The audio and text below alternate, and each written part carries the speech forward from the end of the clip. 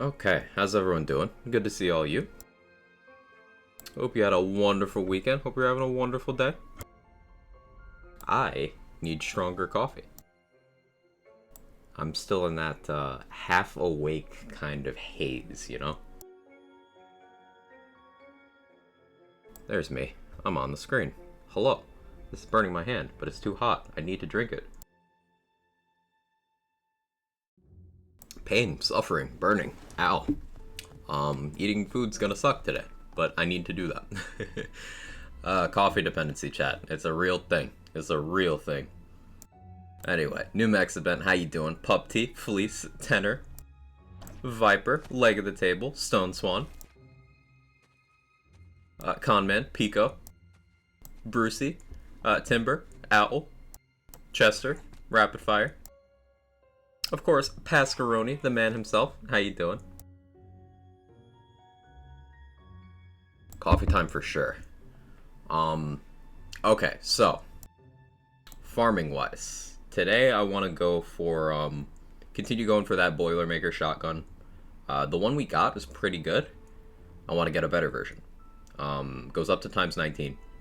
I have a times 12, so I think better parts on that would be really good. I also still want those cryo rocket launchers. I would take lightning as well, honestly. Basically anything but fire and non-Ellie I could find a use for. Poison wouldn't be ideal, but I could still find a use. And I want sniper rifles.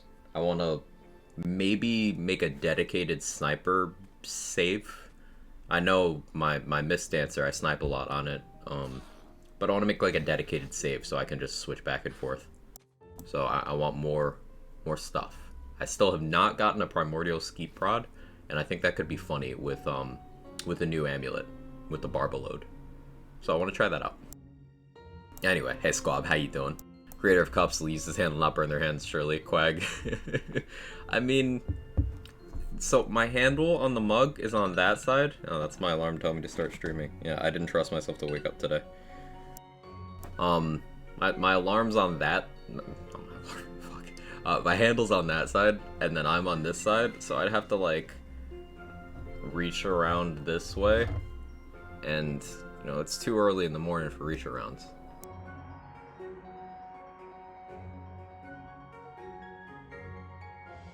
Turn the cup. That seems difficult. I've been put off playing Wonderlands for now until we farm PLC 2 items in Chaos Chamber. That's fair. The farming can be a little dejecting, considering it's only wheel. I'd like better farming methods as well, Brucey. I hear you. Tilt the cup is preferred? Of course, of course. Exclamation point, tug the mug. Alright, I hope everyone's doing great. Let's get into it. Let's do the thing. Hey Chimpy, how are you?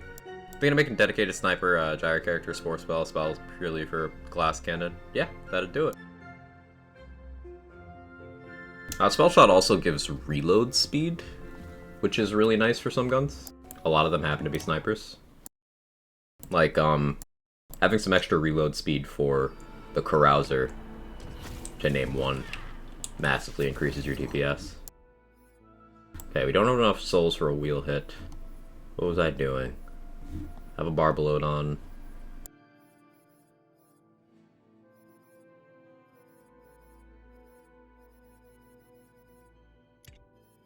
We'll carouse. We'll carouse some things.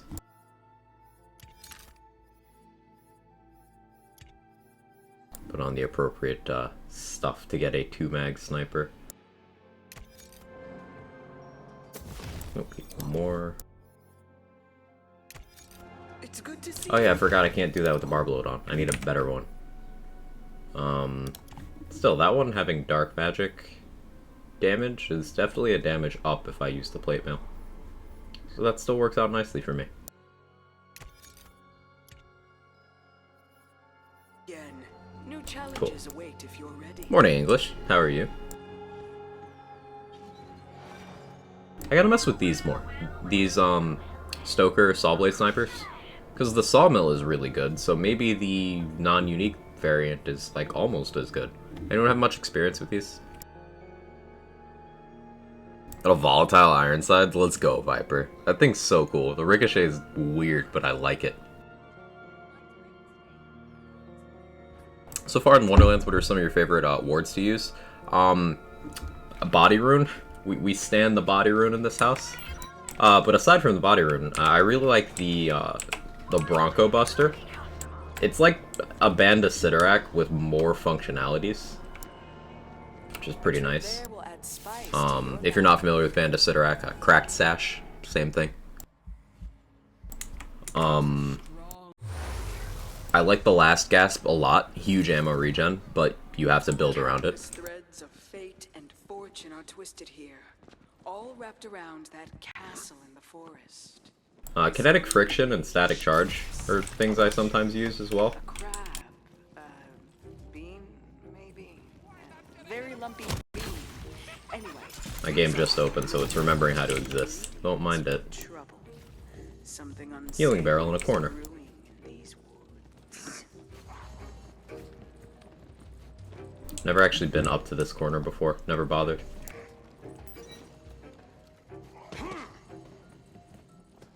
Livewire melee crew. I'm sure a lot of people are doing that right now. It's pretty ridiculous at the moment.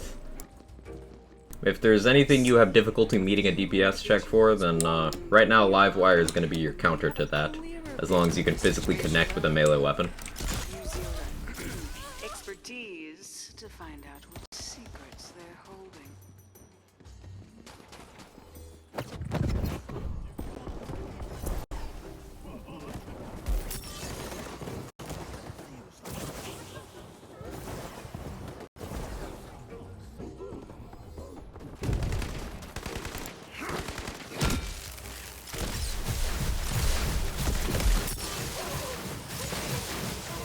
Barberload is loud. Hey Lorob, thank you so much for the 5 months. I appreciate it. Hope you're doing great. Thank you so much.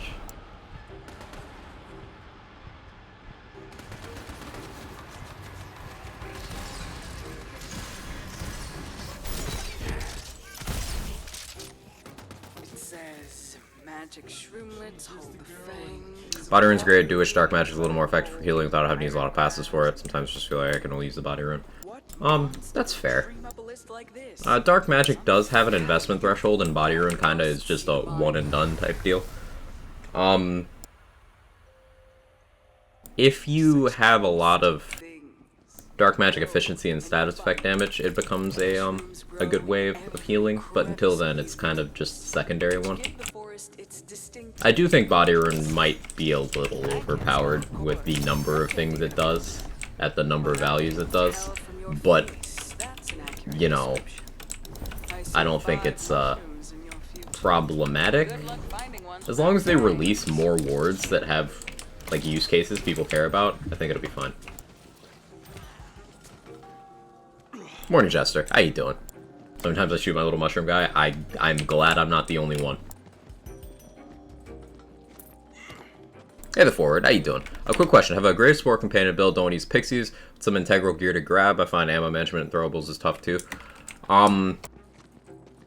So for my current companion Grave Spore build that does not use pixies, I run around throwing fragment rains. And ammo does eventually become a problem, at which point I have to start using pistol ammo. So you could probably carry like a Hydra pistol, May he rest in peace. or a, Guns with Wings pistol, and then a fragment rain, diversify your ammo consumption between the two. I like running Reaper of Bones with that setup to give everything a little more damage, and gives you a nice survivability safety net. So you're going to want some healing stuff in general, whether that's dark magic efficiency rolls on your gear, whether that's getting a spell that heals you in some way or has a short enough cooldown you can spam Sanguine Sacrament. Of course, Body Rune enters the convo here as well. In terms of armor integral for companion stuff, I find that the claw armors are really useful because not only do they provide a debuff of the relevant element that's unique in the formula, but also you can use it to make some companions useful for some situations they otherwise wouldn't be. Like, Fragment Rain Hydras are always cryo, right? But if you use a claw armor, you can turn them into whatever element you need them to be. Like, let's say you were fighting a boss with a big flesh health bar. Let's say you're fighting, you know, phase 2 drill after you burn through his wards. Well, you're probably going to want fire damage there. It also is relevant because things that check for certain elements, such as Clawbringer's Awe skill, you can convert to a relevant one. Like on my Clawbringer setup that does some dot stuff, I sometimes run a snake stick of a lightning element with of a fire element with a lightning claw armor on, which means hitting with my snake stick triggers the fire half of Awe, and then the Hydras themselves trigger the other half.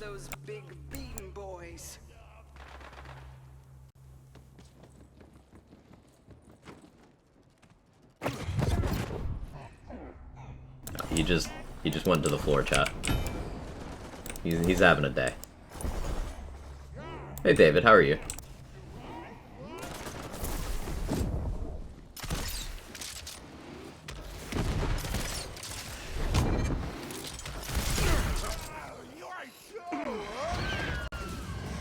Strike him down. Those goblins are has-beens.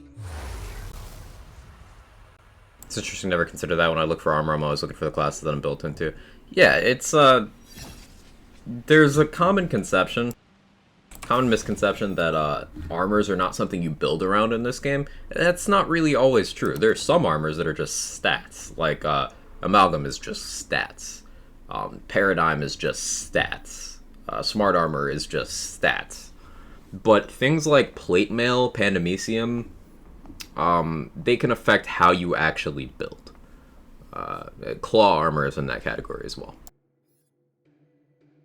Exactly, I think stacking Dark Magic efficiency should give you great healing, because in doing that you sacrifice other passive focus healing. The base should definitely be a little higher than currently is. It's almost negligible. It really depends on your delivery, but I think we're on the same page there, Squab. I think it could stand to go up in some way. Now, if you manage to have a lot of targets active at once and you're leeching from a bunch at once, then it becomes noticeable. But maybe they designed Dark Magic so that it's not a good single target sustain to avoid the previous lands game issue of you could just always out-heal a boss, so you never needed to do what minimal mechanics those bosses had.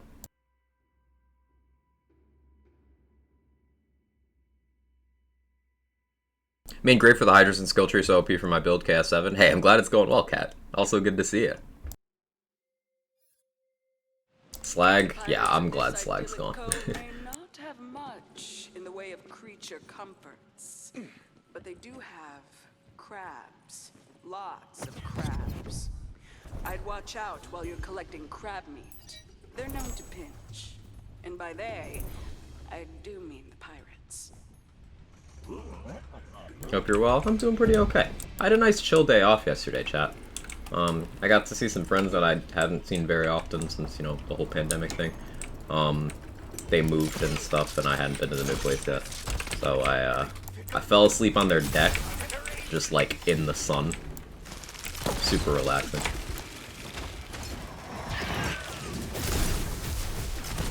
On the bright side, it's not crabby anymore. That's something. Yeah, you do your thing, Barbalode.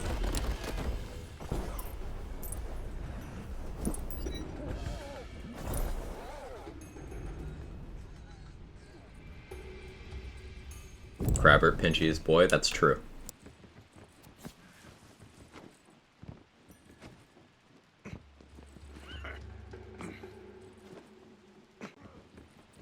Maybe with your snake stick? No, bonk. It's payday and we'll build day. Oof, yeah. I paid my... What day is it? Nah, I don't have to worry about that for a week. Keeping track of your bills, chat. It's so miserable. I was like, what? When's the last time I paid that bill? Like, no, that's not till next week. Okay, we're good. It's almost bone time. Y'all are down terrible.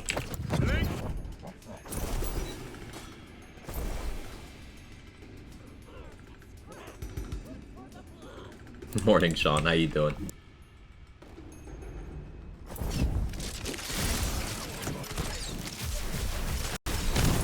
Having a crabby day, are we?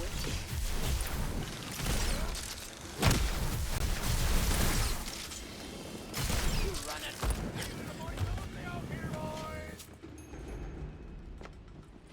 Sure, all my bills are paid up, and y'all are still making me anxious and may miss something.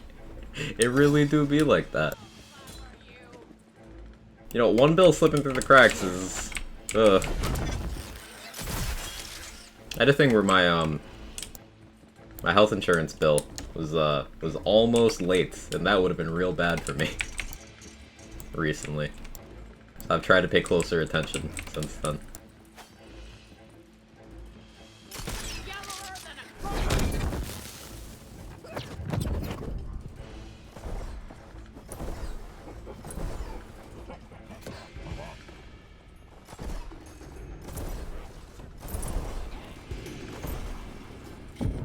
One more crab for the collection.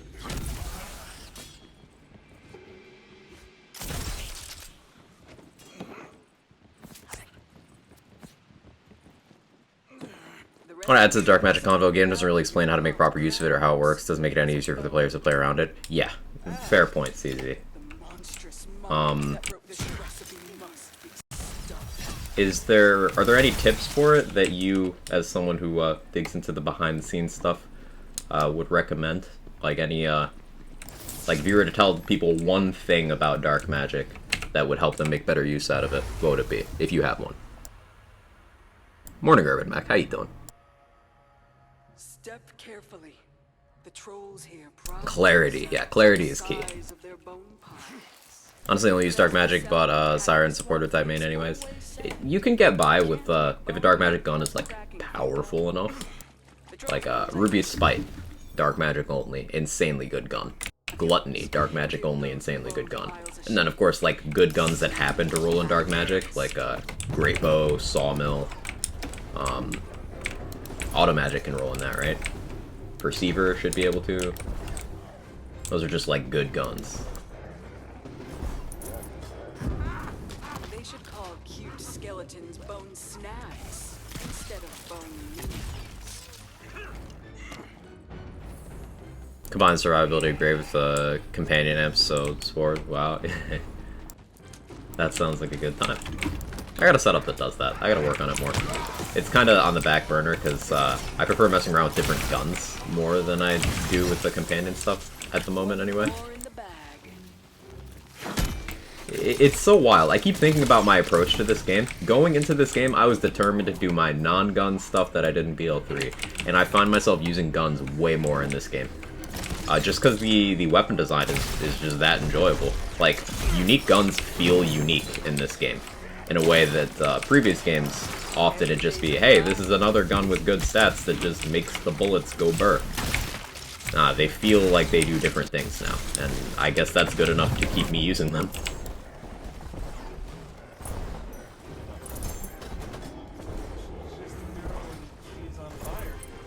J-Bridge. Have this meatball sub. I would love this meatball sub. We got any kind of cheese on it? What kind of bread we talking? Thank you so much, J-Bridge, for the Prime in the 22 months. It means a lot. Thank you. Dark magic efficiency of the Graveborn enchant is unique, and then I believe it accelerates the point you need to be at to start healing. Stones Swan and I think Center are going to be doing more in-depth testing soon, so I think we'll be learning a lot. Love to hear it. Love to hear it. Yeah, that Graveborn enchant being unique for the healing formula would be really cool. I think that would also give Dire Sacrifice a much bigger presence At this point, in terms of just player usage. broken sweat.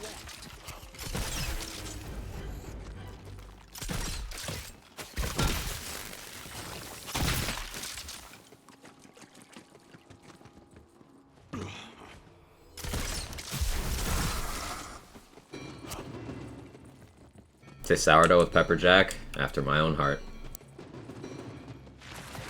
Favorite gun focus build currently? This one. Move forward. I kind of tune this one to whatever gun I'm using at the moment, but the common stuff is that it's always Spore Warden down to Capstone, and Stabomancer down to Contagion. I don't really do the Contagion tech most of the time. I just have enough investment that I could choose to do it if I wanted to. And this is a build that I kind of just tweak whatever I have equipped to match whatever gun I want to maximize. Hey Trez, how you doing? Skilltree Hydra are doing like 24k before a level cap each. See why they cap at 3? Yeah, those with some investment can get real strong. And because Dark Hydra's scale with class power, that's one of the companions that'll get stronger as the game goes. As we get more chaos caps, you know? So like, at non-chaotic, class power on Amulet is 25%. At Volatile, that's 33%. And this will just keep going up. And Dark Hydras do get Greatborn power.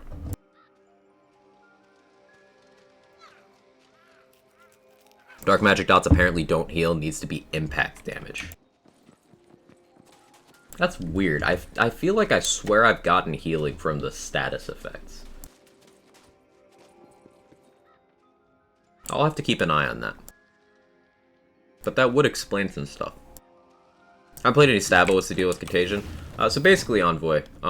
Contagion is capable of applying a dot that can also trigger Contagion, and the new dot is 50% of the old dot's value. But that's before it gets its damage formula. If you have over 100% status effect damage, then the new dot is stronger than the old dot. And that stronger dot can trigger another stronger dot, and that can trigger another stronger dot.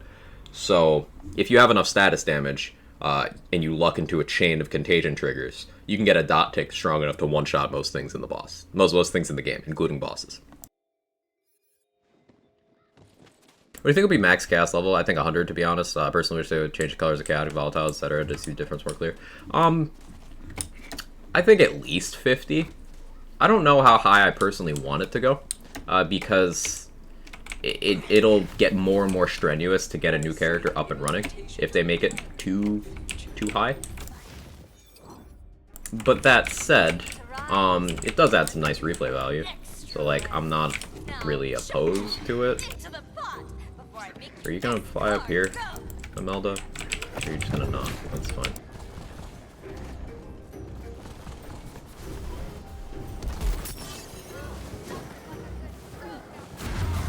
No, she's heat-seeking. That's cool. And yeah, I think some sort of indicator that the highest tier available to you dropped would be welcome. Like, if you're on Chaos 20, then Volatile should probably have some sort of different indicator. If you're on Chaos 35, Primordial should have some sort of different indicator. You know, that kind of thing.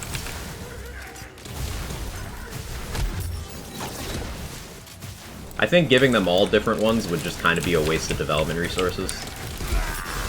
Because you're not going to care about it being chaotic for very long, because you can already tell by the loot beam and the sound.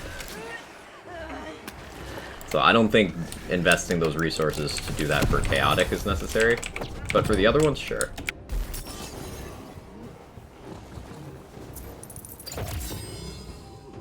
She was out of her gourd there at the end, wasn't she? Hey, chaotic gemstone. Companion damage? The other passives here worth anything? Not really. Got a new bug for you, clipped it. When you're Stabbo, try to teleport your Ghostblade, use spell at the same time, can't melee at all. Tell you to spell again. Huh. That's interesting. So like, you can't melee? Is it... Let me try to replicate this.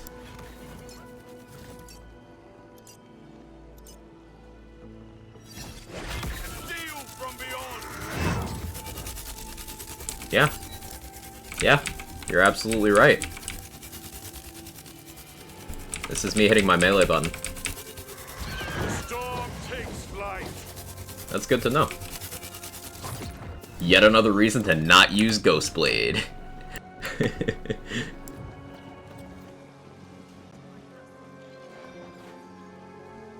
think Hawkins is a good shotgun. Got a Primordial one in Frost. Hawkins only comes in fire. So you might be thinking of a different gun, or someone might have given you something illegitimate. But yeah, Hawkins is a good gun. Wow, okay, this is crazy. Look at this. This is an Ice Spike It's not a triple ice spike, but it's still times 3 because it rolled 2 extra projectiles. And the damage is kind of insane. Look at this damage.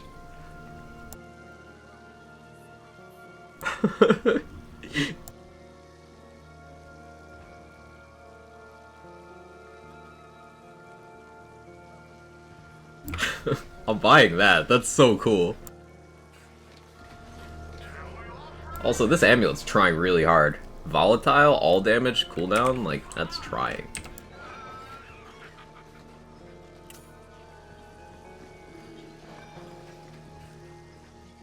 Then Bang Stick. Brain was thinking about Hawk and both Torque Shotties. Yeah. Body Rockers are the Bang Stick equivalent in this game. Let's see, do I have one? I might have put mine away. But yeah, those are good too. Those are very good. 100% card crit on it, it's also absurd. Yeah.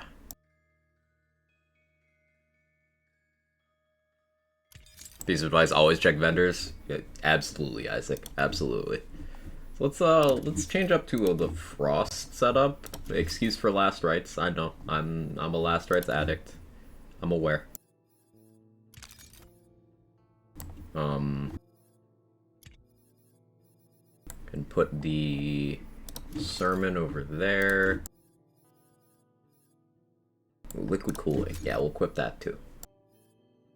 I want to go roll an enchant on this ice spike. Hopefully we can roll something favorable with my very limited moon orbs. But I'm very excited about using this spell. Like, that's a fucking find. You know when you get a new upgrade and you're just super jazzed about it? That's me right now.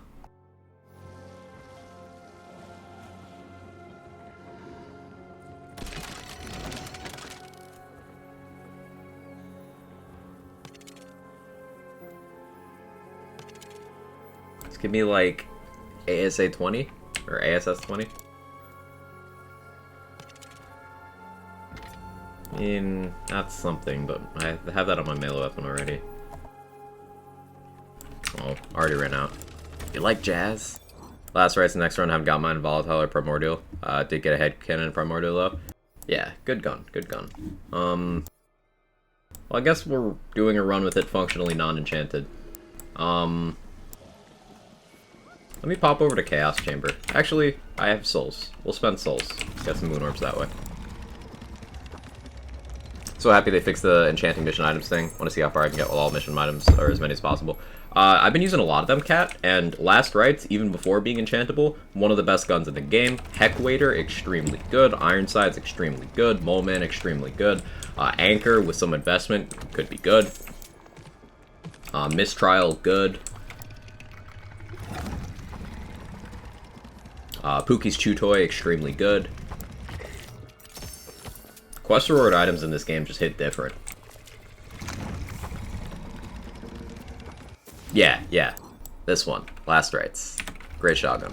Morning, Paul. How you doing?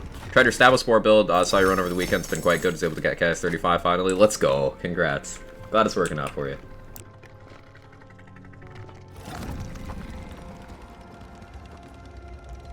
Chew Toy. Chew Toy does look like butt plug. Think of it more like a Maggie, though, Cat. It's like the Maggie, but it has a mechanic where you have a chance to regen ammo when you hit a crit with it. So, like, otherwise it just kind of plays like a Maggie. And it does good damage.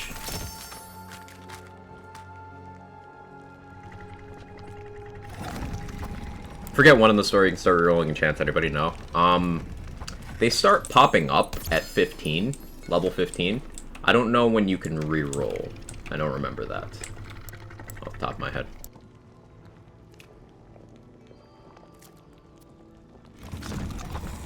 See the vid for farming souls easily? You recommend doing that farm? I assume it's just farming pirates. I'd say that'd be the most efficient way. I don't do that just because I don't have a good attention span and I would get bored very quickly. That's the only reason. But if you're after a lot of souls, then yeah, I'd go for whatever is most efficient farm at the moment. Because this whole idea that people had of, hey, what if you could only get the stuff through the PLC? Clearly it wasn't a good idea, because now people just don't have the gear.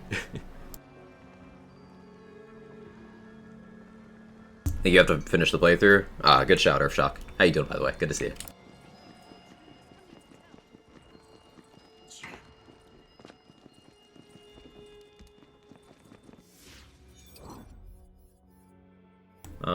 Yeah, let's do Chaos Chamber. How do you get the chew toy? Is it when you put it in the fire or give it back to Pookie? I think it's just either way of completing the mission. You should get the gun still. Ironsides, this is a good one.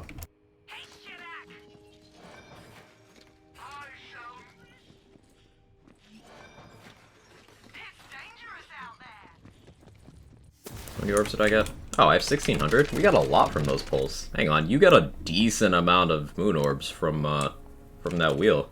That's a lot more than I expected there.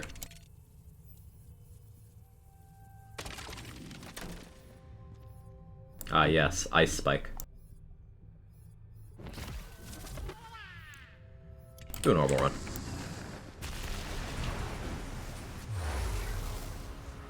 Whenever he's the last right, sometimes gives me Reflux vibes. I don't know how I feel about that. Reflux was great, Stuff Beaver. It just kind of got soured a little bit when they kept buffing it.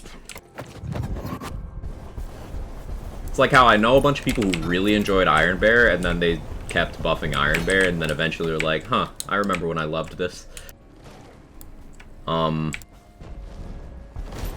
Reflux I still love, even though by the end of, by the time it reached its final form, it was just overpowered. I still love Reflux.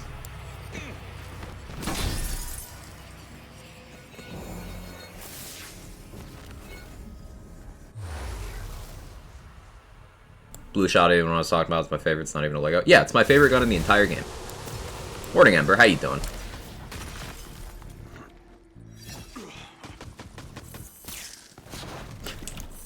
Yeah, this is just a really sick Ice Spike. Like, I don't have spell damage on this build. And the fact that it did that much, that kinda... I'm also missing an enchantment slot right now, basically. That's a sick Ice Spike. That might be the best Ice Spike I've ever gotten. Mom, can we have triple Ice Spikes? No, we have triple Ice Spikes at home.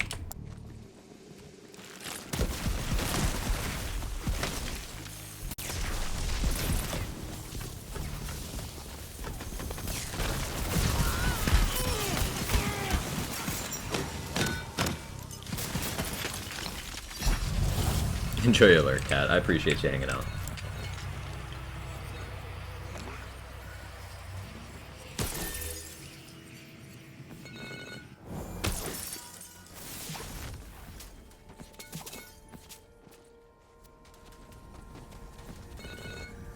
Loop? Nah, I don't have the attention span right now. Morning, Mr. Black Eye. How you doing? Good, took a little nap after waking up at 5 a.m. A little nap is good. I took like 3 naps yesterday. It was great. But Quag got a new Ice Spike and I want one too.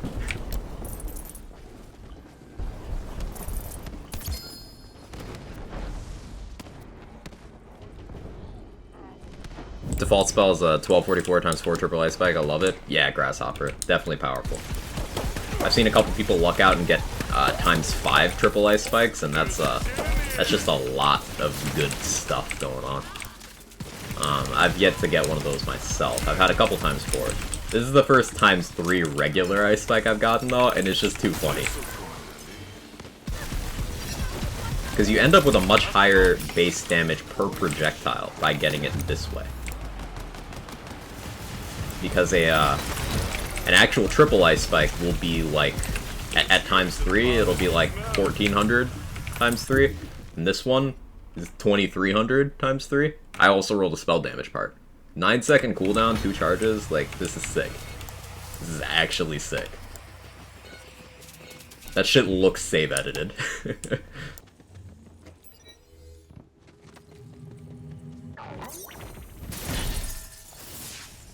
First Primordial was an Ice Spike, nice. Last right's also to splash, it does. It does. In regards to Gravespore Companion, what type of spell do you use? Something just for proc and other aspects. I like using Fortifying Sigils there, for the forward. because it gives you global damage, which feeds into your pet formula, and it also heal any of your pets that are inside the radius.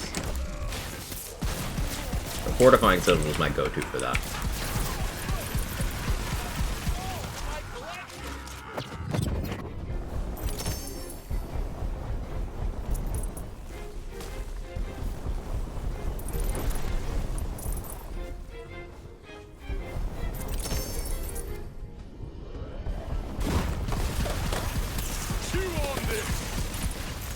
Ice Spike Gobert. Hey Denalia, how you doing? Sniper and Launcher does the majority of the community consider those the weakest weapon type in Wonderlands? Yeah, and I'm not sure why that is. Like, so I'm trying to push back on that exactly because of that. I've noticed people saying that as well. So like, this is a Primordial Carouser, over 3k base damage, and the Carouser is tied with other Black Powder Snipers for having the best crit damage formula in the game. It's also got 8% crossbolts, it messes with enemy aggro, and is relatively easy to farm because it's got very little part variance compared to some other guns. Like, Carouser's amazing. And you've got a used Great Bow being over 5,000 card damage and is the easiest gun to farm in the entire game because an unused Great Bow will convert to a used Great Bow, which is a separate item roll, which means you have a chance of turning a non-chaotic into a primordial, which is what happened on this very one. This one happened on stream. Also, Great Bows, when they become used, they check your level again. So if you have like some level 20 Great Bows, you can shoot them on your level 40 Chaos 35 character. It'll have a chance to turn into a primordial, and it'll also always be your new level. There's no part variance, there's no enchant variance, so you just get the item and you have the god roll. Also, it one-shots most enemies. Then you got the Sawmill, which is kind of a bullet hose type sniper. Like if you use the Sandhawk in Borderlands 3, same energy. The Envy and Ironsides are very usable. Wouldn't say they're as noteworthy as some other weapons, but they're definitely good. Skeet Prod's a little bit of a tricky one, and the Con is just truly terrible. But most snipers in this game are absolute bangers.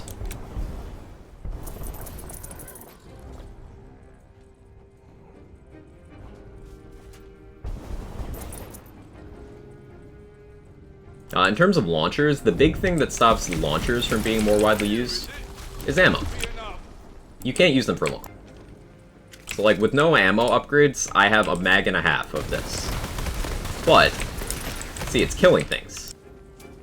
So if you're going to use a launcher build, you need to grab the ammo altars in the Chaos Chamber. It helps a lot. Otherwise, they're good for, hey, I want this one enemy very dead right now. And that's what they're good for.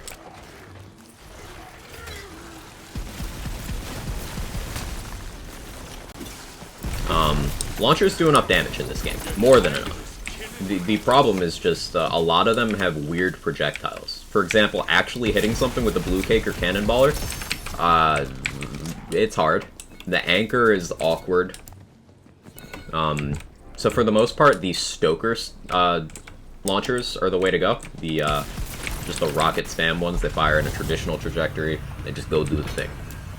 I'd recommend those if you're looking to break into launchers as a category. And then, of course, the Torgue Sticky ones are Torgue Stickies. Ice Spikes are the way to go for massive damage, so they'll know what to look for in good spells. Yeah, Paul, Ice Spikes, in general, are just insanely good.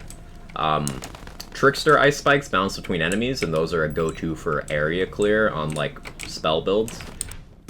Triple Ice Spikes and regular Ice Spikes are really good single-target damage.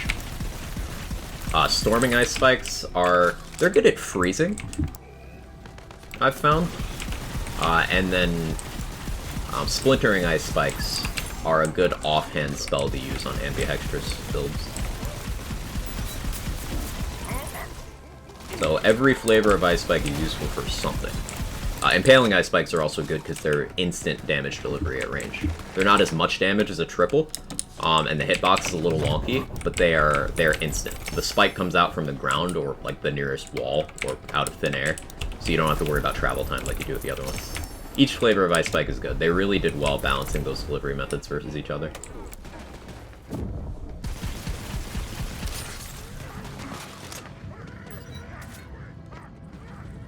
Never seen Storming. I'll pick up and use the next one I find. So you can see that one. Ice bite. Negotiator's nasty, got a Primordial one. Fires really slowly. Ooh, I heard the Negotiator wasn't good. Clearly I should not have taken that at face value. Good shot, Mr. Black. I'll have to keep an eye out. I know I have like a chaotic one somewhere, but I want a higher tier one. When you move to the next encounter, do you get any crystals left on the floor? Yeah, they auto pick up upon using the portal.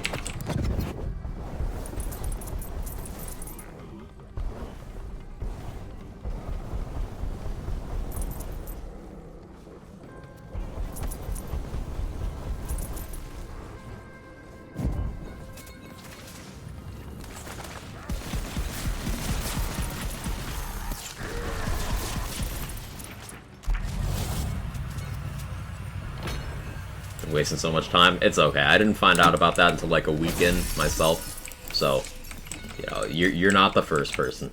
I'm right there with you. Maybe be in the minority, but I think the second DLC is a big improvement over the first. More enemies, better gameplay, and the rewards, more items per turn of the wheel. Do hope the week 4 boss is healthy. I agree with all of that, Grasshopper. 100% in agreement. I think the second one is a huge improvement over the first.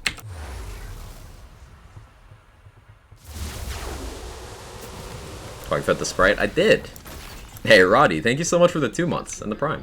She's on fire. There you go, Quack. Good morning. Morning to you as well. I appreciate the support. Thank you so much. And it's good to see you. Hope you're doing well. They removed the ice spike spells that actually create spikes and not just orbs. They didn't, Yell Per. Those should all still be there.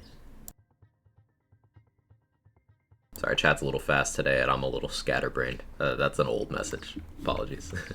I'm having too much fun. We get to bully LeChance now. Poor LaFriend. LeChad. LaHomeboy. Body Rocker with times 18 might proc the explosions faster, just have more explosions. With a times 9 Primordial one, I have is actually good. The enemy just doesn't need to move too much. Yeah, the times 18 will be more damage, but the times 9 can be more, like, immediate damage.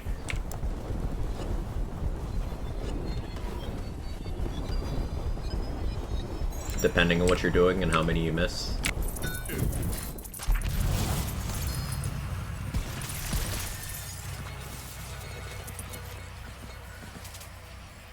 Devouring Hydra with extra projectile. How does extra projectile work on the Hydras? So, like, it doesn't give them another head, right? It just makes them shoot twice at once.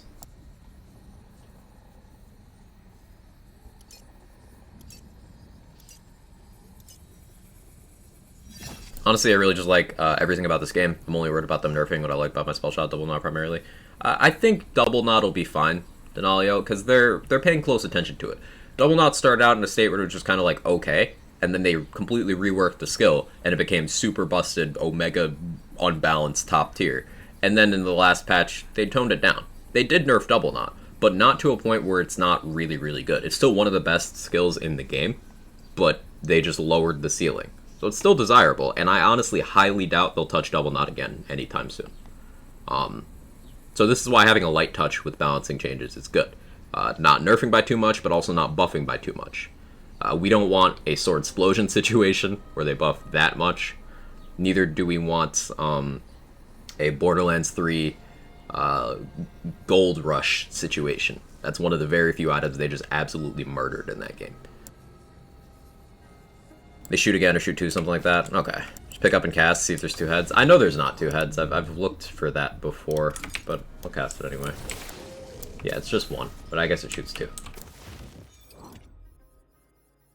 Where's my ice spike? There it is. Been seeing legendary armor with the wrong rarity in vendors, purples instead of oranges. Huh. Do you have a screenshot of that, Atris? I'd love to see that. Not that I don't believe you, I just like to see it. Pixies. See if they shoot two projectiles, though. I'd have to be near enemies for that. See, Amnesia's not bad. Spell damage, area damage, spell crit chance. With good companion passives. I guess this would be like a Spell Hydra Arbor.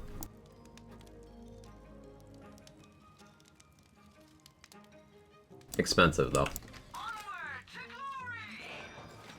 Not as expensive as this. Primordial amulets are almost 20 mil.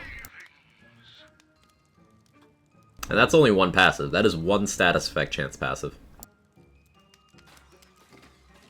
I don't know if the bug with getting over level 40 gear is fixed. I've still seen people report it in the last 2 weeks, Mr. Black Guy, and it was fixed 2 weeks ago. So I think it still happens, just more uncommonly. Of course, some of those people are probably just botched save edits, but I've seen it reported. Alright, items of the day so expensive. To balance it out. Again, money has not been a resource that's been handled well in previous Lands games. In Borderlands 1, it didn't matter. In Borderlands 2, ammo would drain all of your money very quickly. In Borderlands 3, you basically had infinite money to the point where many, many people were hitting the overflow point where they'd roll back over to 0.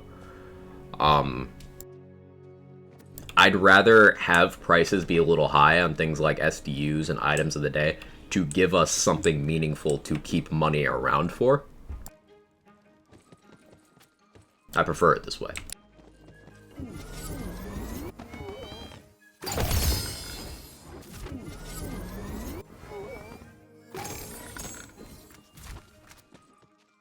Divergent. I still am not loving this gun. I tried out the Primordial one I got the other day, and I just didn't like it. Also, hello? Why are you always non-elemental?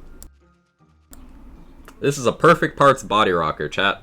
It's just non-LE, so I'm kind of annoyed.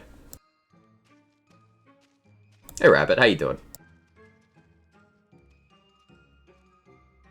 Yeah, this is a perfect parts body rocker. 2 mag, times 18, it's got the 18% sticky mult. This is one of the highest DPS things you can find anywhere. I'm taking it because I have to, but why you gotta be non-elemental? Pasta for Emily? Sure, give me 1 second.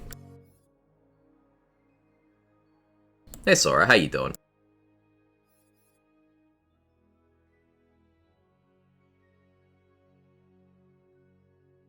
Let me open the copy pasta doc.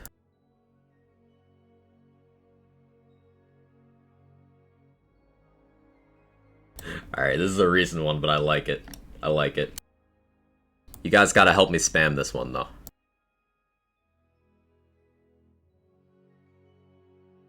Damn, this looks like the same game, a Prime Pleb writes. The rest of the chat grows silent. This prophetic chatter had shown them what they turned a blind eye to. Every watcher had been completely stunned by this incredibly wise chatter.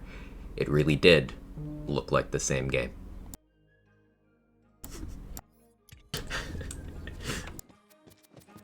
Biggest issue Wonderlands seems to be having, as far as I can tell, is there's an inability for some people to separate this title from Borderlands titles. Those people will probably never be happy with this game. They refuse to acknowledge it's supposed to be different. Of course, of course. And remember, there's always the crowd that hates the newest thing no matter what it does. Every time.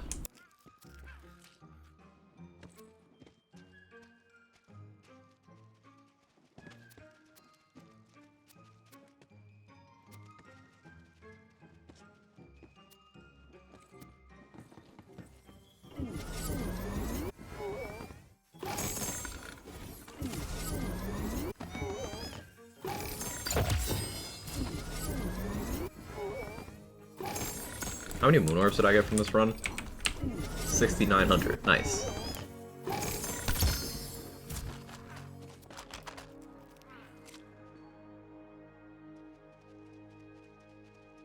Mr. Adblock, how you doing? Good to see you.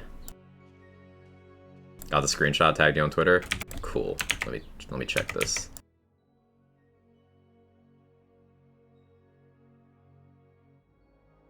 Okay, that's actually a unique item, Atris. That is a unique item. That's a really good one, though. Steel Gauntlets is a quest reward armor, and it is purple rarity.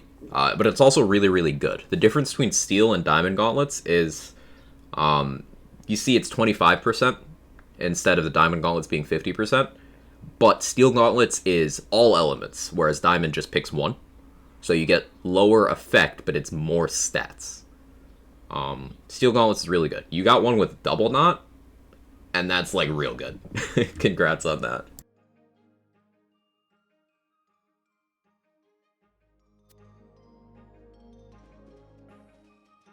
Twisted Delusion. That's a Doctrine. I think that has the parts we want. Just not the element, not the Chaos tier, not the... Maybe not the Elder Barrel. I don't care to pick it up and check. Yeah, we're looking for Stoker launchers, Cryo, with the micro rockets under barrel. That's the goal at the moment. This and Cryo would be amazing.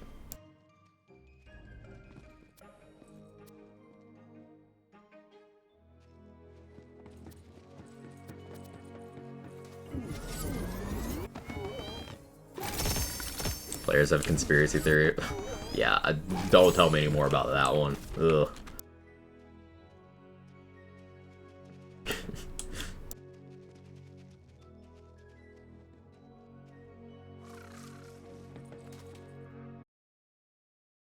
Quest Reward Gun behaves kind of like the Queen's Cry. It's just like Queen's Cry, though. The Birthright? Yeah. Birthright is supposed to be a baby Queen's Cry, I believe.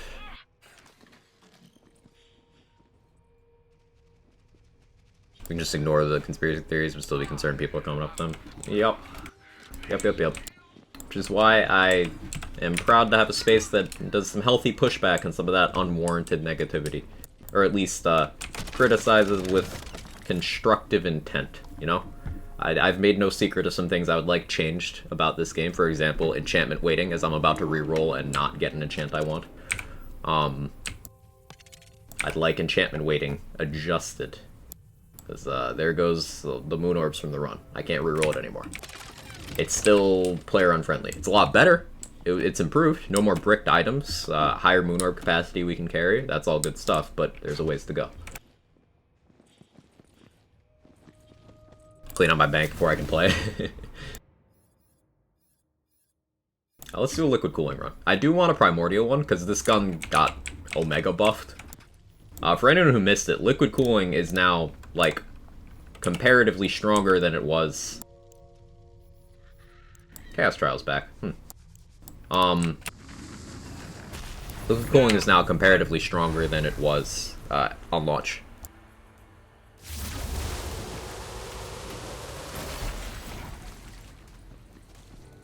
Now I'm Bereavering with Amnesia, Last Gasp, Gyre. It's very fun, but sustaining Reaper's worse than my other armor. What skills do you have in your armor, Viper? On each one.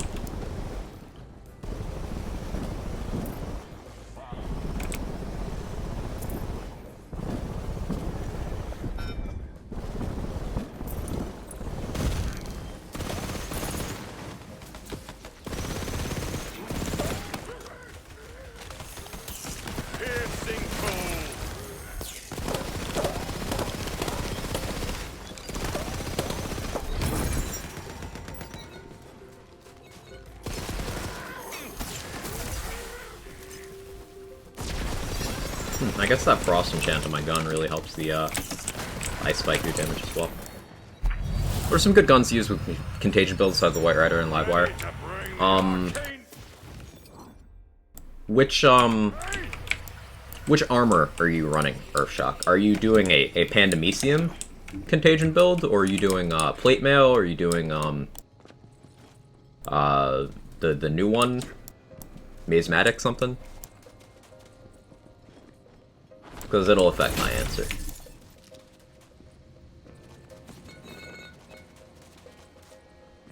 So yeah, I always have the option to do Chaos Trial even after unlocking C35. They put in a hotfix or a patch that they removed that, but well, the extra dot, plate mail. Okay. Things with high projectile counts. So think high projectile black powder shotguns. Think body rockers. That's a lot of chances to apply dots, and chances are the most important thing when doing contagion stuff. Heckwaiter can be good because it's 3 projectiles per ammo spent at a 14.5 fire rate. Things like that are pretty good. Body rockers elemental? They can be. Yeah, any element.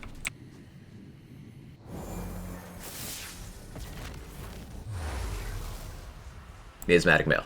Thank you, Scroll. Good luck getting those. Yeah, I've still not gotten one.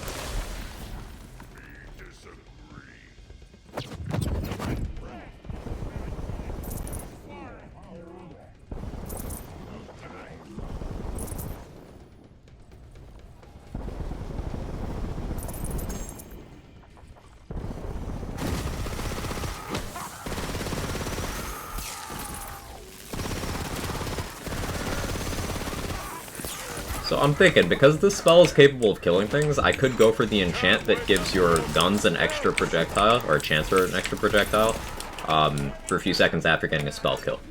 Since my Ice Spike's actually killing, like, that could mean I'd be running around with a ×3 liquid cooling, ×2 micro rockets, ×4 Ludite. That could get real crazy. ×2 head cannon. I know what enchant I want now. I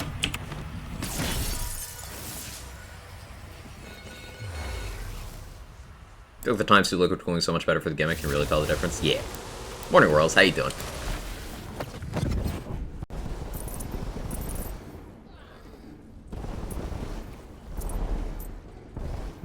I changed my amulet, right? I did.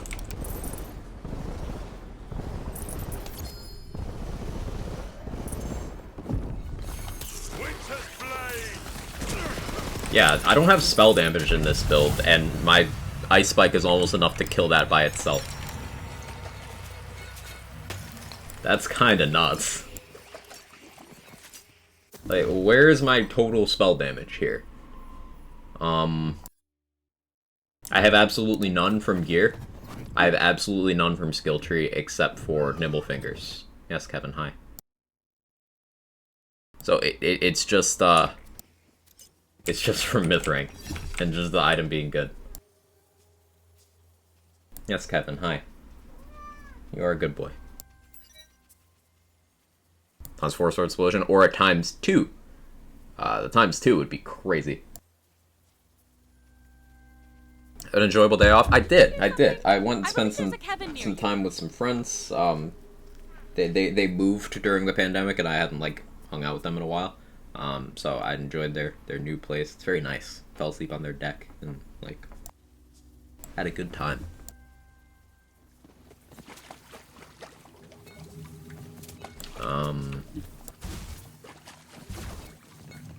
Also had burgers and beer and cheese made with beer, so it was cheese that tastes like beer. Very weird, but very good. Isn't it just chance for extra projectile with that enchant? Yeah, it's a chance, but with guns like Liquid Cooling, where I'm shooting so many times, I will get at least a couple triggers of that enchant. It's less reliable on things like a head cannon that shoot relatively infrequently, but it's still a chance.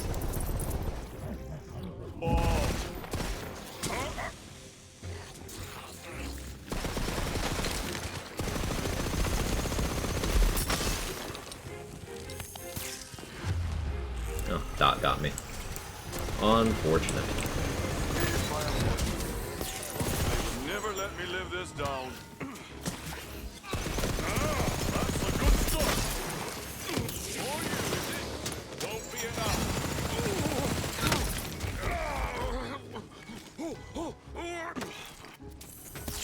Ice Bite. These Ice Spikes are sick.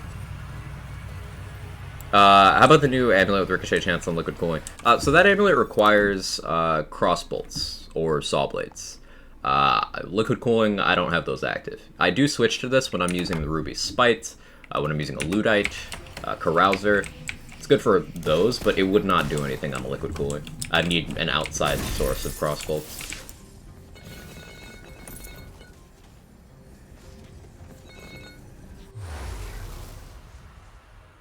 One thing I've always appreciated about builds games, when you pause the game, the combat stops. Yeah.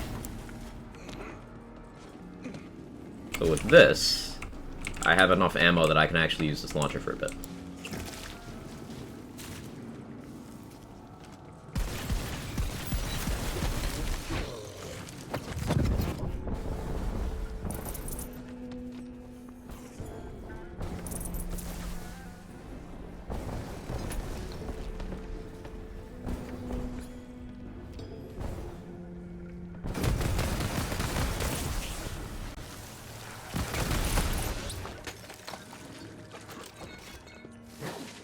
Final room in this featured run is the bane of my existence. Oh, yeah, with the Cyclops, yeah. tanky enemies in that one. Especially if you eluded everything. Hey, Kitten's Bomb. Welcome, man. It's good to meet you. Dog. Beer cheese soup is also a thing, and it's delicious. Ooh, I gotta try that. I gotta try that. Yeah, yesterday was my first time having beer cheese, and, like, I'm into it.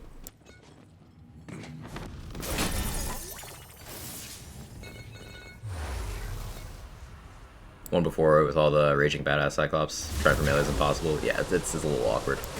I don't know how much this is an achievement, but I got a top 6% for Crystal Acquisition feature run yesterday. Nice. Means you're playing efficiently. It's hard to quantify those top things, and it's unclear if they even work, but I'd say that's an indication you're doing at least something right.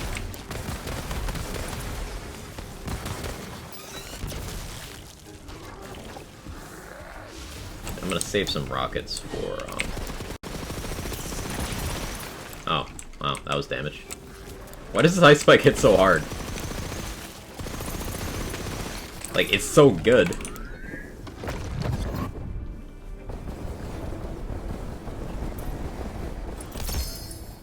Bioculus. Plot twist beer cheese soup is just shredded cheese and a bowl of beer. I'd still eat it. Drink it. Eat it. Which one is more technically accurate there?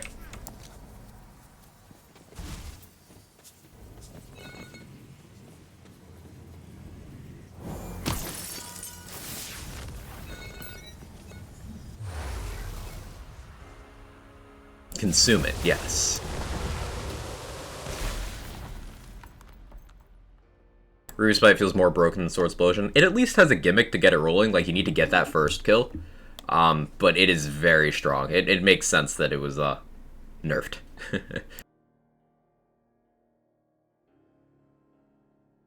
Names of the perp rockets you like, so I can keep an eye out. I'm currently using a Sermon Whirls.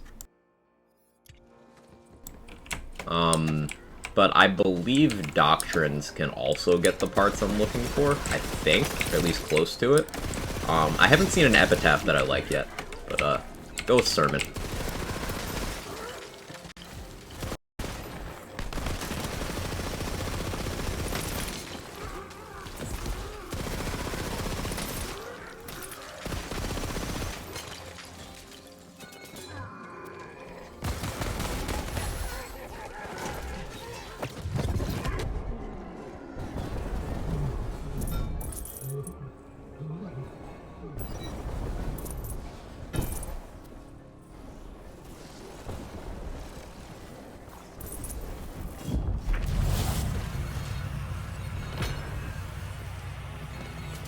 Oh, I also have spell damage from my Theurge, I just remembered.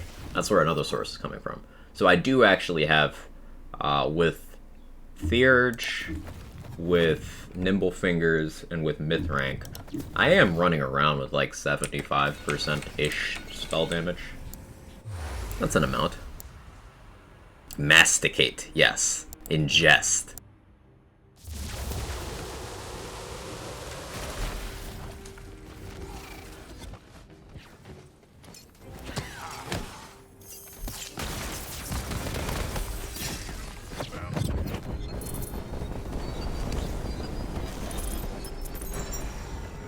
Play the angles did some work over here already. Oh, and there's Echo. Cool.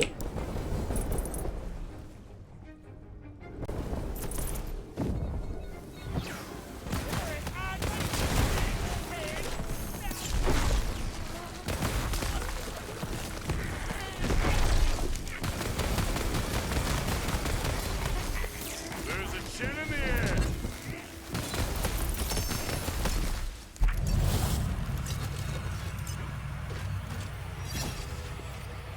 Use the Heck Waiter. I have standard one, no enchants and shreds. Yes, I've used the Heck Waiter a bunch. I have one on the safe. I have a Primordial Heck Waiter I sometimes use. Right here. Gotta remember to favorite it. I just rolled the enchant at the end of the last stream and got an upgrade. I've not tried it with this new enchant yet, so looking forward to that. But yeah, Heck Waiter's amazing. I love it.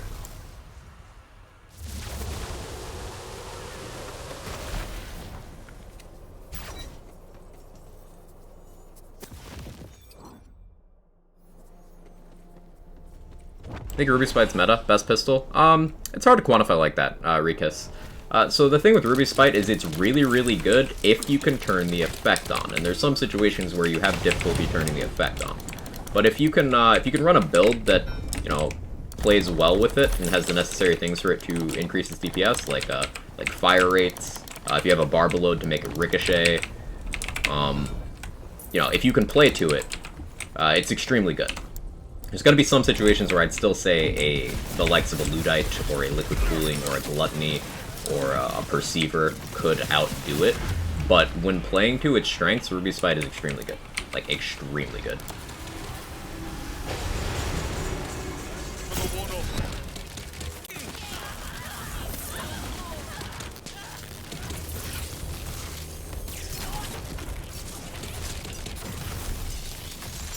Looks like magic's back on the menu.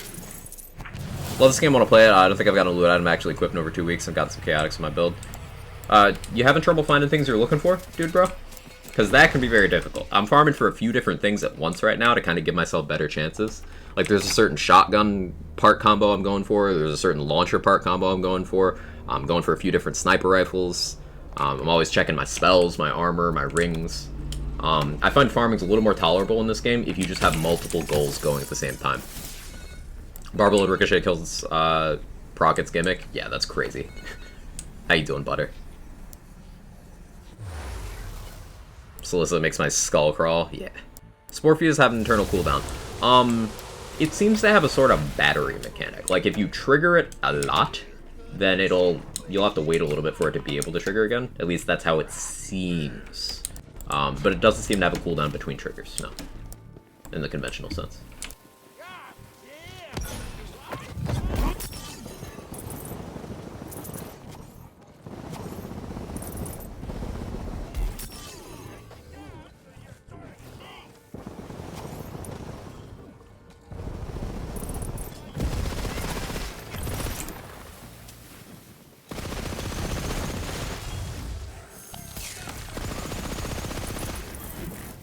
Yo, English, thanks for giving a sub out. I appreciate it. Thank you so much. Going to squad. Good to see a regular chatter taken care of. Thank you so much, English.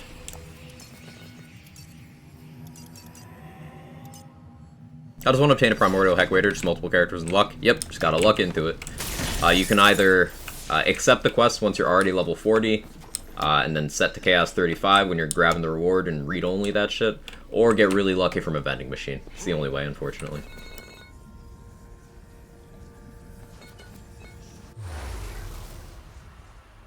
Trying to get a drop that's volatile or primordial with your class with the correct elements, the right enchants, near impossible it seems. Trying for an amulet, armor, a few different guns, better Buffmeister, can't get any of them it seems. Yeah, part variants. It's a big thing. So, in Borderlands 3, and this game uses the Borderlands 3 part set, so it's relevant. In Borderlands 3, they massively increased part variants of items, and to offset this, they gave us more abundant world drops. Now, dedicated farming did not get significantly easier, but world drop farming did. And this was because, sure, you getting about 3 times the world drops was justifiable when your items had 100 times the part variance. But unfortunately, a commonly given point of feedback by people who did not put those 2 bits of math together was that drops were too easy in that game, which they weren't, because as you said, getting something very specific, super tough. So we're in this weird state in Wonderlands where we have even greater part variance in some areas than Borderlands 3 did, but we have rates comparable to or worse than the rates in Borderlands 3 in terms of acquiring the item. So this is the long impact of bad feedback. Yeah, you're looking at it. Rifles of sniping. Oh, it's Hyperion shotguns. Listen, sir. I was told parts don't matter. There you go. Great time to farm armor. Yeah, it is, Smooter. That's good advice. Like, I found Primordial Buffmeister had Zap and Bonk and I do melee spell damage. It's still obviously good to keep around, but if it's not what you're looking for your build, then it won't be really an exciting moment. I do get that. Barba Load relaunch damage aren't based on the original bulb, but the damage that procced the relaunch. Interesting.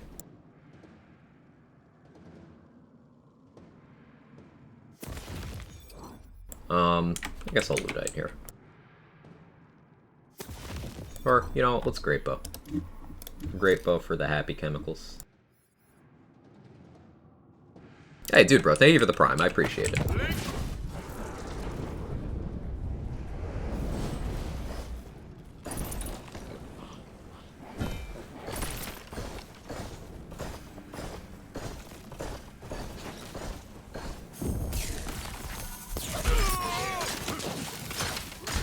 Not the sniping you were looking for, Pris.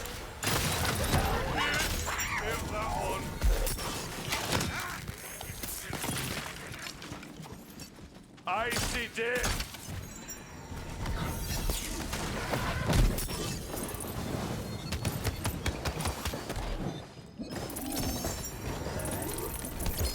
Warmer.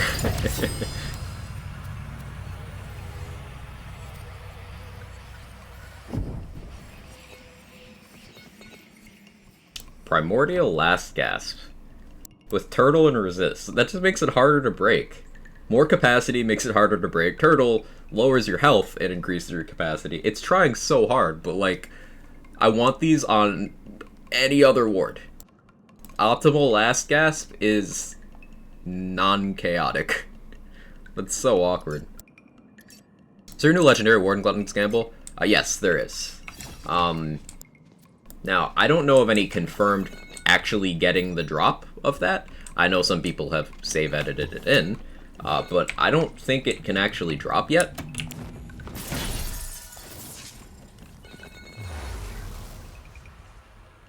But feel free to correct me if you've gotten a confirmed drop in your game solo.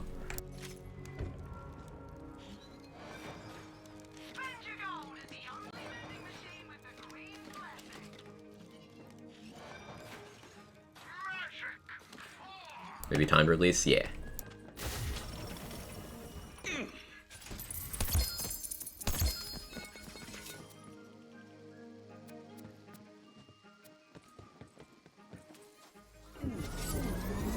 It's not found yet. I've seen it as well. Not in my game, but I've seen people showing it.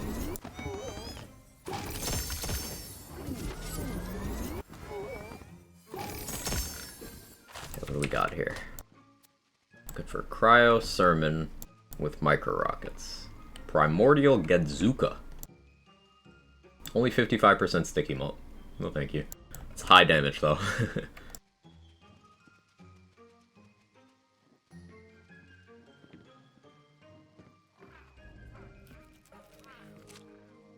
It's a Doctrine with Micro Rockets, but only an 8 mag? And non-elemental. Sermon with Big Boy Rockets. I'll be crushed when I finally get the Sermon I'm looking for, and it's like a 10 mag.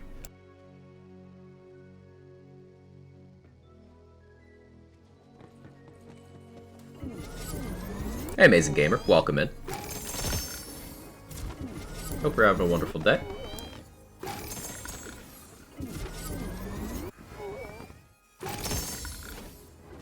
What do we got in here? The shotgun I'm looking for is a Black Powder Boilermaker. It's the kind that you shoot twice, then you got a little animation to fix it. Times 18. Mess around with that, maybe. Looking for those. I have a good one. Volatile times 12. 2 mag. It's this one. This can go up to 19. So I want a 19 with a 2 mag. Morning, Kirk. How you doing? Wonderlands is a quality joke. So is that launchers are good. Quite wink. It's good to see it. I'm glad you like the joke. Both of them. My Crossblade's certainly trying. Poison Dark Magic. How much inventory space do I have? Yeah, I can justify taking that. I should really be picking up these items and selling them. Maybe I'll do that with the launcher pile. Lost the Spooge, how you doing? Good to see you. I am fantastic. I just need to drink a little more coffee.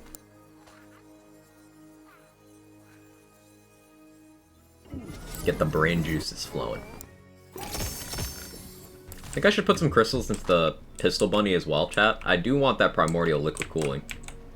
Primordial times 2. That'd be very nice.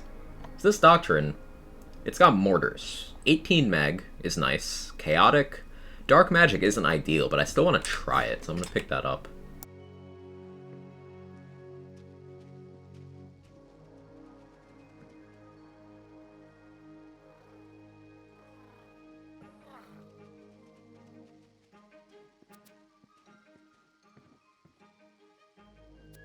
Put some in Pistol Bunny. With luck, not go Burr. I'm okay with not getting a lot of legendaries right now because I'm going for primarily non-uniques. So my loot luck not giving me legendaries is actually helping me here.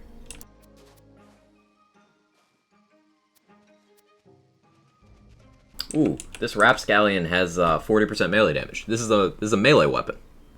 Not an actual go in your melee slot melee weapon, but it's a good weapon to hold. See how it says 40%? Well, this liquid cooling can only get 25%, and only non-unique Skulldugger pistols can roll this 40%. So, in a world where the Livewire wasn't the Livewire, this would be one of the good candidates to hold. So I'm gonna pick that up. That's useful. New ward can world drop if you complete level 4 of DLC. Is that confirmed? Because I'd really like to see a source on that. And also, yeah, you're not supposed to be able to complete level 4 of DLC. Yet. So technically, you're not supposed to have that item yet. Which is why, you don't see very much of it. I should pick up these items and sell.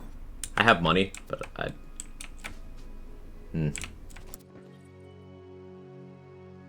I'll do it next time. Got a Primordial Hawkins. Now I can make a companion build. Hawkins doesn't really count as companions, as far as I'm aware. Little brother's account. That's why I used your name as a kitty name. I didn't peg it as a kitty name at all.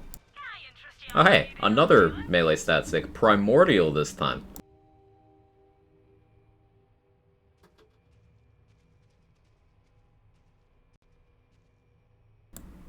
Less DPS. But like, the aesthetic value of it being primordial. I shouldn't spend money on that. Don't let me buy that. What are you doing, chat? You're supposed to keep me on the straight and narrow. Just saying. Yeah, you're all good. Welcome in. Only have level 1. Thursdays can't get here quick enough. Yeah, you're only supposed to have level 1. Buy it, go buy it. No, you guys are bad influences. Stop it.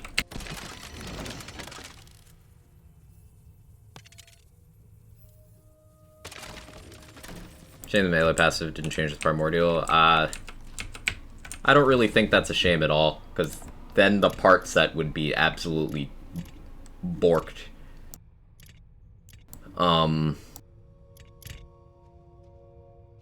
Yeah, it's enough right now. It's just, other things are causing it to be less attractive, such as the Livewire.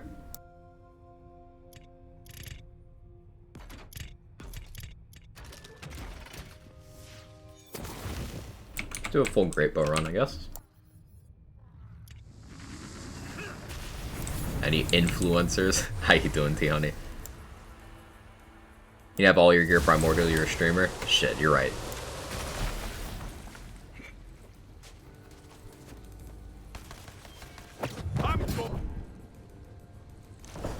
Every once in a while you'll see someone go, like, why not Primordial? And it's like, because I don't save edit my gear.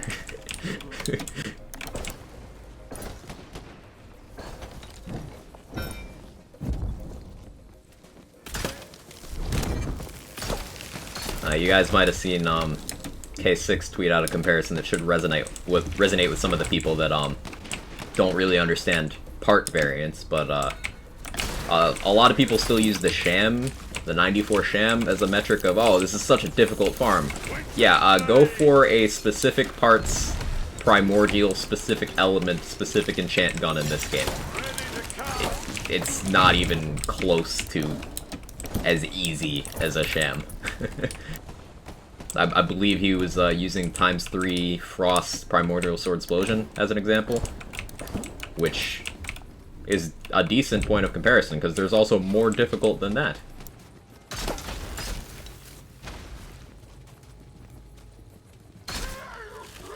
Like, this is not BL2 where you can just get the drop. Hasn't worked like that in quite some time. Is this the Great Bow? Yeah, it is. Primordial Used Antique Great Bow. One of the most powerful guns in the entire game.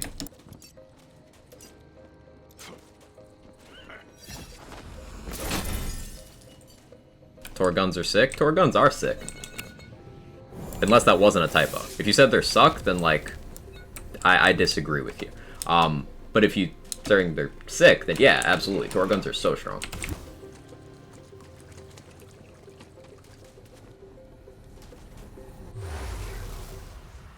How can I keep you on the straight and narrow when I'm twisted as hell? Good question.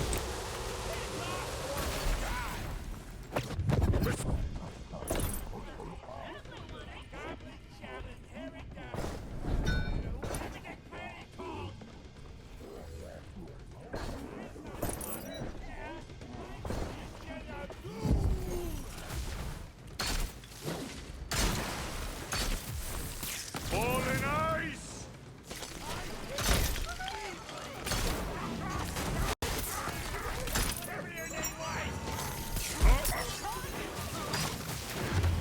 Ow, I'm on fire. He's just a quag and he's on fire. There you go, chat. Bad luck and bad choices. Dead all the same.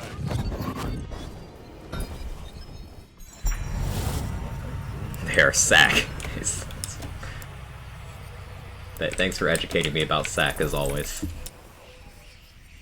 Always appreciated. Isn't the 94 Sham not even the hardest shield to get in BL2 when Hide of Terra exists? Yes, Jaybridge, you are absolutely correct. Hide of Terra, in fact, is the only item you can farm in that game that's more difficult than Borderlands 3 farms. It's the only one.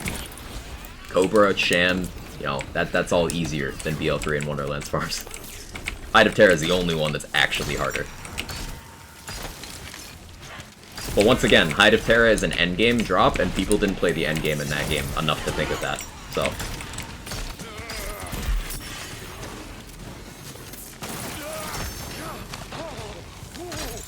Just what I need.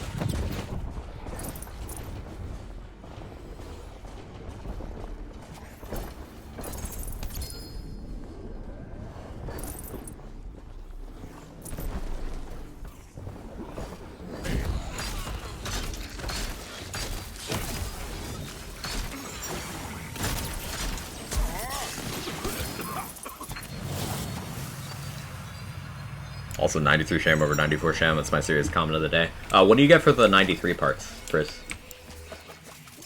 Like, I assume better recharge rate or something?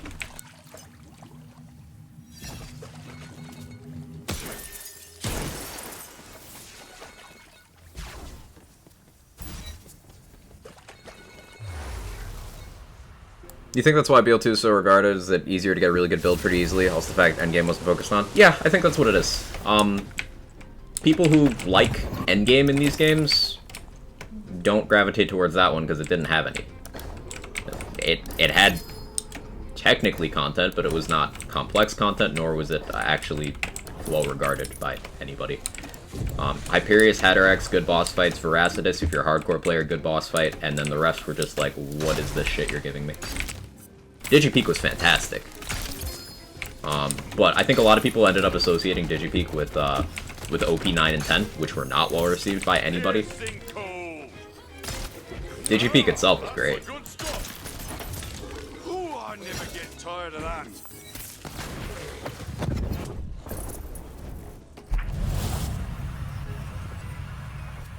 There's the alternative of Blood Thumper, which was piss easy to farm, which is why I think people avoided the Hide, which required more execution to be better. That's a good conclusion, Jim. That's a good conclusion. How you doing? Good to see you. Better everything else, the mostly delay is the important one. Yeah, definitely worth giving up a slight absorb chance.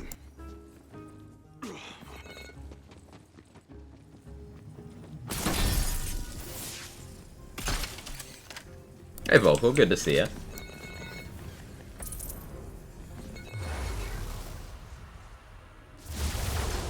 Build seems like it'd love to have Trickster's Ice Spike really spread the soak buff. Have you tried messing around with one over the triple? So the fun thing about this, Aaron, is I'm not using a triple. This is one we got today from a vendor. A regular Ice Spike with 2 projectile parts. So it just functions as a really high damage triple with a better cooldown. It's so cool. Like, we got this today. Hey, Control, how are you? Yeah, like, this is so sick.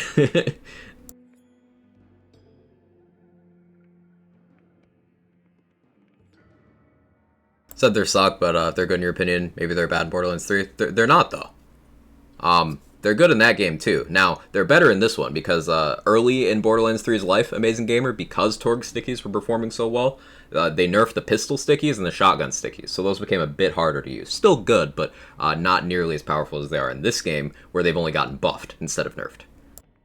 Torgue stickies as a whole are extremely powerful in this game.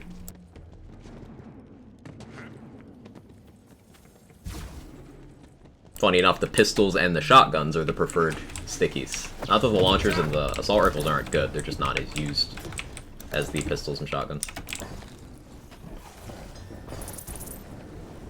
The Sword Explosion, the Ludite, and the Body Rocker are probably the 3 most used bossing guns in the entire game, and they are all Torgue stickies.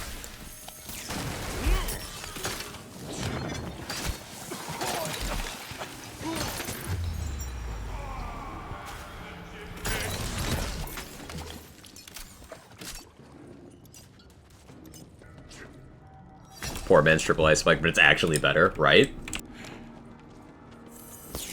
I see death. So that's the way it's gonna be, eh? Looks like magic's back on the menu.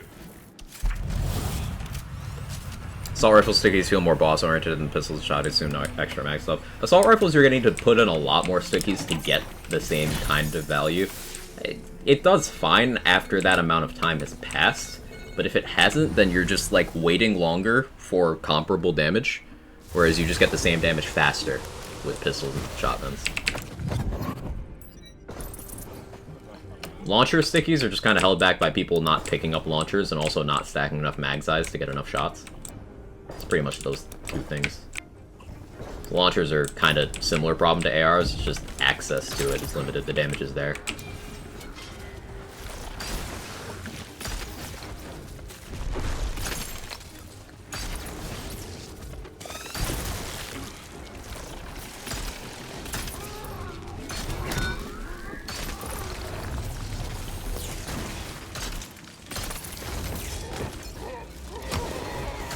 Where's your health bar, bro?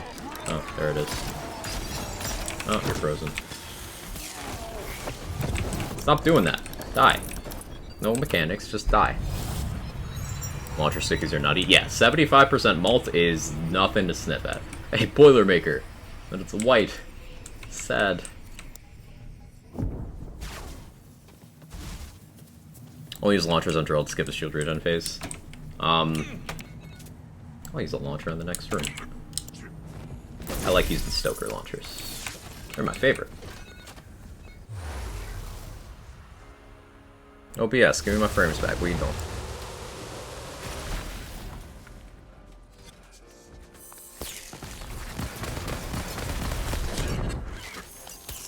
Ice bite. Go.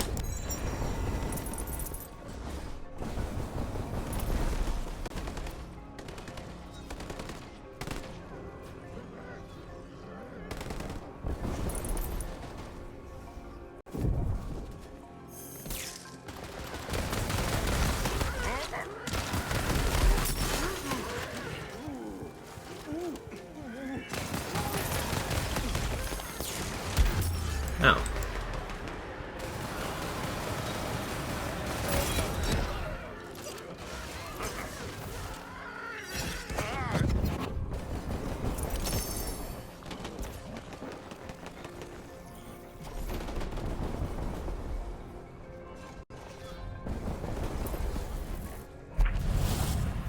I saw some discussion about launchers in this game, and I think it was Conman who had this idea. If they gave Stoker launchers the BL2 Vladoff launcher thing, where it had free shots sometimes, I think that would get more people using it. How do you guys feel about that?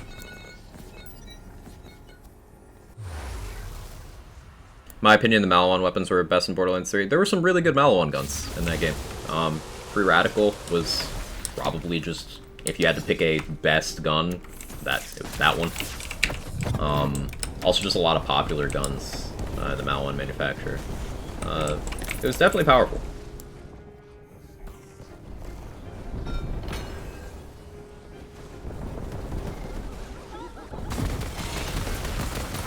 But lots of things were very powerful in that game. Are very powerful in that game.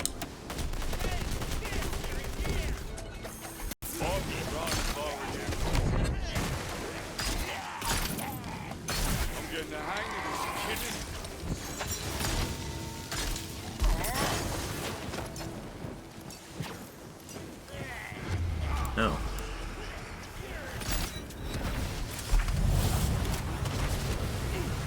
I think it's a good point to stop on the uncapped skill points, assuming you don't want to make the game too easy. Personally, Smooter, I stopped at 480, which is 20 in each of the uncapped. That is the point where I deemed myself to have enough. I don't have plans to increase it any further than that, ever. Torii is the easiest to get into investment-wise, and they're also the lowest performance once optimized. Yeah. They're the good entry point. Good putting it that way. I'm gonna try a way of doing this that I haven't before.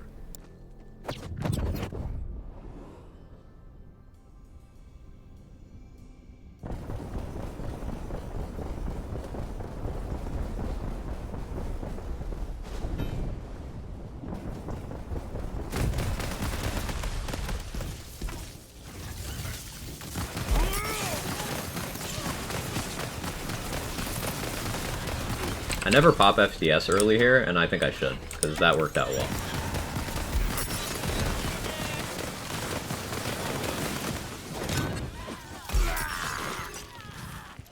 A healing potion.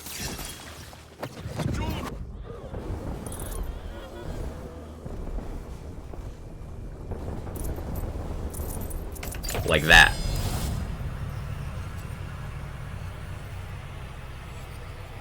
It's ahead of the snake with double knot. That might be worth taking. I'll grab that. Also has area damage.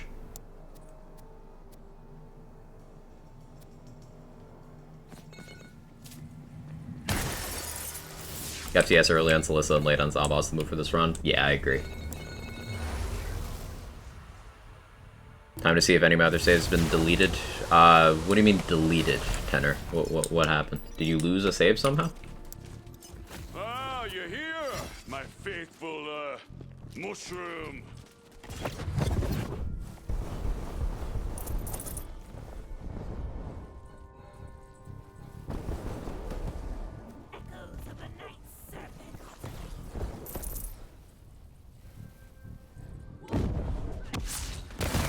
Well, that's settled, isn't it? Yeah, I don't been playing my main since the bug was discovered. You know they fixed that in a total of like 16 hours, right? More meat for the grinder. Like it's been fixed for quite some time. Arcane pain. I'm not fodder.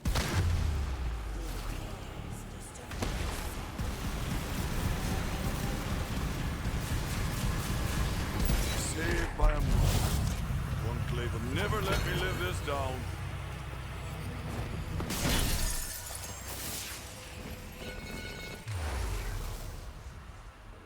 I had one total character who was kicked back in the story, and I checked that character, and it's back to where it should be. OBS, give frames. Thank you.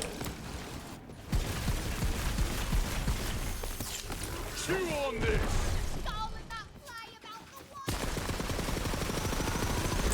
Still hearing friends talk about deleted inventories, lost progress. Well, they are not talking about current stuff because it's all been restored. All of it. Progress was never actually lost. It was a quest tracking issue, so they were able to put you back exactly where you were because it was not a save file based thing. It was a quest based thing, so they fixed it on that end, and that all got restored.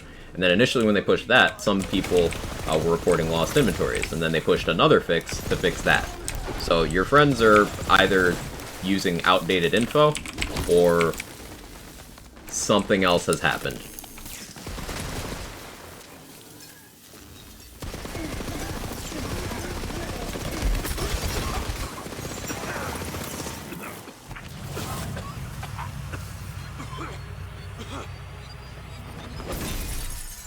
I've got all the magic I need. Also, make sure you update your game, because they issued a whole nother patch to fix the issue. Okay, so late on Zomboss, right? So if I haven't played since before it broke and it's subsequently fixed, there's zero problems at all now, I imagine? Yeah. Even if you played after it broke, it's fixed, so... It's like it never happened. It unfortunately did happen, but the problem was corrected in just a day and a half or so.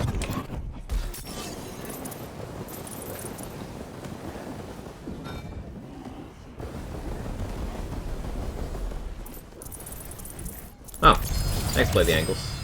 That was cool. Which launcher is this? This is a Sermon. Just a non-chaotic cryo Sermon. I'm farming for upgrades for this. But proof launcher's good.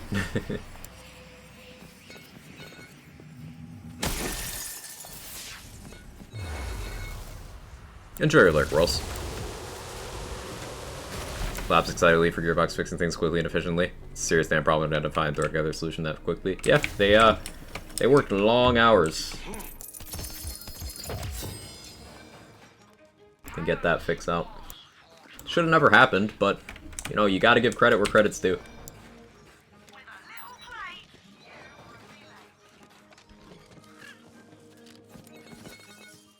Volatile Banshee. Take that.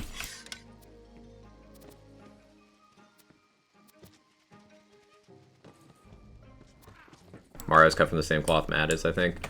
I always enjoy at any conversation I've had with Mario. Like, he's just a solid dude. He clearly likes what he does, and that's key to succeeding in this industry. I like Mario. He's a good guy.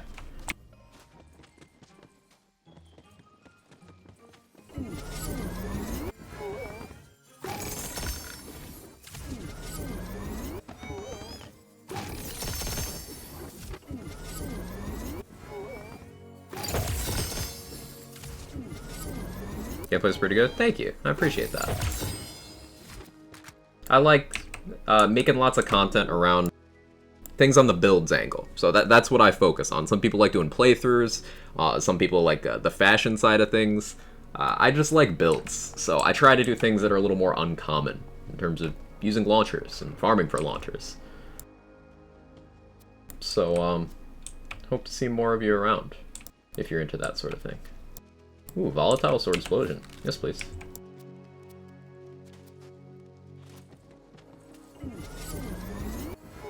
Fashion lands. Yeah, Irish.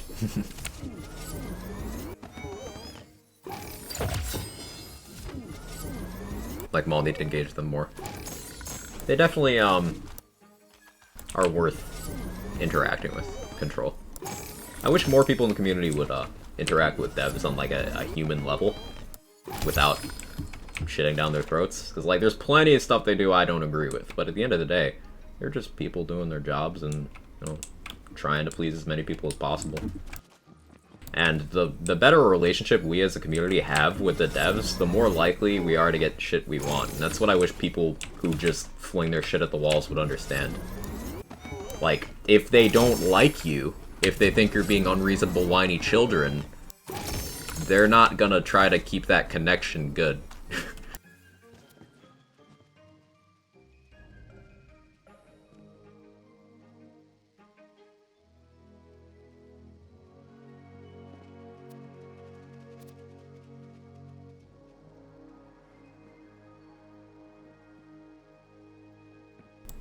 And you can see a lot of it is a toxicity overriding self-interest.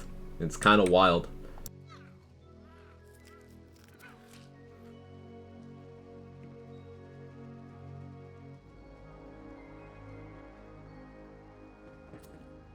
The only out for that is Burbap.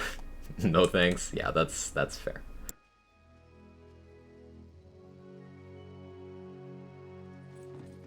Guilty of Fashion Lands. Can't stop hitting the armor bunny trying to get a better set of armor that actually looks better. Nothing wrong with that. I imagine once I have upgrades in other areas, I'll start being willing to like sacrifice some armor stuff for fashion. Honestly, I want to look good. Only toxicity I enjoy is the System of Down song. Congrats, Stuff Beaver. That's now stuck in my head. Bullshit in equals bullshit out. George Washington, 1926, colorized. You know, that checks out. I don't think we need to fact check that.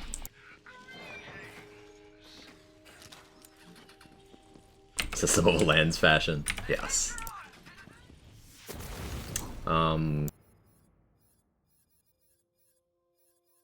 I should really roll something onto that Sword Explosion, but I am focused on putting Moon Orbs into this Ice Spike. I need more Moon Orbs. Do you guys have a favorite Moon Orb farm?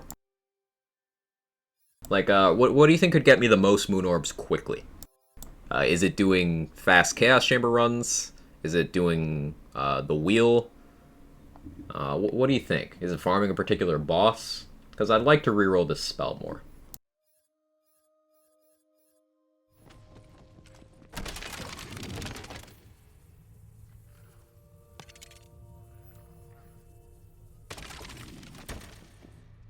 Chums on easy difficulty and killing yourselves really fast. Ooh, that's a good shout. So you just... how do you do that one, Mr. Lambs? Do you get Chums in Chaos Chamber, or do you have to actually go to Chums in the mirror? Because dying in the Chums fight in the mirror resets the whole thing, right? I feel like a Wheel's a solid farm now. Yeah, Wheels feels pretty good. I wish the animation was faster, and I wish it had, like, higher rates on the DLC gear, but other than that, it's good.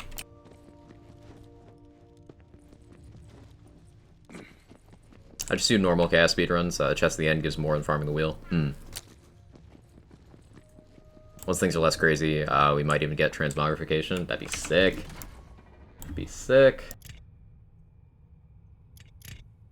I've seen a few people express the hope that once the DLC season is done, that they'll start doing crazy experimental things, and I think that's a logical hope to have. Maybe farm Caster, drops a ton of everything. Maybe Caster. The chance is crazy quick kill. That's true. Don't go in with a lot of money because you lose it. Ah, good shout. Yeah, I don't want to lose my money. I have 14 mil right now. I'm trying to get up to like 40 on this character, so if they ever have an armor I really want in the Chaos Chamber vendor, I can just snag it at Primordial. I think it's 35 mil for a Primordial armor from a vendor. Show me your character? Sure. What he looks like that. Hey Sinja, how you doing? Farming Parasite's gotten me a lot. I'm not sure how it compares to the other methods. Parasite sounds like it'd be quick.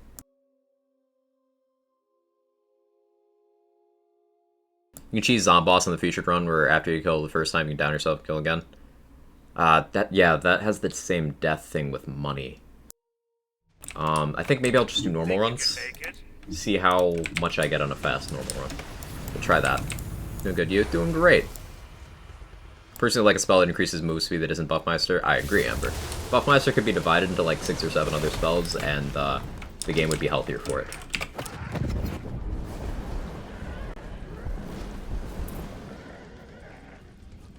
I thought for a moment, do I have health bug? Then I was like, no, it's just the last rites being cracked.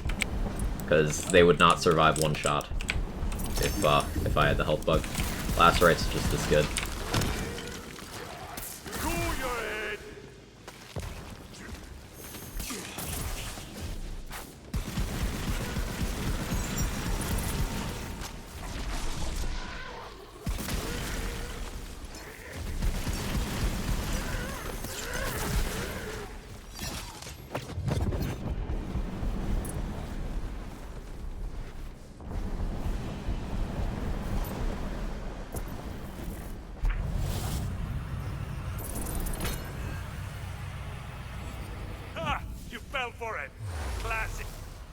Choose the Move Speed Meister any day? Yeah.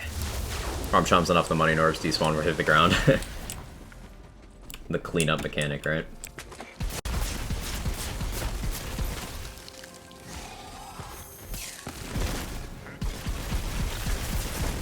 Another pro of using ice spikes on this build is ice spikes are one of the projectiles that can natural crit by hitting a weak spot, and because I have Spore Warden's Headhunter, I get that bonus on doing so. So, yeah, if you're looking for a damage spell for a Spore Warden, ice spikes are one of the good go-tos.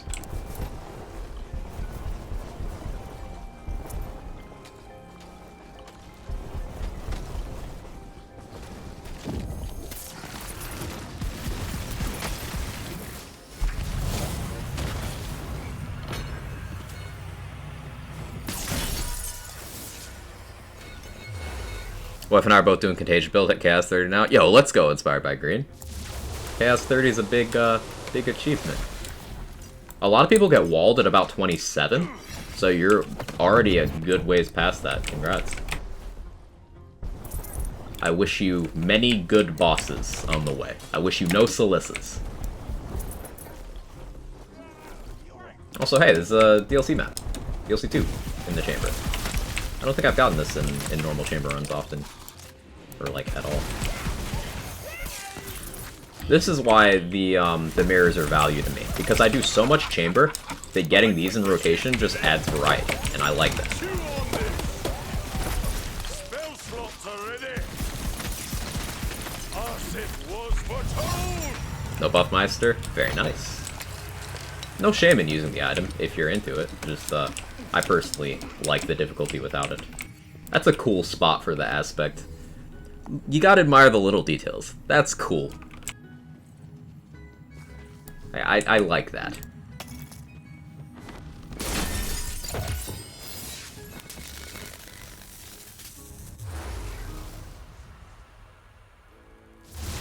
Got into the habit of running sigils on most of my characters. They're just good, unless they block my projectiles, and I just kind of stand there. Yeah, it's an unfortunate bug. I hope they get that fixed. But sigils, as a whole, I use a lot of. Definitely a lot. Different kinds, too. That's the great bit. The Frostburn is a very popular spell, and I'm in love with the fact that quest rewards are getting their dues in this game. People are actually recognizing this time around. There were just as many good quest rewards in BL3, it's just they didn't get as much use. But in this game, they do, and I love that. Frostburn's very popular. I use both fortifying and empowering sigils very regularly. I don't use rebuking very often, because Frostburn's just kind of that, but better. Vigilant sigil could have use cases, even outside of Frostburn being a combined vigilant rebuking. Sigils are just good.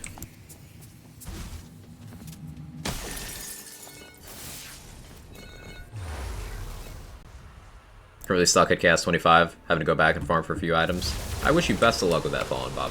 The big thing with advancing Chaos tiers is your need for a bossing weapon kind of grows more and more. The mobbing you can still kind of get through, but the bossing, yeah, that's at least what I've had the most trouble with.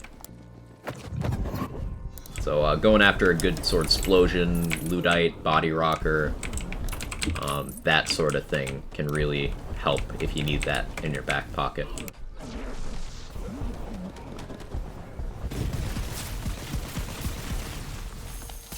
Cold to the grave. We have 2 or 3 melee classes. I'd argue more. Berserker has direct melee stuff in tree. Stabbomancer has direct melee stuff in tree. Clawbringer has direct melee stuff in tree.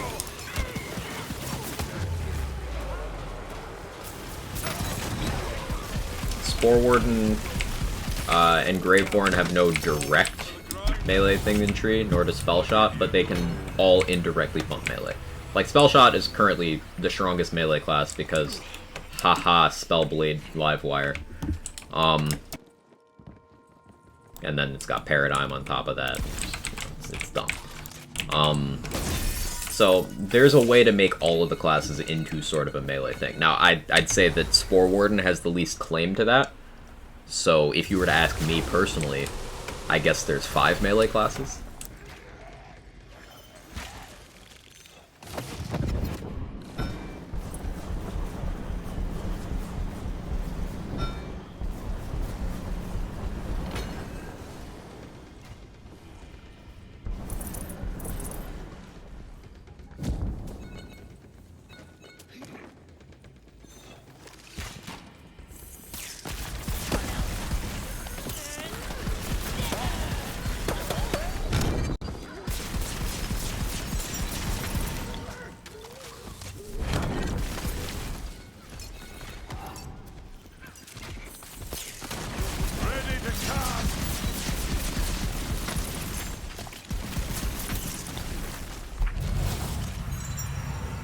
1 hour fight with Drill at C20 last night feels that pain.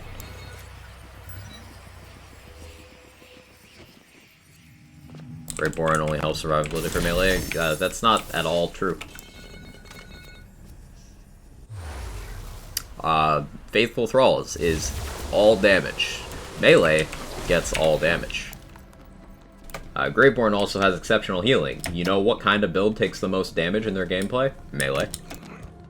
Reaper of Bones is a global bonus element that applies to everything, including melee.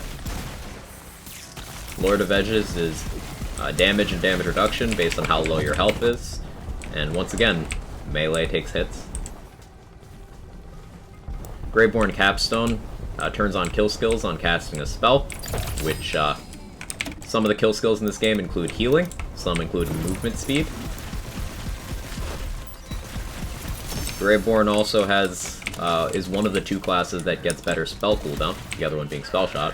And guess what spell cooldown turns on? Things like Buffmeister, if you're into that, which has direct melee stuff.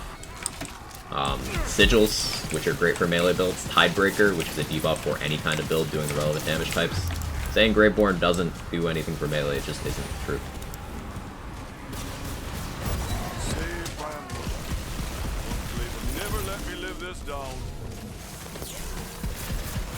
Bad Egg is the best melee ward in the game, and it gives dark magic. What's the class that has the most synergy with dark magic? Greatborn.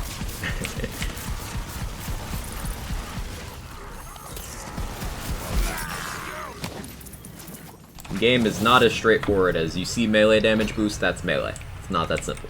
Like, this has melee damage. Does this make this the best candidate for melee in general? No.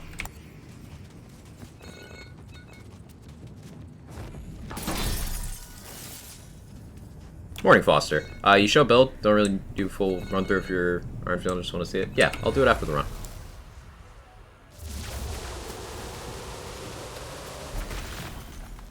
Picked up a good looking Sword Explosion yesterday. I was excited to use it, just felt weak. There's something special and missing that makes it good. Yeah, sticky mode is necessary. And apply a bunch of stickies before detonating them. That's the big thing. Hey Dex, how you doing? Snake Stick and Thralls? Yeah, that's a good shout, Kirk. Let's see, how we doing in Vorkanar? I could try rockets on Vorkanar. Yeah, that's a good idea. I should do that.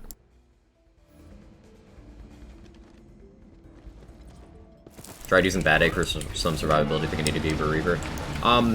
Bad Egg is not a direct survivability tool. The dark magic that it gives is not really going to help your healing much. It is more to help you stay alive longer while fulfilling the parameters of the item. So, like, for you to get the bonus damage, you have to have your shield down. So it's just giving you a little bit of assistance in that department. But Bad Egg is more about increasing your damage than it is about increasing your survivability. Bad Egg is a trade-off. It's extreme amounts of damage, but you do have to play by its rules. Yeah, Vorkanar is crazy tanky. I did not pick up rocket ammo boost, so I do not have the kit to rocket him without running out of ammo.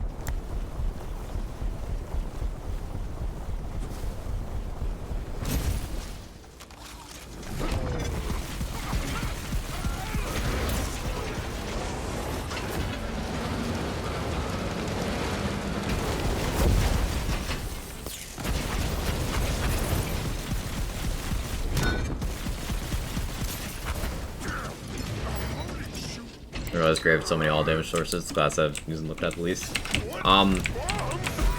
Faithful Thralls. It's a tier 1 grave skill, and it stacks up a lot. In fact, it got indirectly buffed in the update because some inferior companions had their caps increased in terms of the amount you could have out at once.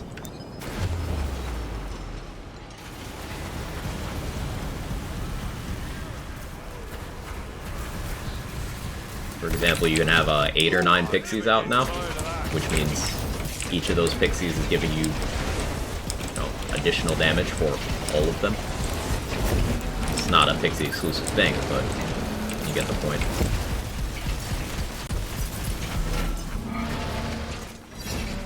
It's nuts how different bosses are in story. Yeah. Where my bitrate at? There it is.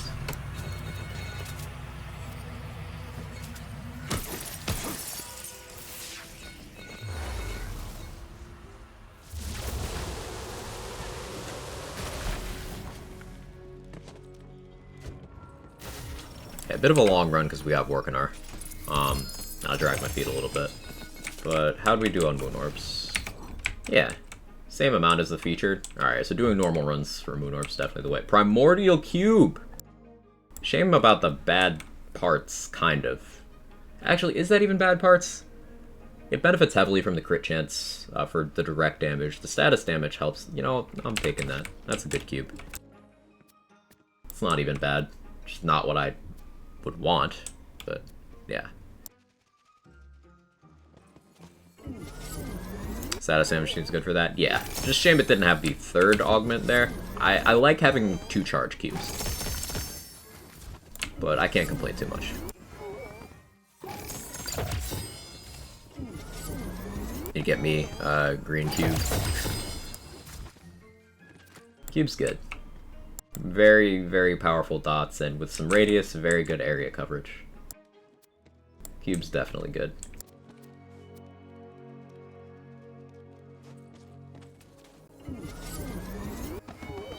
We have spell that shoots rock. I still think that a Jacob's Black Powder Launcher would just be a fucking rock.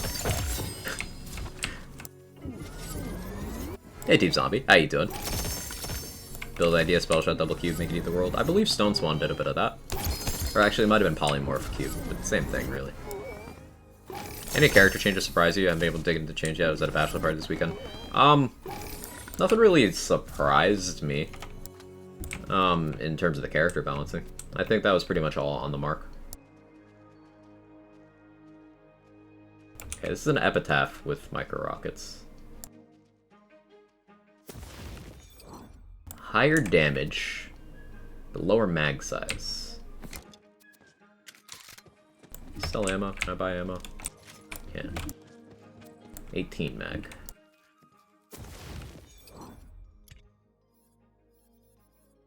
I think the underbarrel has its own fire rate, so I don't know if this 1.91 is reflective of what I actually get.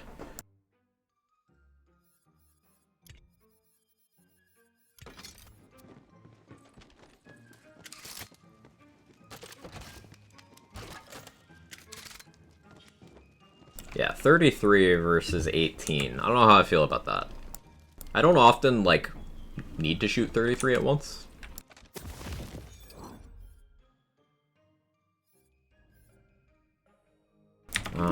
Let's see, is this fire rate actually?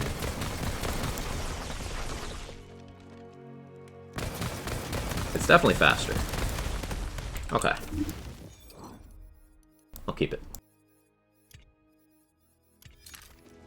I'll keep it.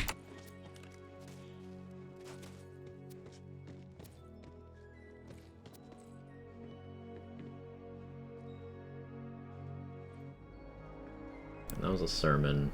Big boy rocket. Take it just in case.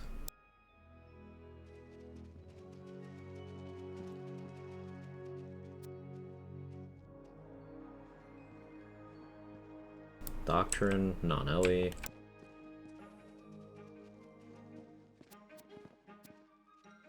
Blue cake. This is green epitaph. It's trying. It's purple, that's trash, right? No. Legendary's bad or something. I don't know. Kind of launcher you looking for the build? Something like this. I'm looking for cryo, micro rockets, and at least chaotic. This one might serve as an upgrade over the one I've been using. So the one on the right is the one I've been using. The one on the left is the one we just got. Slightly more damage, substantially less mag size, but also a lot more fire rate. So the DPS should be a lot higher. So I'm excited to try that out. I do need to roll an enchant on it, so that's going to be pain.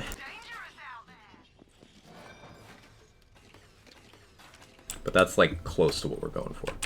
My moon orbs right now are reserved for rolling this ice spike one at a time. That's an enchant I can use.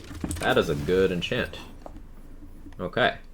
So that's actually huge. That's nice. So I can afford to roll this launcher now. It's not the projectile one I was vaguely hoping for, but that's okay.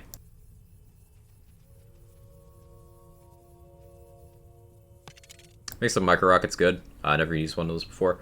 They are efficient. Oh, hey, that's a good roll. Strimmer luck. It's real. They're very ammo efficient. So, like, see how this is 2 ammo per shot for the regular fire mode? And I'm getting those 2 rockets that have a decent damage value. If I go on micro rockets, I get 2 rockets for 1 ammo. And they still do good, good base damage.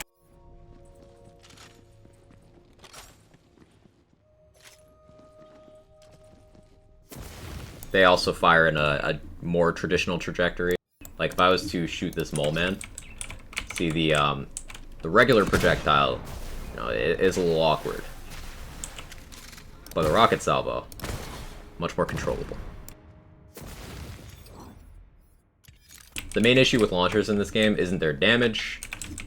It's A, their ammo, and B, their accessibility to actually hitting the target. Enter if you dare. Something like micro rocket solves both of those. Skill tree display? Oh, right. It's the same build I've been using for weeks now. It's my Mist Dancer, Cap Spore Warden tree, Sabomancer down to Contagion. It's the same one I've been using for most of my gunplay. From the shadows. Pretty standard. I just swap out gear depending on what I'm using. Don't they all make you slower? Yes, but kind of a nothing burger, like not a big deal. If I'm using a launcher to make something super dead super fast, I'm not really gonna care about how fast I'm going. Might be a personal thing, but and I have enough move speed from elsewhere that I still move reasonably. Like with Windrunner on, I'm still moving.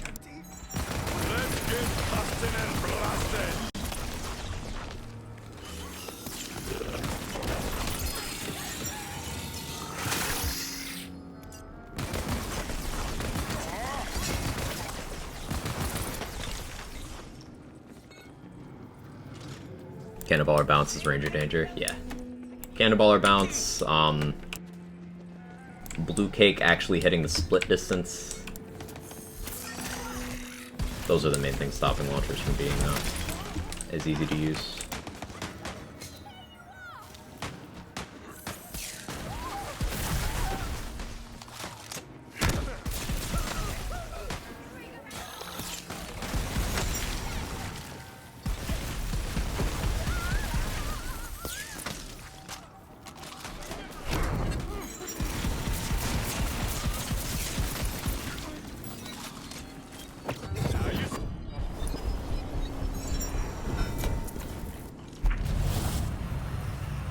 Got some Spore Stab armor last night, need some ideas for multi-classing, see what weirdness I make. I don't generally like using Spore Stabo as the skill combo. Like, I'm only using it because this Capetides happens to be good. I get some extra fire rate and move speed out of Windrunner, and that's cool. But the Swift Death points are completely meaningless to me, and the follow-up point is completely meaningless to me. The only good things about this are the Stabo power and the passives, really. I'd honestly recommend using Stabo Claw, or Stabo Grave, or no, sorry, Stabo Claw or Grave Stabo would be the combinations I would recommend for Stabomancer gun builds. If you're a Trap Scallion, then Stabo Spell is also good, but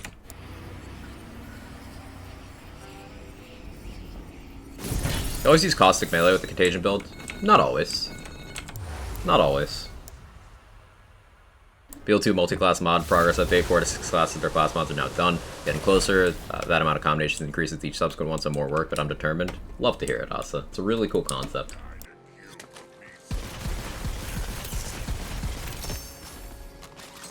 Also, hope you're doing well.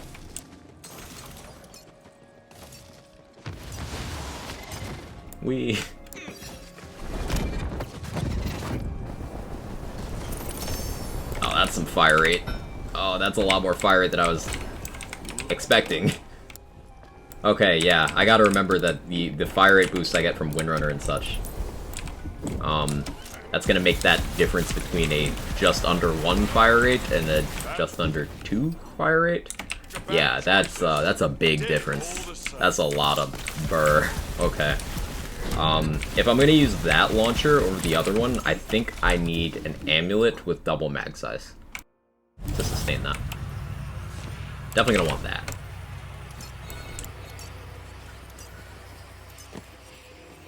It's Echo proc from all damage. Anything you do that is not melee will feed into Echo, Mr. Black Guy. So it could be dots, could be spells. As long as it's not melee, it'll feed in.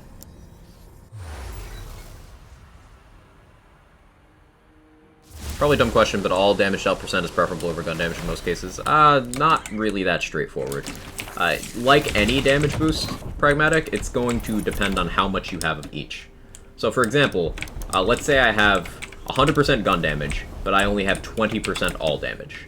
Now, if you're deciding which enchantment to roll on your gear, and you have those set up that way, then even for your guns, getting more all damage does more for your formula than getting more gun damage at that point. So increasing your all damage from 20 to 40 is a bigger increase than increasing your gun damage from 100 to 120.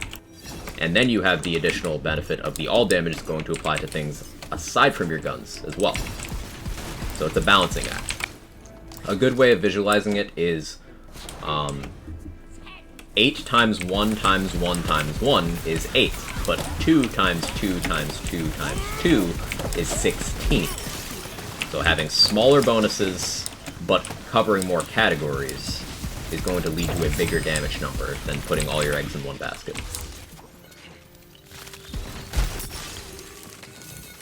Chew on this!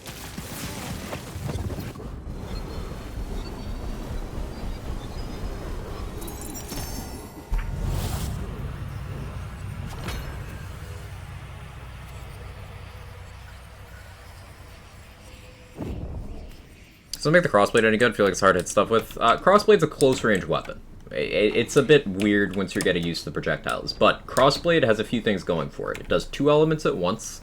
It's got a very high status effect chance, very high damage. It goes through anything. So, like, if an enemy was on the other side of this wall, I could just shoot them through the wall as long as I'm close enough. That's what crossblade's really good at. Crossblade's a great gun. Just, you gotta use it at close range. It scales up very well with fire rate, so you can spam more projectiles out. And, the projectiles are a little slow, so you gotta, aim well. You have a question there, Stuff Beaver? Let me scroll up. What spell do you recommend for getting spell kills on not spell shot? As Aaron said, Ice Spikes. Ice Spikes would be great for that. That's what I'm doing right now, actually. We got a really good Ice Spike and a Vendor today, and I think it's like the permanent spell for this build now.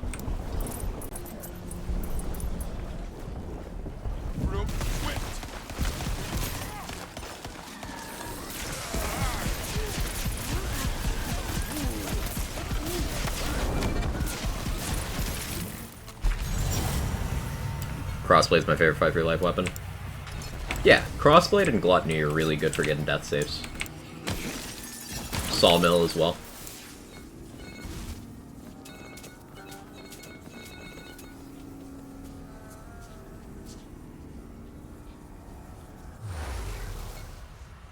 That's what you would be doing right now. Yeah. Honestly, most of them can work, but Fire and Forget, regular Ice Spikes, triple Ice Spikes, or Ace. Yeah, did you see this, Aaron? We got this today. Regular Ice Spike with spell damage, 2 projectile rolls, volatile, from a Vendor. Like, this shit's so good it looks save edited.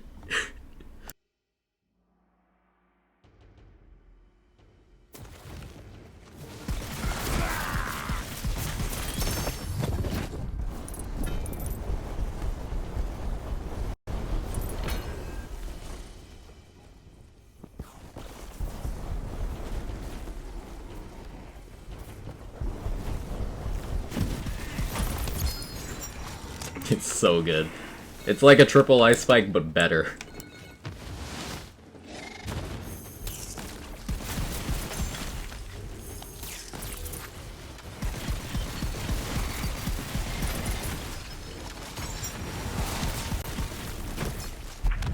There are quartz on every encounter. Not every encounter. Most maps have quartz spawns. It might be every map, but there's not a guaranteed quartz, no. What spell did I just pick up?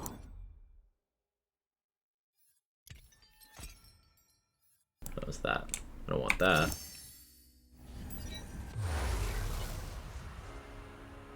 Why am I like this? Listen, I needed a new spell, and I got a new spell. I don't know what to tell you. Why do I still not have ammo?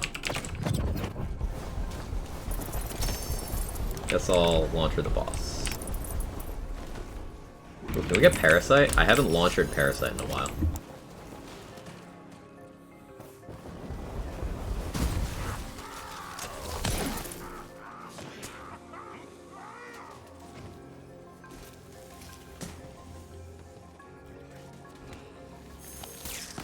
I was like, I thought I saw that, but my eyes were playing tricks on me.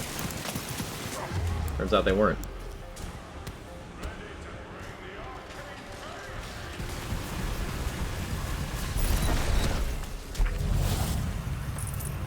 The cross shotgun from the side quest? Sure is, Skyward. The Last Rites. My favorite gun in the entire game.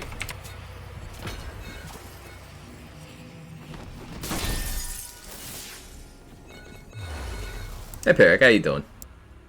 Quaggin' Quamily, everyone doing alright on this cloudy Monday? Doing pretty okay. It's less oppressively hot today, so I'm happy about that. How does Ambihextrous affect action skill cooldown? So with Ambihextrous, you effectively have nothing that has anything to do with action skill. It's not on cooldown, it's not, you know, available, you just don't get anything that checks for action skill at all. The trade-off for that is you get a second enchant slot. You get, or a second spell enchant slot, I should say. But those are some of the reasons why it could be more advantageous to go for Polymorph, because you still get access to action skill enchants with Polymorph. You still get a lot of spell spam as long as you choose your weapon appropriately. Polymorph is underused.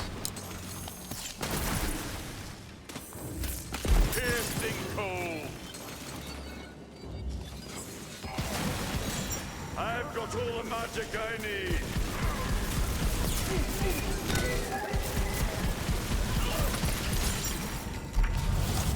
Does it mean action skill start active and enchants don't function if you're using Ambihextrous? Correct. Because you don't have an action skill.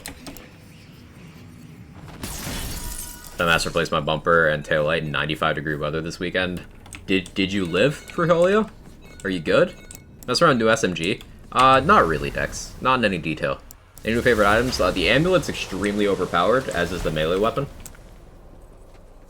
I might do a meme build with the ring. Alyssa. Very sweaty, but all good. Nice.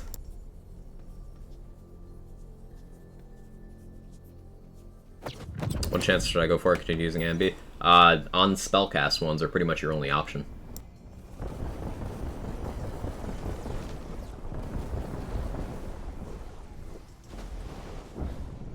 I canceled my reload at a bad time. That's awkward. That's gonna get me hit.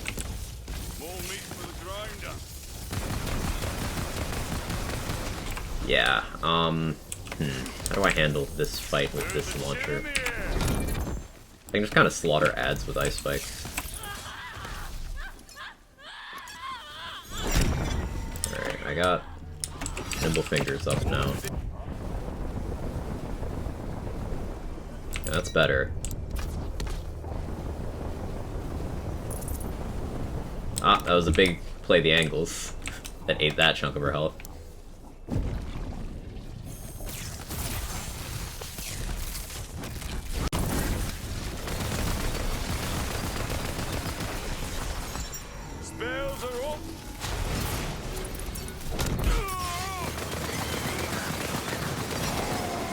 Not quite enough ammo. That's okay. That's why we're farming for upgrades.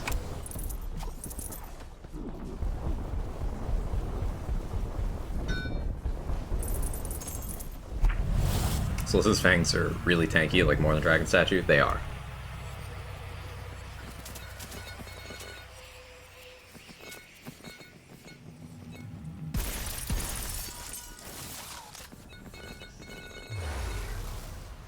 Return, how goes the Chambers? Goes well, Viper. Goes very well. Sure, if you keep saying things are overpowered, Gearbox gonna nerf. Understandable. Me as a Deadshot, I use spellcast ability damage on my melee, spellcast gun damage on one spell, spellcast damage dealt in the other spell, spellcast elemental on my guns, shield varies depending on half rerolls. Yeah, there's a spell shot specific enchant that rolls only on spells for fire rate and gun damage after casting a spell. I'd recommend trying for that for one of them, but you know, character specific enchant, so good fucking luck. But I'd recommend that. If you are a Deadshot and you have access to Blast Gasp, then yeah, spellcast ability damage is a great one to have. Spellcast all damage is going to be a good one. And then the rest are just going to be fillers. They're going to be various elemental things. You can get a little more variety on your gun. There's a few different things you can get there, like get a gun kill for move speed area damage, that sort of thing. But you're going to hit a point very rapidly with ambidextrous builds where you're like, okay, what do I do next?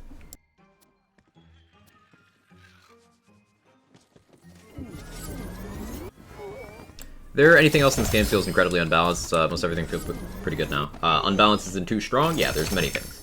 Pixies are extremely overpowered.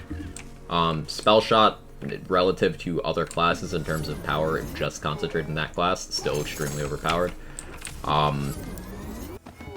Buffmeister is still extremely overpowered. Livewire got even stronger with the patch to the point where it now one-ticks raid bosses on non-melee builds.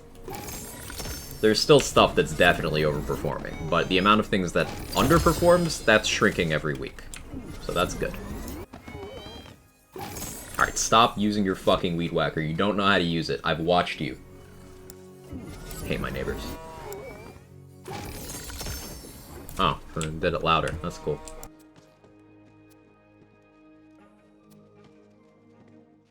That's great. That's great. Hey Rorzak, how you doing? Any good old gun build out there? I'm playing one right now. Playing one at this very moment.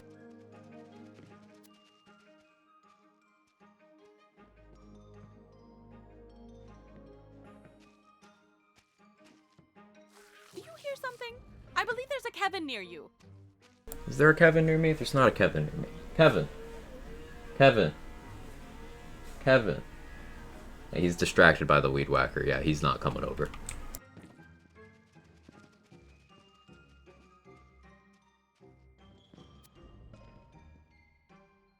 Primordial Doctrine.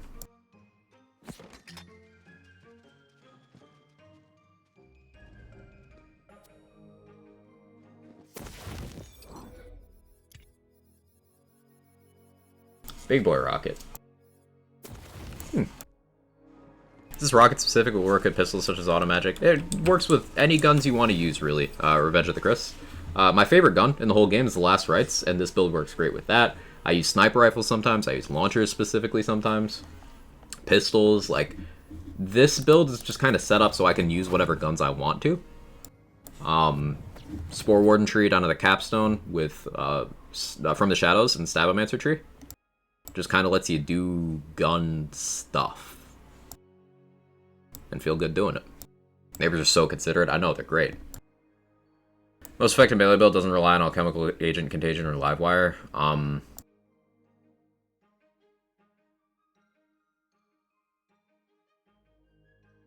Difficult thing to quantify.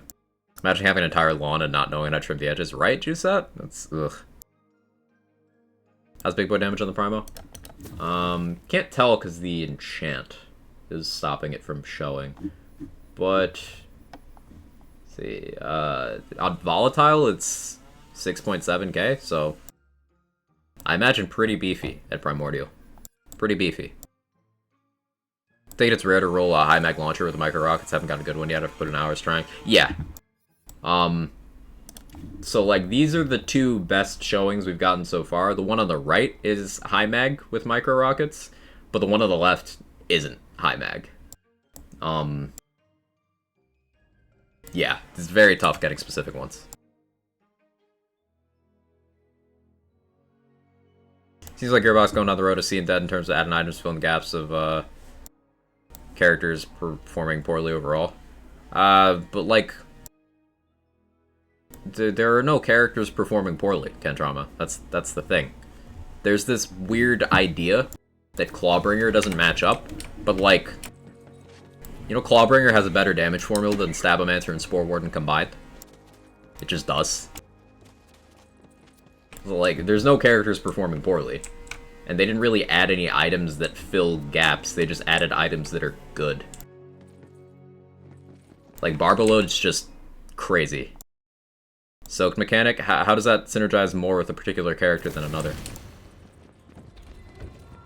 If anything, it, I suppose, goes more in Berserker direction, but, like, Berserker didn't need help. So, like, it's just global power.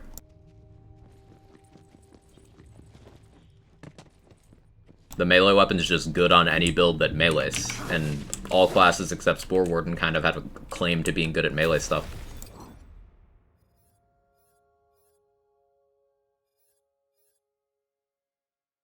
Give me 1 second, chat. I gotta close my fucking window, I guess.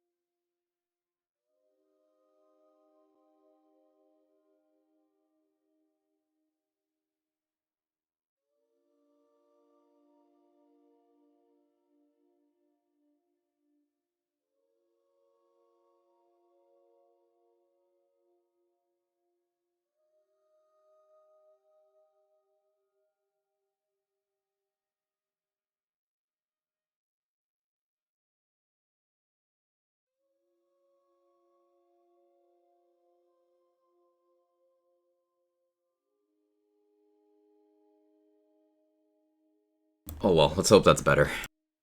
Well, I was looking at seeing that as a band-aid for Zane. It was. They could have put that power into natural skill tree instead of locking it behind paid content. I mean, they eventually gave more alternatives, but yeah, it was always weird that Zane had that thing going on. But that doesn't compare with this game at all. Never seen Clawbringer overperform without the secondary class on the heavy listening. Look at more things. Clawbringer's skill tree on its own? Like here, let's get on a Clawbringer real quick. Let's get on a Clawbringer and I will, explain this.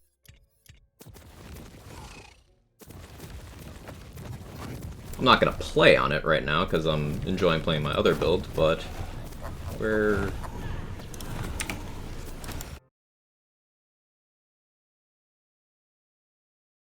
Yeah, the new items and mechanics are not band-aids for anything. They're just enhancements of existing things. So, let's compare Stabomancer and Clawbringer's tree. Stabomancer has a class feat that is less impactful than one armor passive. You add in primordial class power, and it's about equal with one armor passive. And nobody's out there saying Stabomancer's underpowered, by the way. Clawbringer's class feat is the strongest of the companion class feats in the game. It does the most damage, has the most access to damage, and is the most hands-off. So, already doing well. Ghostblade is terrible. Just not really worth using over other things available to you. From the Shadows is one of the best action skills in the game. Cleansing Flames is getting buffed every week, and is getting closer and closer to being worth using on its own. It's still not great, but it's usable now.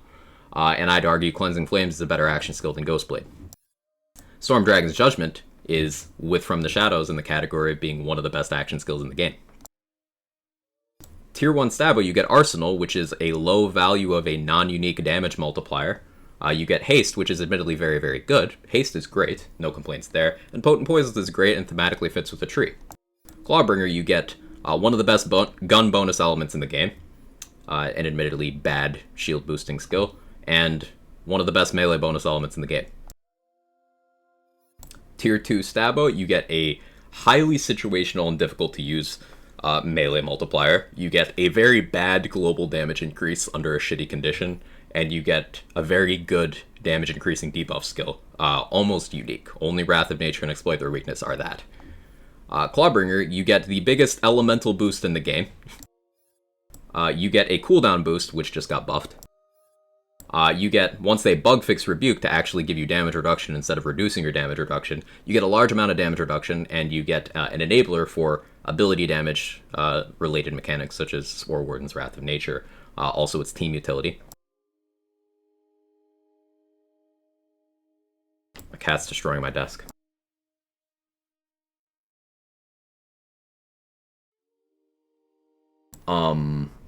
Blasphemet's Favor, admittedly terrible. Nimble Fingers is great. Shadow Step is extremely situational. Sneak Attack is terrible. Elusive is good. Contagion is very good. Firebolt is extremely good. Remember, 10% gun damage for one skill point is extremely efficient. Additionally, it also gives Wyvern one of its best attacks. Friend of Flame is extremely good. This is not companion damage, this is conditional damage. So this is the same damage type as Cursed Wit, Spellblade, The Old Ways. This is that, just for your Wyvern. Which, without that, Wyvern already does the most damage out of the companion class feats, so... and then Storm Breath gives the Wyvern another badass attack, and it gives you 15% damage reduction for one skill point. Stabo T5, Alchemical Agent, is fantastic. 1000 Cuts is a dumpster fire of a skill. And Clawbringer Tier 5, you have Awe, which is... the crit damage from Awe is in the Shrine crit category. It is not in the Strength crit category, like the tragedy that is Sneak Attack is. It's in the Shrine crit category. And it also gives you more crit chance than the Stabomancer class feat. And then you have Indomitable, which is a cheat death that gives you a global bonus element. And then you have Storm Smite, which is mediocre as far as a capstone goes, but guess what? It's better than Executioner's Blade. So in what universe is Clawbringer underperforming when it is better than Stabomancer at almost every step of the way? The only things keeping Stabomancer in a place where it's quote-unquote better than Clawbringer are From the Shadows, Contagion, and Alchemical Agent. So, like, this narrative that Clawbringer isn't good, it's not based in reality, it's based in people not playing the class.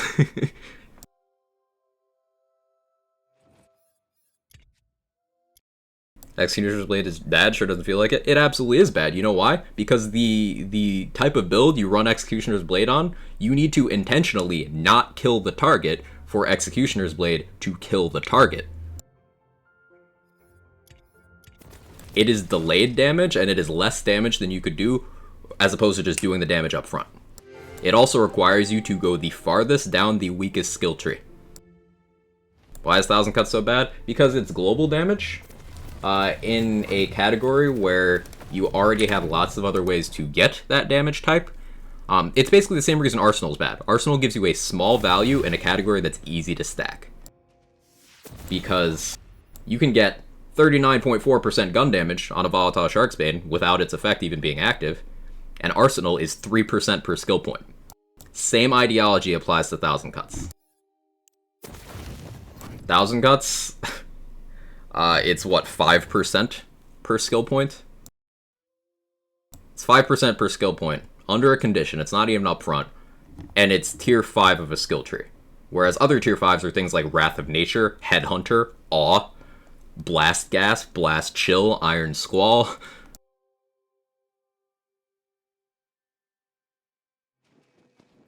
do you mean Shrine crit and Strength crit? Like where it is in the crit formula? Yes, Denalia. Exclamation point damage, if you want the damage formula. Or exclamation point formula, I think it's damage here, Viper. So, this crit damage from Strength goes in one part of the formula, but it's a separate category for this crit damage from the Throtus Punches Shrine. Meaning, Awe gives you crit damage in a category where you have less of it, meaning you get a bigger overall impact on your damage. Whereas Stabomancer's, tier 4 skill gives you 3% in the category you already have a shitload in. Like, it's like getting a tiny bit of extra strength, which is not at all worth it. So, Clawbringer has one of the better damage formulas in the entire game. In fact, Clawbringer's damage formula is better than both Spore Wardens and Stabomancer's. Those two only perform quote-unquote better because of specific interactions.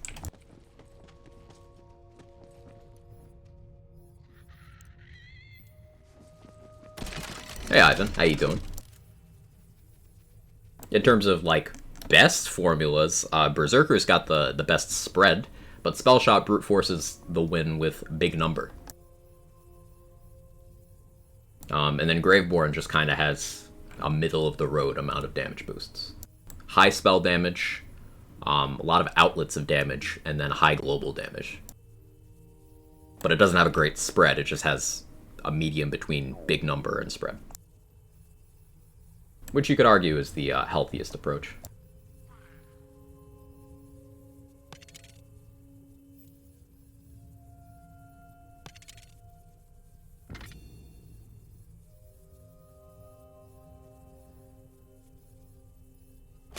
I think I can afford to do a feature now.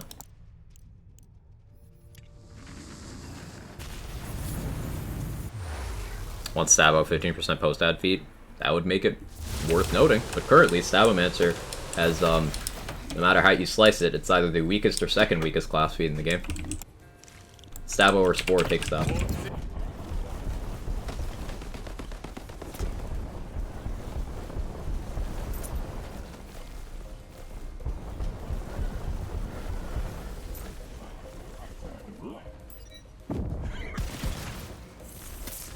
And once again, me explaining all these weaknesses of Stabomancer doesn't mean I think it needs to be buffed. Like, that's an important thing. Yes, Stabomancer tree has some weaknesses, and there are a couple things that could be changed for quality of life. But do I think Stabo needs an increase in power? No. I think Stabomancer is objectively weaker than Clawbringer, and still doesn't need to be buffed.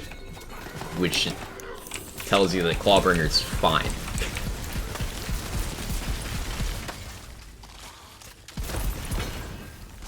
The Wyvern attack more often would not have any issue with it. That'd be a quality of life thing I would support. Oath of Fire, Triggered Odd, find it amazing. I do not think that's necessary. Because the things you would have to do to make that happen would make either turning Oath of Fire into its own instance of damage, which would be a massive buff and not at all necessary, or you would have to make all bonus elements able to trigger skills, which would lead to things like Buffmeister triggering Double Knot. And that's not a good thing. Awe has a 12-second duration. Like, you don't need Oath of Fire to trigger it. Just do an instance of fire damage. Like, your Wyvern does fire damage regularly. If you're using any action skill that deals fire, if you're using any gun, any spell, any melee weapon, you can do a single instance of fire damage every 12 seconds. It's not even out of your way. It also gives you something to build around.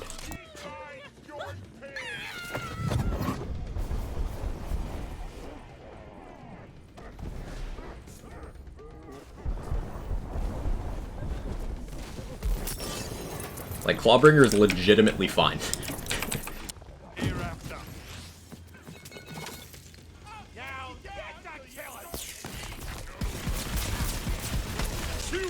Amara having smallest single damage according to Graph still is perfectly fine with clearing content. Right.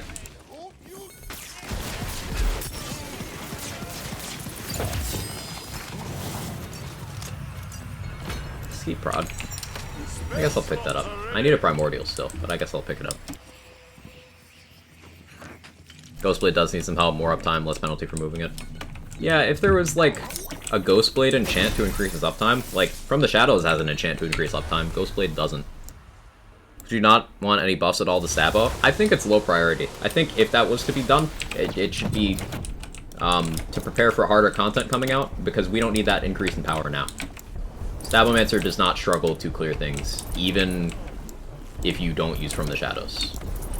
Like, none of the classes struggle. Players are powerful enough. I don't think increasing player power is necessary for anything right now. With the exception of the things that truly need it, like, you know, Blizzard, like Ghostblade. I think Dreadwind might be in that category now, that it no longer blast chills. If I beat the game without ever going to Tangle Drift or whatever that map's called, those maps be unavailable in the Chaos Chamber until I go there in the main game. They'll still pop up. I had Celissa in the chamber on my first ever character without ever having gone to the Oasis. I was like, who the fuck is this? Beauty of Oath of Fire is that its bonus fire damage all should match that. Double bot should be thrown in the garbage. Well, that's not how it works, though. It's a bonus element. That's how bonus elements don't trigger skill effects at all. They just don't. So, like, either you change Oath of Fire to not a bonus element, or you change bonus elements rules, which affect other things. And it also would be a total nothing burger of a change. Like, if you can't muster up the effort to do an instance of fire damage, a single instance, it doesn't even need to do more than 1 damage. Just, like, use thing that is fire to hit every 12 seconds on a class where your pet is capable of doing 2 separate fire attacks on individual cooldowns. Like, if you can't muster up the effort to do 1 instance of fire damage every 12 seconds, then no, you shouldn't have the damage. I do not want every class to be automated to win, like, spell shot. Like, I'm sorry, no. We didn't need Moze to have big surplus and Skagden being just basically free. The fact that Clawbringer needs to put in the slightest amount of effort for their core damage skill, I like that. Like... It's a 12-second duration. I can't stress that enough. You know how long 12 seconds is in the context of this game?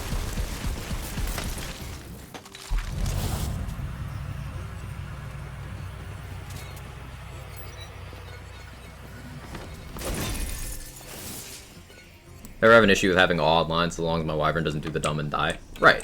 So, like, why does it need to be changed then? And, you know, there's ways to make your Wyvern live longer. Clawbringer class power increases your Wyvern's HP. Fortifying Sigils heal your Wyvern. There's an enchantment on guns. Reloading heals your companions. Like, why does it need to be changed?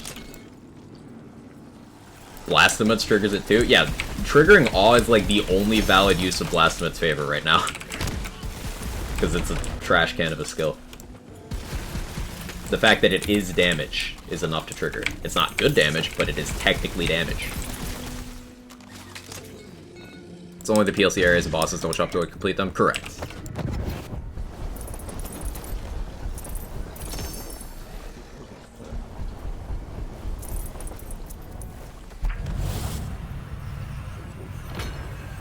Do you hate Spell Shot? I don't hate Spell Shot. It's just, Spell Shot is overtuned. Spell Shot is the lens through which many people are viewing the game, and that's not fair to the game, because Spell Shot's just overtuned. Like, it's overpowered.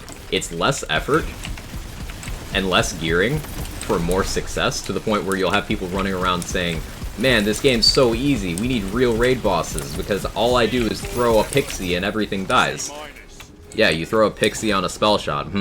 I wonder if that's the game, or are you using 2 of the most overtuned things under the hood to trivialize the game. Like, there's a lot of things that are balanced very well in this game. Spell Shot is not one of them. And the longer something like that is allowed to sit, the more the effect on the community magnifies.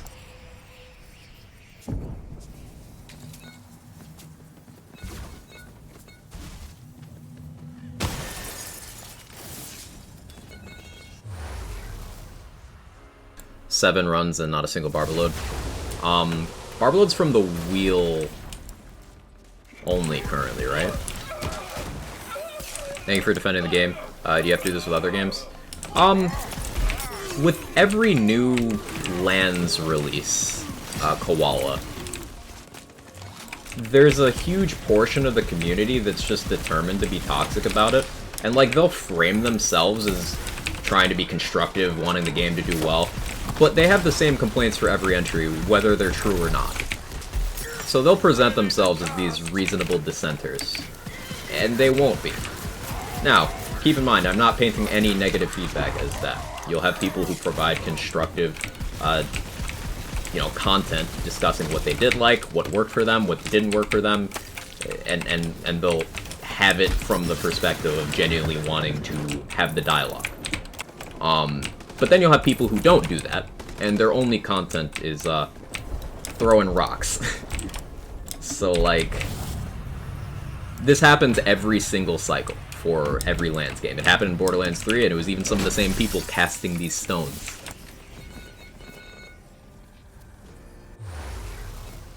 So, it's not that I have to defend. I'm under no obligation to do so. Like, sure, I'm on the creator team, but there's nothing telling me that I have to speak out in defense of the game. These are just my honest takes. I think people do not research the things that they talk shit about. So I like to provide accuracy.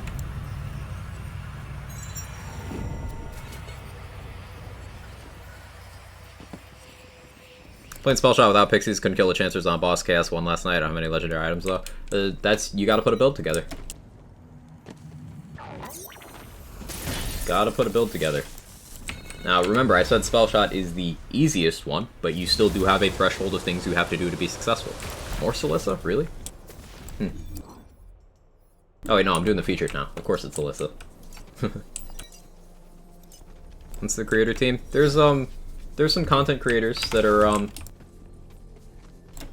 we help promote the game before its launch and stuff, and some of us got cool merch and whatnot. It's through the Next Makers program, which is like a 2K sponsored creator thing. I'm one of them. There's a bunch of other people, Lazy, K6, Epic, Vanderforge, Mystique Siren, there's a lot of us. Let's try this again.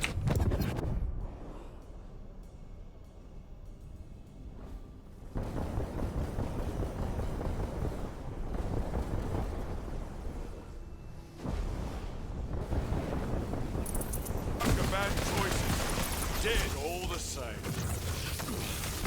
Cold to the grave. I've got all the magic I need.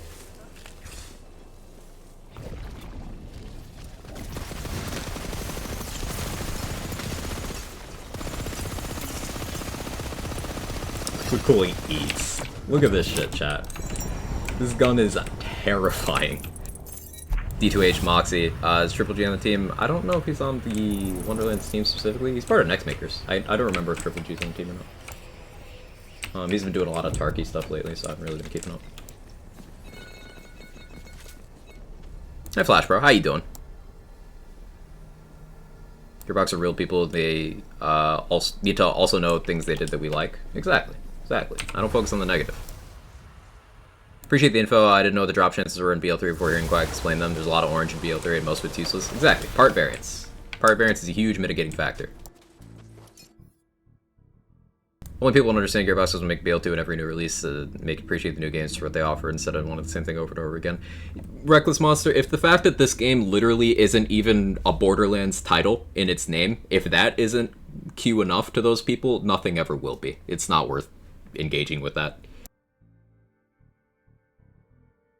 Ancient Fury and Berserker skill tree worth it? It can be. Area damage is not an easy stat to get in this game compared to Borderlands 3. And Berserker is the only one that gets it in skill tree. Everyone else has to get it on gear or from enchantment. So you can only get area damage in 3 places. Your gun enchant, your armor passive, and Berserker skill tree. So that means if you're using something that does area damage, Berserker is the only one that can get that stat, that damage multiplier, without needing specific gear for it. So that makes it valuable. Been away from the game for a bit. Did they get everything fixed and back to normal? Yeah, it's all good now, Wage War. The progression issue is gone with the save resetting. That's fixed retroactively, so any of your characters that might have been affected, they're good now too. There's no more inventory resetting from it. They got it all worked out. Major issue I have is the idea that unlisted effects are categorized damage being adhered to as a mechanic. The idea of 2-1-0 with the fire, triggering 2-5 awe is wild. Where did I say that I wanted things like the Livewire's melee chains to do what they do? I don't. You invented a whole new sentence out of my mouth there. Bonus elements triggering awe is unnecessary. And it also, once again, for the 4th time, I'll say, impacts more things than just that. What you're asking for is either wasted development resources, if they do manage to do it, to just Oath of Fire by increasing its power beyond the bounds of what the character needs, or you're buffing the Buffmeister and Double Knot, which you said, your words, Double Knot belongs in the trash. Your words. So, like, I think you're projecting. Someone on Twitter asked Mario if they had plans for any sort of content roadmap for the game. Mario said it's something they're working on, so that's progress. Yeah, transparency's been great. Didn't say you said that, then why'd you bring it up unprompted when no one did? What does area damage apply to? Anything explosive. Also, as far as I know, every spell is area damage. So, spellcasting builds really like area damage. This is what makes Spellshot Berserker such a powerful combo for spellcasting. I know Deadshot's like the meta combo for it, but Berserker has just as many use cases as Graveborn does for spellcasting builds. Arguably more.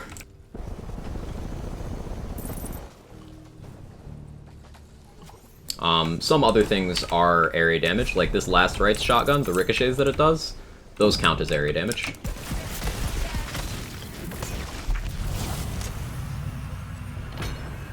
Hey Precision, how you doing? You think this game's really good? I do, Myth. I do think this game is good. I'm an endgame focused player, so I like making builds and I like doing repeatable, high level content, right? That's my whole jam. That's what my whole channel's around. And Wonderlands has the most of both of those things that a Lands game has ever had at this point in its life. Now, Borderlands 3 ended up with a huge amount of that stuff, but remember, it took years. Borderlands 3 was supported for years. This one came out of the gate swinging. So, this one, if done correctly, could easily end up just the best of the Lands games for an endgame player. So far, I'm really enjoying it.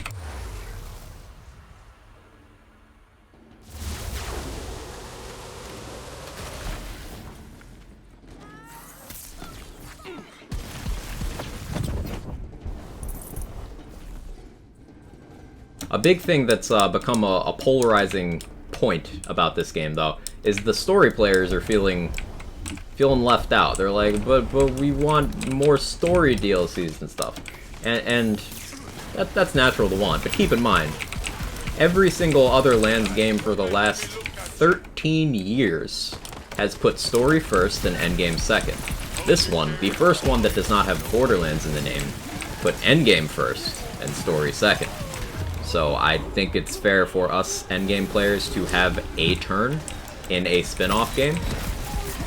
I don't think that's too much to ask.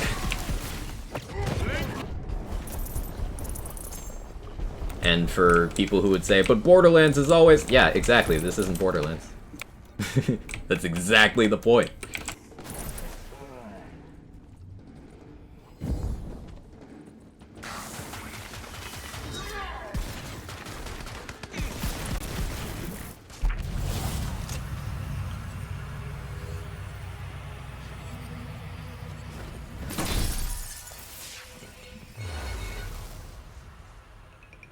Hey Felicia, how you doing?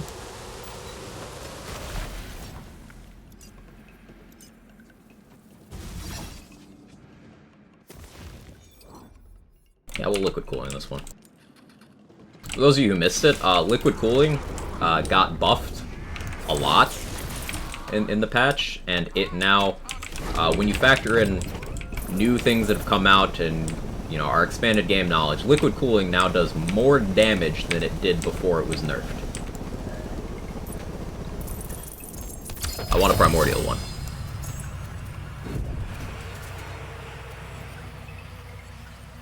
Capacity adaptive. Again, I keep getting last gasp with like good augments for other wards. You don't want a last gasp to stay up. Does corrupted plate mail give you extra projectiles to play the angles? Yes. What makes that happen? So it's like a Mars Infusion, where the converted bonus element is still considered part of the gun to a point where it does the on-hit effects again. So, like, you get an extra headcannon explosion, you get extra chances for play the angles and Barbaload, all that stuff. It's just like the gun, but not the gun. It's a unique thing that Infusion also did. It's just that again. This lets you have more chances at blast chill triggers as well, which is a pretty cool thing. Now, the trade-off is that you're overall taking a damage penalty, and unless the interaction you're getting more of is enough to offset that, you are doing net less damage, but it's cool. Wouldn't mind some story DLCs, but I want to get more. I like BL3 DLCs to the point that I have at least a slaughter something to keep me busy at max level. Right. The first 4 DLCs of BL3 had exactly 0 endgame content. None at all. So, as such, someone like me, who plays almost exclusively endgame, I had over 6,000 hours in that game, and I had maybe 12 in the Krieg DLC. Doesn't apply with Fire, correct, because it isn't a conversion. Bonus elements do not get other bonus elements. The Corrupted Plate Mail damage is a bonus element. But because of the method of conversion, it doesn't, you know, it's still part of the gun, but it is a bonus element, so it would not get Oath of Fire. So that's one of the downsides of Plate Mail. You're shaving off 30% of your damage, and it won't get things like Oath of Fire anymore. So you're getting a smaller number on things like Oath.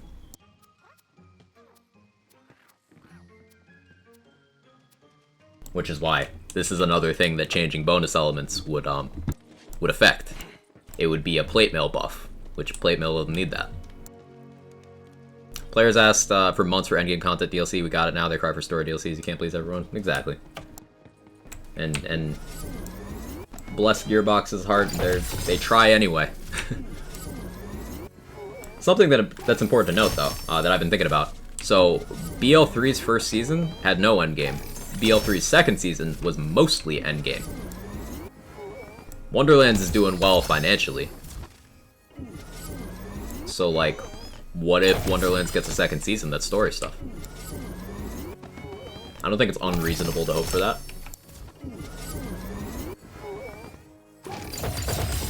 People just love moving their goalposts. That they do.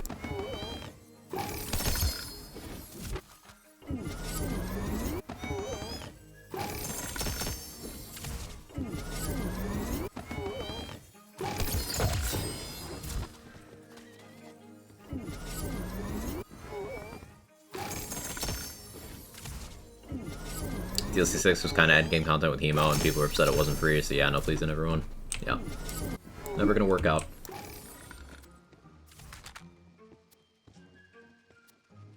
Hell, the Borderlands 2 bros were still livid over the Dragon Keep standalone, which was literally free in 2 separate windows, and they still bitched. I don't know, man. Butterfinger ad, kind of want one now? Ooh. Ooh. Butterfinger sounds good. So does the fire trigger extra projectiles? No, it doesn't. Because it's not the infusion mechanic. Different thing.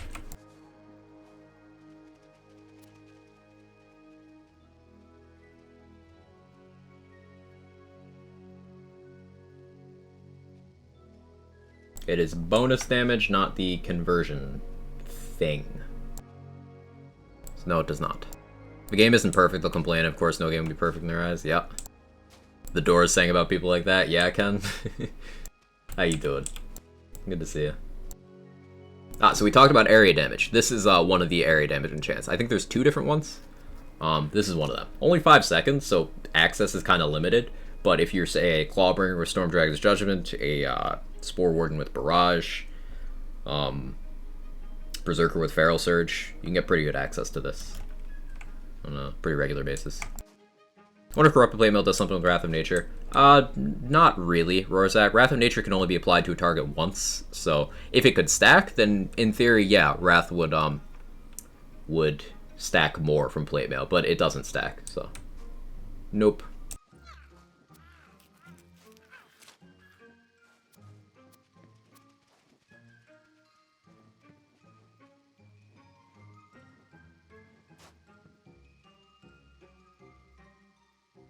Munch on your build? Absolutely.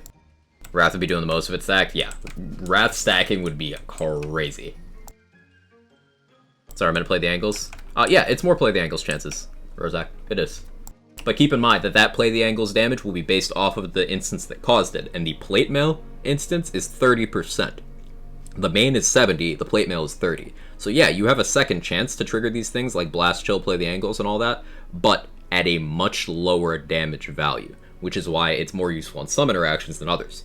Like getting an extra Blast Chill is all nice and dandy, but if it's based off of 30%, then without a lot of investment to things that make Blast Chill stronger, it'll be shitty.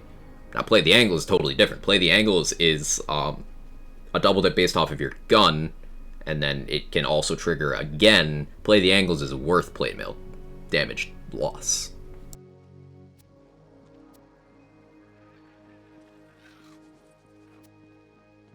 Things like Play the Angles and Headcannon are the biggest examples of worth the damage loss for the extra instance. And that's what makes plate mail interesting to build around. It's got use cases, it's got things I wouldn't advise. For example, the converted portion is a bonus element, so it doesn't get area damage anymore. So plate mail with splash guns is not necessarily a good idea.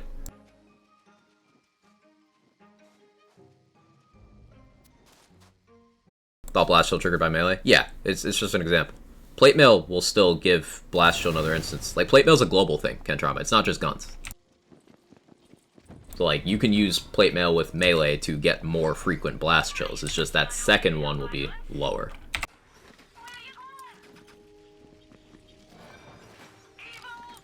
Still want a Primordial Load Buster, not only do I think it actually do some damage, it'd be funny as hell.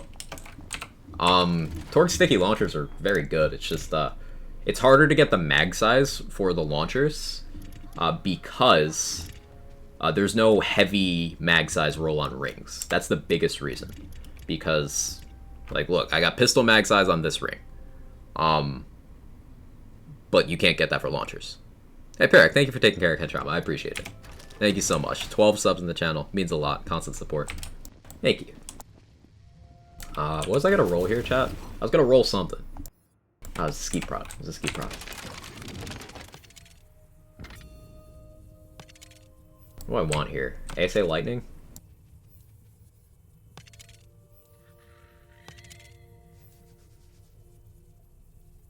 What are your thoughts on the structure of this week's weekly featured run? I like the length and structure. I'd like more orbs to be awarded at the end. I think that it's just...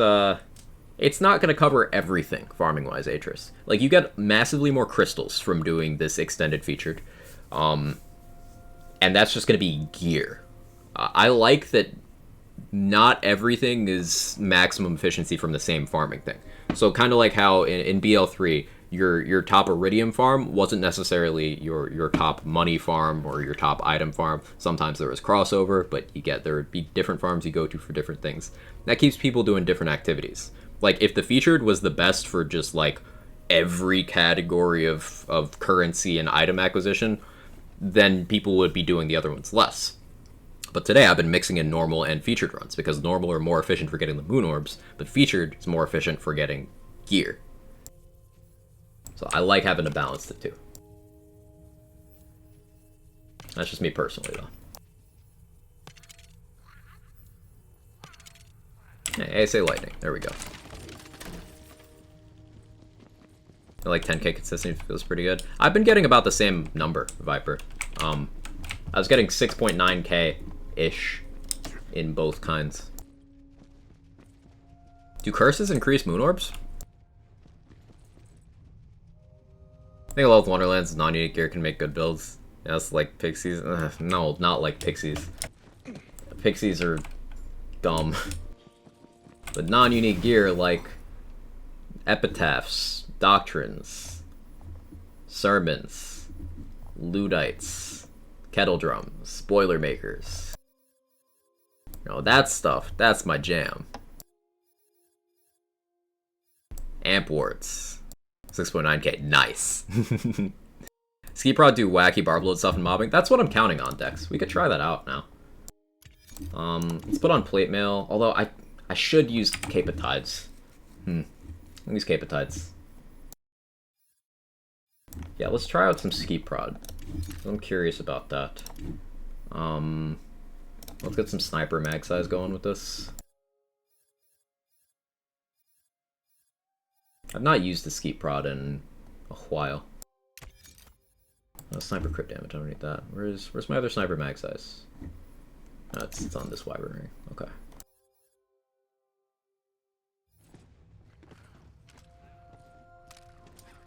Got a crossbow generator? Somewhere. Crossbow gen with Barbalo does sound pretty good. Yeah. Cybersoft crystals, not movers. Okay. Yeah, my mistake. Why do I have to get this scope? The giant ass scope on this thing. I can't see half my screen.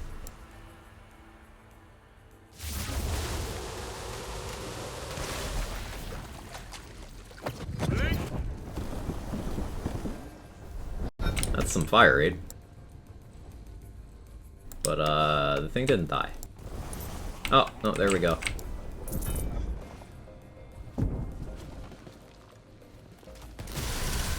That's some crazy fire rate.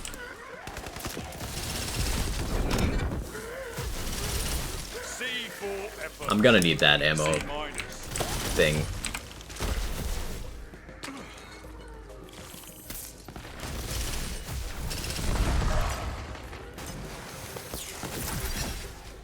What is the card fire rate of the ski prod? 10. Oh, that explained that. That would explain that.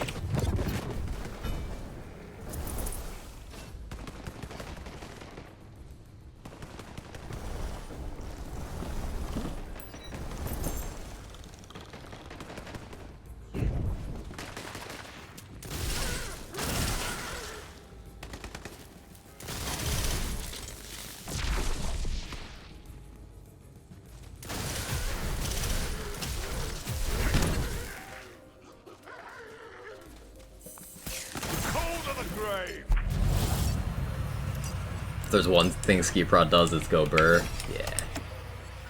A little explosions whenever you shoot something. That's my Cape of Tides trigger in ghosting. It's my armor effect.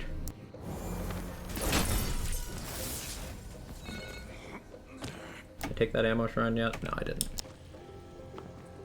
Crossbow gen plus marshmallow plus barbaload. Ooh, you can stick crossbolts into the marshmallow, right? That could be interesting. That could be really interesting. I like that. Torque Sticky is a lot stronger in this game than BL3? Yeah. BL3 started out with the same Torque Sticky values, Denalio, but those got nerfed on pistols and shotguns. They were never nerfed in this game, and instead they buffed the entire Torque manufacturer's base damage, and then individually buffed several Torque weapons. Some of them happen to be Stickies. So Stickies are just stronger than they've ever been. And they were still very strong. They're still very relevant in Borderlands 3's endgame. If you're familiar with the Redline shotgun, that's like that game's Sword Explosion, basically, in terms of usage, and this one is way stronger, despite the Redline being able to melt like any boss. Favorite thing to do is Cannonball or Play the Angles, hilarious. Have you tried Cannonball, or not Cannonball, Anchor with Play the Angles? The Anchor with that is really fun.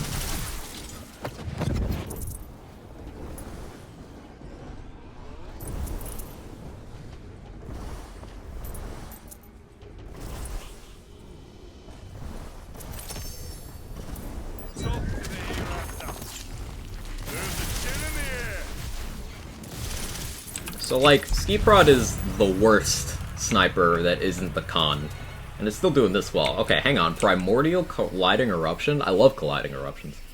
Self-cast? Yeah. Augments suck, but it's Primordial. I'm taking it. Ski Prod is, like, the second worst sniper, and it's doing this. Splintering Ice Spike, yes, please. I want more of those.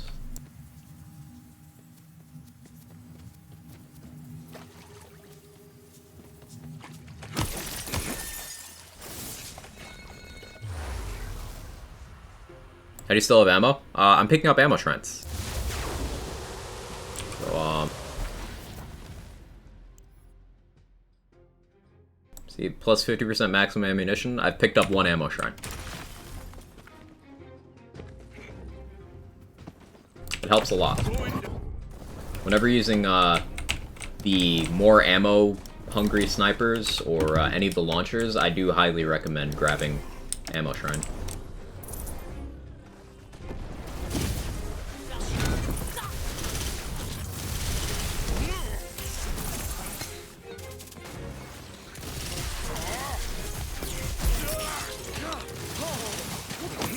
Spells are up.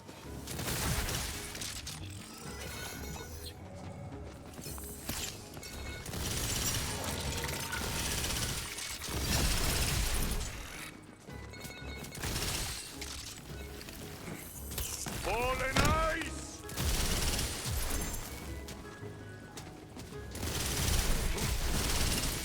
See what happens?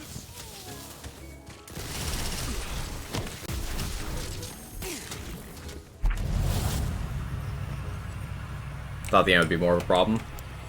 Barbaload, Spore Warden ammo regen, and Ammo Shrine help a lot. Altar, rather. I keep saying Shrine. Altar. Do an Elite Room? Yeah. I'll do an Elite Room. That'll actually maybe make it perform better. Hey, Soccer Chick. Because the Ski Prod's thing is, it'll arc between enemies that have the bolts in them, right? And enemies aren't really living long enough for me to get that. Oh, they're still not. They're still not.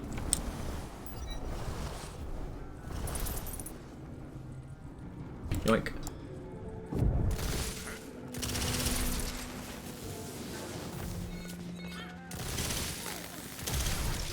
There we go.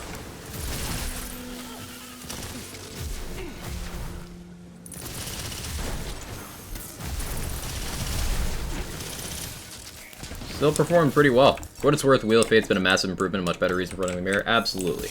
Wheel's still got some ways to go. I would like to see the animation be sped up, and I'd like to see the rates for the PLC gear improved. But it's been a huge step in the right direction.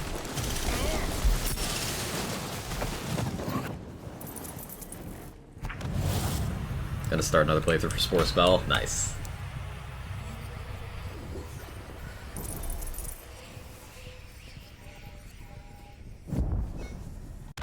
Shoots fast. It shoots real fast. And you could have more fire rate. Like, I'm getting 18% from Stabbo, but I could have Spell Shot here and get even more fire rate than that. I think the maximum fire rate you can get is Spell Shot Spore, I think. I don't remember how much you get from Iron Squall on Berserker, but it's not Stabbo. It's either Spell Shot or Berserker, giving the most pairing with Spore Warden. Definitely Spell Shot because you could use Just Warming Up with a bunch of points in high threat count and get a lot of fire rate.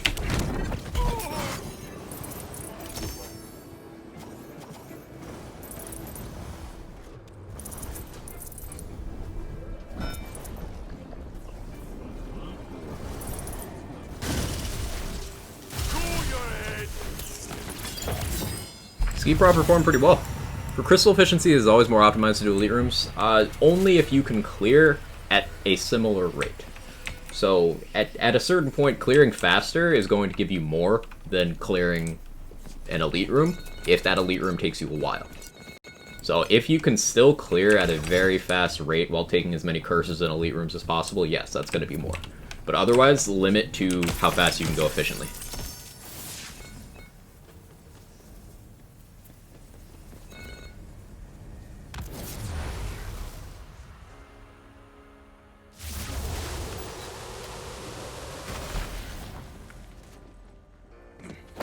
Like for this build, I can do elite rooms. I have the damage. So it's more efficient crystal-wise for me to always elite rooms on this build. But some of my other builds, their mechanics don't really allow for that to be as efficient.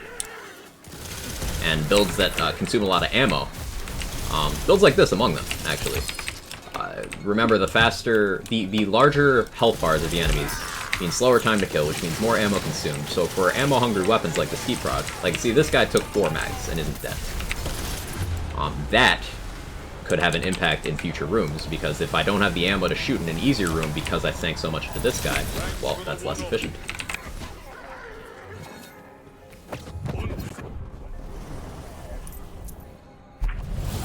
What's Barbalode? The DLC 2 amulet. PLC, whatever. Same shit. Small Spore Warden with high-pitched voice, Gallant or Gruff. I'm thinking Gallant. Gallant. Maybe I should play the angles, bounce the bullets instead of separate instances of damage.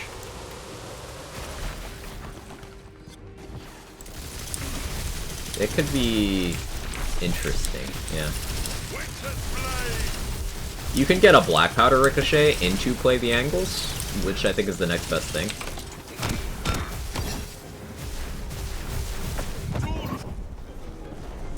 Okay, that's sick. Skeet Prod Barbalode just turns the Dragonlord statue into a turret.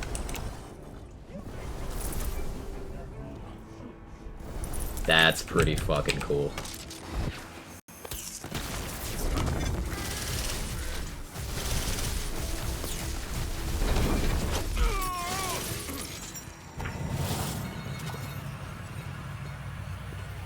Ruby Spite feels so nice in the new amulet. Yeah, Ruby Spite is just crazy fast clear speed if you can get that first kill up and running. So work towards cast 35, 32 currently, no elite rooms for me. It's probably better to hold off on that then, Roddy. You're approaching things much more efficiently by, you know, climbing quickly and then gearing. I think you're doing things the right way. My sword explosion here? I guess I should. Well, liquid cooling. Liquid cooling. Imagine if you shot an enemy and sent additional bullets from the gun, like duplicating them. Yeah. Like how bonus elements in BL3 work before they changed that.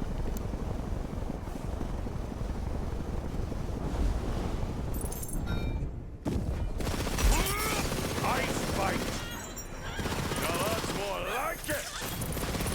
I'll give you a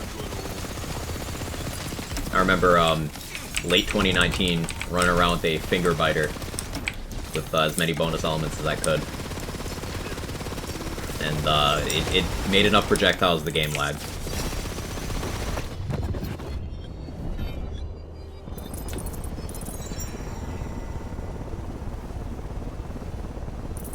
Good job, liquid cooling. Head of the Snake with Stable Claw.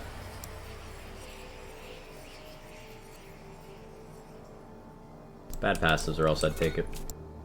2 double knot Head of the Snake. Well, I guess I'm taking that.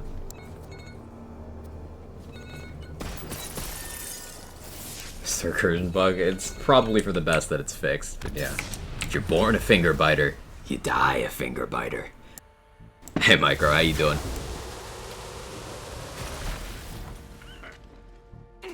Don't think I don't smell you now. Liquid cooling so cool. Accurate.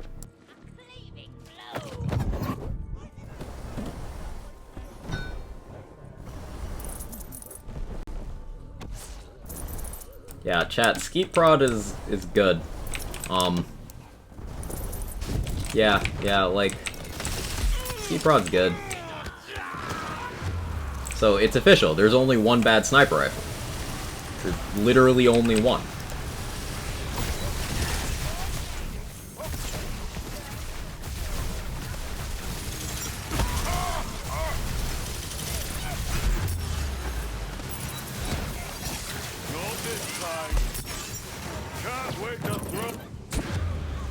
Oh, that was unfortunate.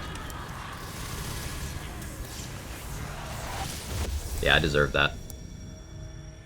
Skeet Prod good, but ammo? And take ammo, Walters. What's the bad one? The Con. The Kale Con, Cow Con. Whatever. The Con. It's terrible.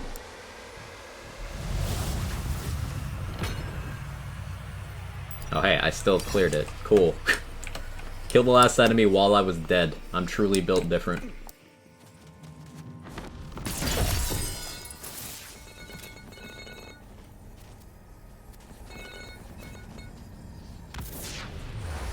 Can't just say something's bad, gotta show us. God damn it, Kyler. Don't you do this to me. You can't do this. You know how much I've sacrificed?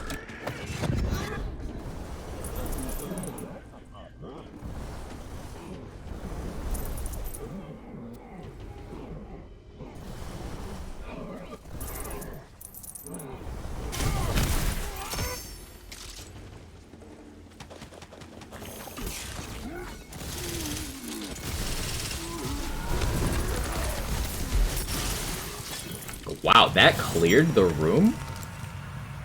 How? Let's get casting and blasting. I genuinely don't know what was dying. Okay. Isn't bad, just very low on the effective scale. That's a more diplomatic way of putting it. Yeah. What does the Envy do again? It does dark magic ricochets, and it makes puddles. No, you're not using myth points anymore. I'm curious how many extra do you have? I'm at 568. 88 unspent. You look shocked? Like, I knew this was clearing well, but like, huh. Not true. All snipers are bad if you ask other people. Good thing I won't ask them anymore.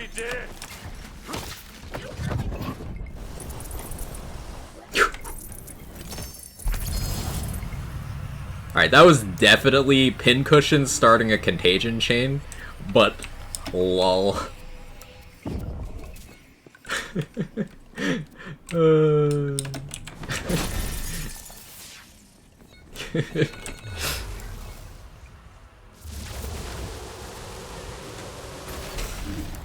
Wait, do I even have the status damage for a contagion chain? I don't think I do.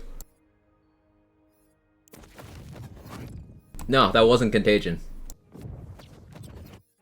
That was just play the angles, Barbaload, Skeep Prod. That's all that was. Cool. Try to get top times in the featured run? No, I don't, Envoy, because basically the way top runs in this game are gonna work for featured is it's always gonna be Pixies and Ruby's Spite. And when I'm using Ruby's Spite, I'm more just chilling, having fun, and I don't want to use Pixies. So going for top times is just not something that realistically a more conventional build like this can achieve. I try to go faster than my normal sometimes, but... Still haven't played the new content yet, was the Barbaload. Basically, it makes anything that does crossbolts or saw blades, with very few exceptions, ricochet. And it's really powerful. Clipped? Thank you. For gun focus builds, what type of melee do you look for? Something with Echo? Yeah, on this build, I'm running with Amp Echo. Peg Leg is a really good melee to use. If you don't want the double hilt mod thing. Because Peg Leg gives you a large amount of reload speed and move speed just from bonking an enemy once. Works with saw blades? It does. Not the sawmill specifically, but it's been confirmed to work on the donkey and the bread slicer saw blades.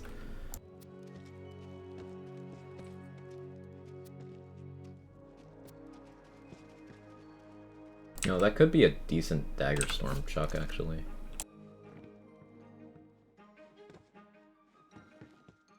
You're gross on a lot of things for a lot of reasons. Yeah, reason it with Skeep Prod right now works very well on Ruby's Spite, Carouser, works on Luddites. Yes, it works on Luddites. It's crazy.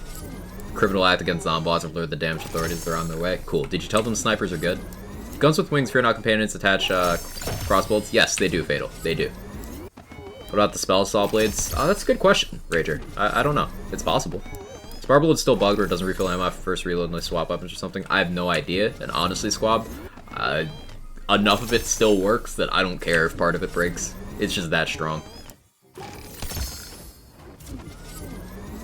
I have not paid enough attention to that aspect to know if that's broken.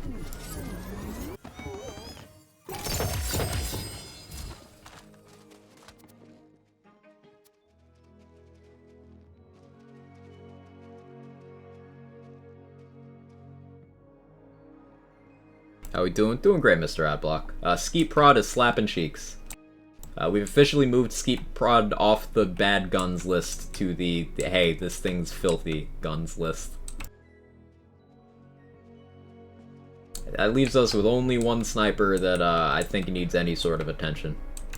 And that is the Khan.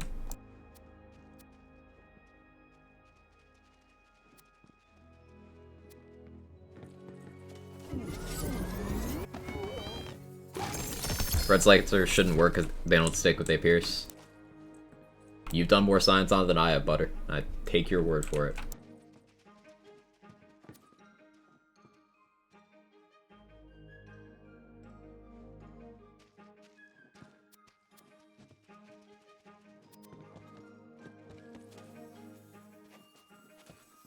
Trying to think what to roll next. I guess we go pistol.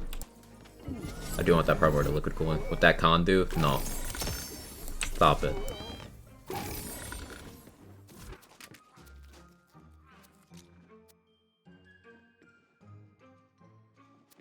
I'll do another Skeet Prod run. That was kind of crazy. Do I need that much mag size on it? I don't think I do. Because one of my rings here is basically wasted. The fire from the Elder Wyvern's ring is not making up the damage loss from Soaked on that aspect. So I should probably just run with the Sniper Crit. Or I could just go with something for more gun damage. See, I need another gun damage Shark's Bane with sniper stuff. This Jamstone could be fun.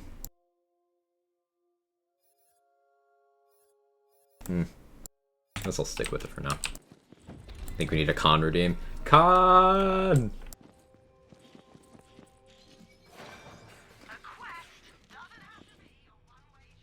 Saw spell doesn't work for the same reason Bread Slicer? Cool.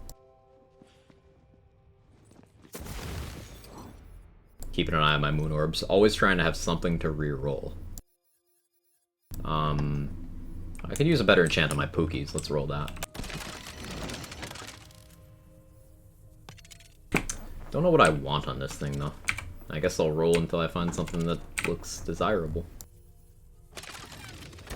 It's the Mark's Bane of this game. Come on, have some fun. Go on.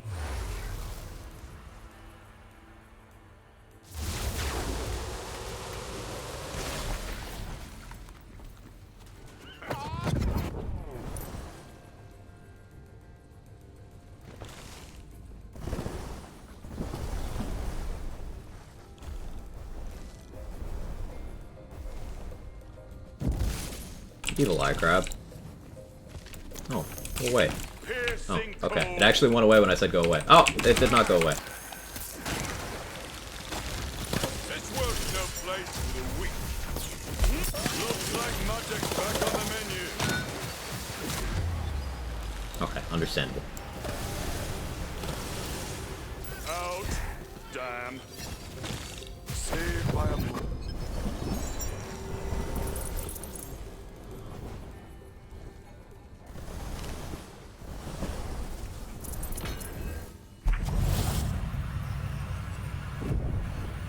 Count another ode to Grant. I'd assume so. I'd assume so. Grant has such a mixed track record on guns.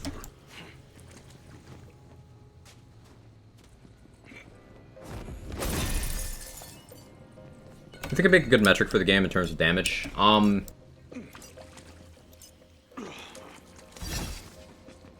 It's a good question.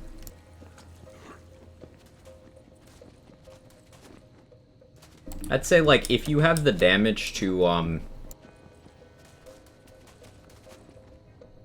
clear, like, a normal run with any boss in under 10 minutes, you're, like, on the above average or better threshold, and the faster it is than that, the more above the mean damage you are. Would that be fair to say?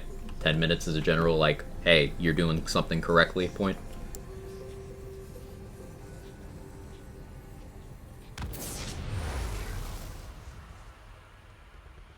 Sub 15 equals viable? Yeah. Toronto Wonderland's lit chance. How many lit chances per second?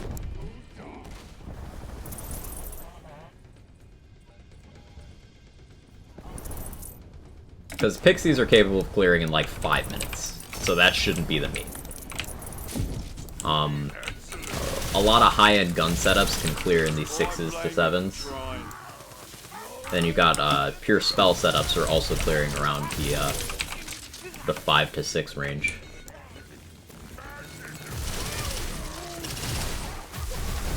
My ammo. Chew on this.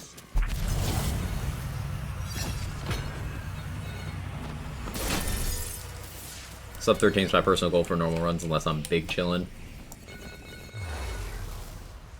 You comfortably clear drill, you'll probably be fine. In what time frame though? That's the question. What chance are Parasite? Parasite has this mechanic, Rager, where sometimes it just like receives extra damage without the players doing. So I don't consider Parasite a good damage testing source because sometimes it just explodes.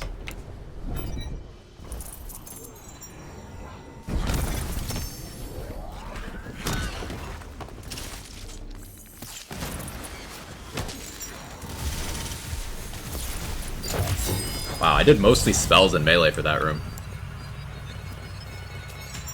Primordial Amalgam. Claw spell without the good skill you want from that combo. That's sad.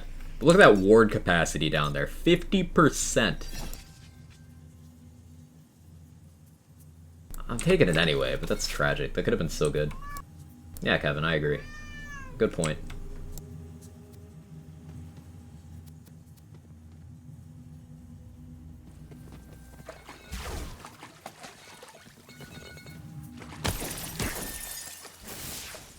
Don't Moxie that. I mean, it's not my business, I'm just saying what happens. It's like how Traunt was never really a good damage metric in Borderlands 3, and we just kind of started memeing as Traunts per second because, you know, Traunt was not a notable health value. It's like how Grave Ward wasn't a good metric either, but didn't stop people from showcasing boss melts with that stuff. Like, by the end of Borderlands 3, people should have been using Seer as a damage metric. And some people did. Example, once again, to bring up Moxie, he showcased the first gun Amara one-shots of Seer with no skill points. Lazy did it on all the other characters. But Moxie did it on Amara.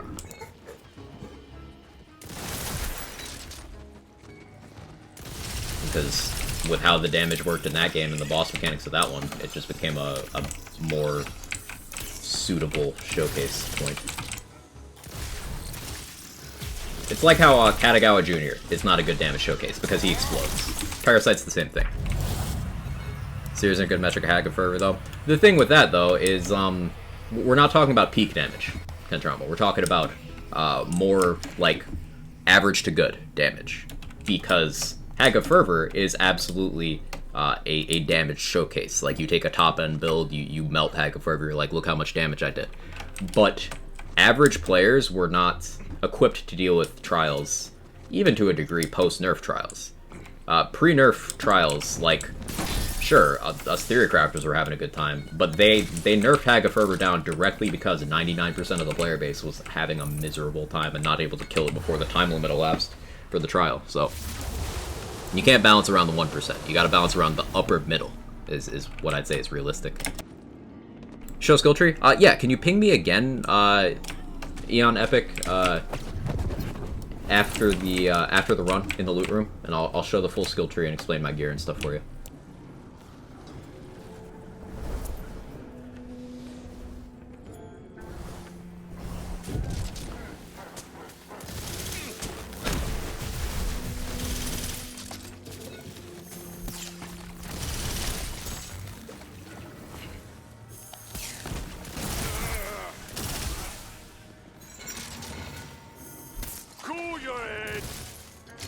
Sure, thank you. I have a terrible short-term memory, and I don't wanna forget.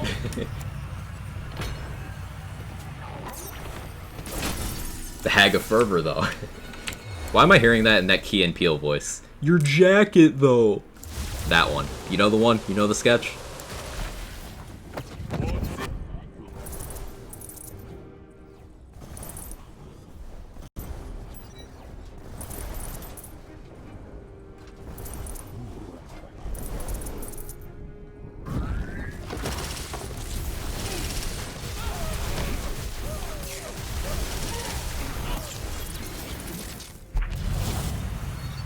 Build kind of nice. The sniper sound is just clean. Yeah. Does Fragment Ring get splashed and ricochet like last rights? That's a good question. I don't actually know.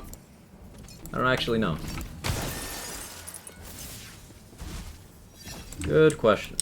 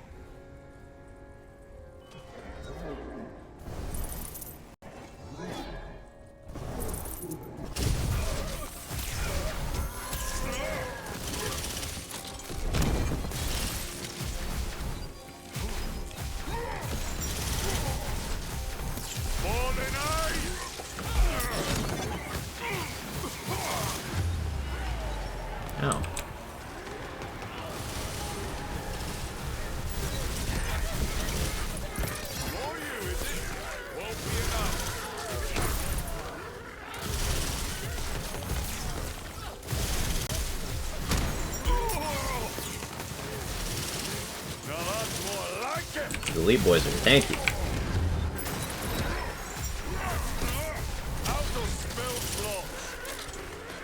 Tanky enough that I forgot about Fire Friend.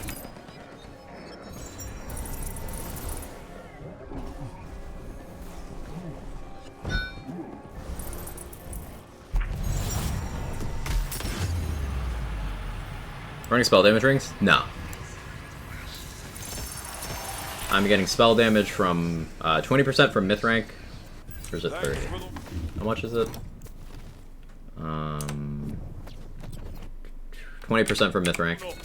And I'm getting 30% from Theurge when I have that on. I currently don't have it on though. So yeah, it's just that. Just the spell does good damage. Getting good part spell will do that.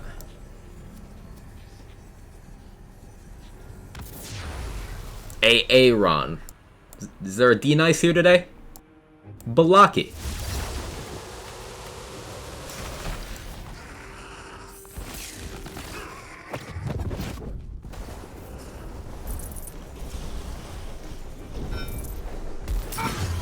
Wow. That ricochet killed the Dragon Lord statue. I didn't even look at it. And I said, bitch.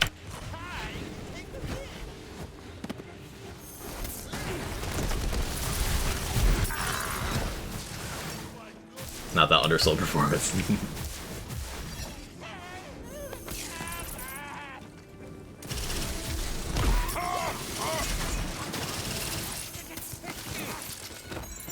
But you said that though? You said that? I looked her directly in the windows to her soul.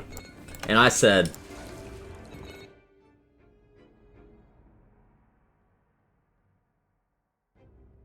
bitch.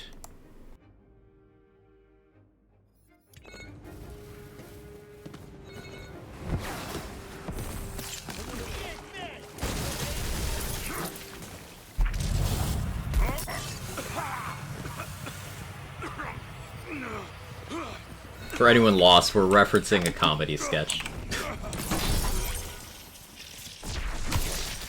Phone rings. Rings in this game, so BS, Lord WC 3rd. Theurge amulets, I've seen like 6 in 2 months, all terrible. Part variance, Thermal. It really do hit different sometimes. Some people have really bad luck with certain items. Sounds like Theurge is your kryptonite. I personally have had a lot of trouble with, shit, what's the other one that I like? Joint training. I never get good joint trainings.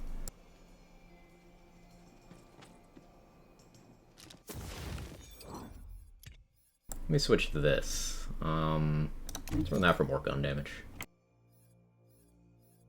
Yeah, I like this. Triple ice spike times 4 does it mean quad ice spike? Yeah, you can get triple ice spikes with up to 2 extra projectile parts. Non-unique spells like this, you can get 2 extra projectile parts on the ones that can support any of them at all. So I have a regular ice spike that's with 2 projectile parts, so it's basically a DIY triple, but because it's a regular one, it has a higher base damage, so this is better than a times, like a normal triple ice spike.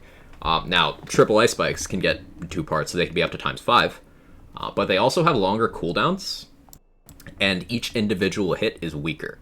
So I have 3 very powerful ice spikes from this. And lucked out with this. I got this in a vendor today on stream. Like, at the beginning of stream, it was sick.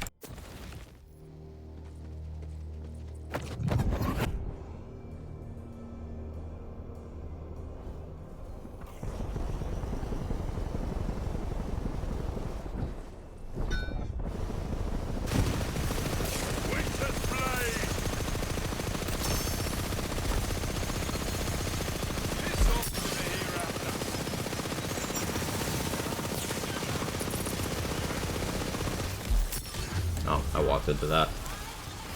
Unintelligent. Style ain't my style.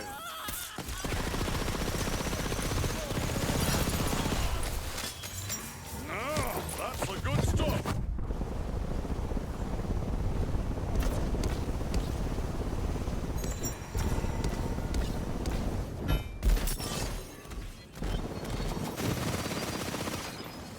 What's your myth rank? 569. Nice. but I have not spent any points beyond 480. I do not personally want to get massive amounts of stat increases from myth rank, because at that point it does not accurately represent the power of what I'm using. You see a lot of people running around with, 200% spell damage from myth rank, and it skews what is actually balanced in this game. So, for better showcases and personal challenge, I cap myself there. Have lost most interest in Wonderlands for a while, but happy to see people are still having fun with it. I know I'll come back sometime, but I'll never stop supporting the homies. That means the world to me, Peter Panda. Thank you so much for the 17 months and the continued support. I appreciate you, and that's an outlook I wish more people shared. Thank you so much. All the last buys on that go on forever? Yeah. Yeah, each of the final ones are uncapped. I've been told the final myth rank cap is 40,000. But, like, that's not something a person is ever achieving. Like, I put in 6,000 plus hours in Borderlands 3, and I didn't hit the Guardian rank limit in terms of every skill, like, every passive maxed out. I didn't hit that. I didn't even get close.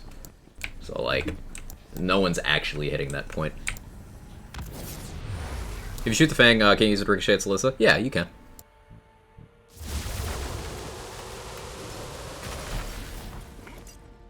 And unfortunately, myth rank has no toggle or respec option, so anything you put in there, unless you use a save editor to change your profile save, anything you put there is stuck. And I don't want to be locked into stats that I can't turn off, even outside of a challenge thing. So even if I didn't care about being overpowered, I still wouldn't do it, because then I would never have the option to roll it back without having to manipulate my save. It makes testing things harder as well. Testing damage formulas and such.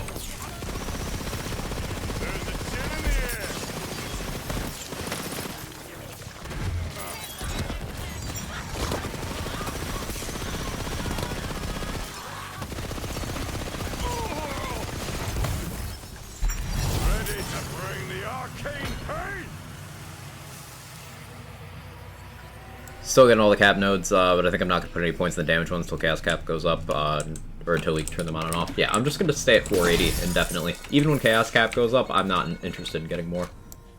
Fire Sawmill, but it's low mag times 3. No thank you. Hope in like 10 years someone's like, I did it, I hit 40,000 myth rank. Snacky Snack ladies are annoying, the ones with the shield regen health too. Yeah, they can be very frustrating if you can't burst them down.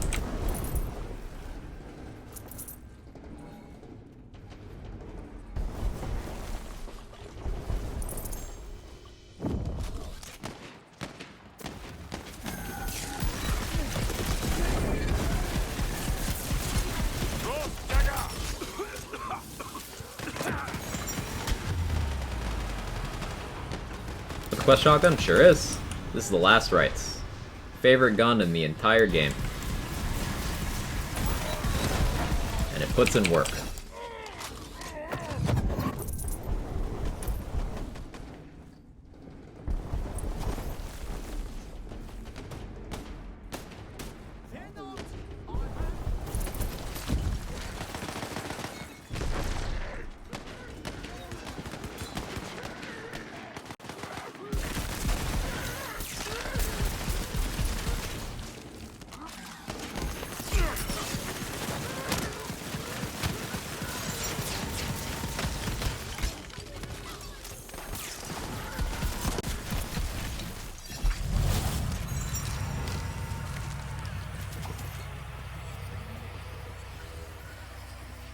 Someone already mono indefinite already.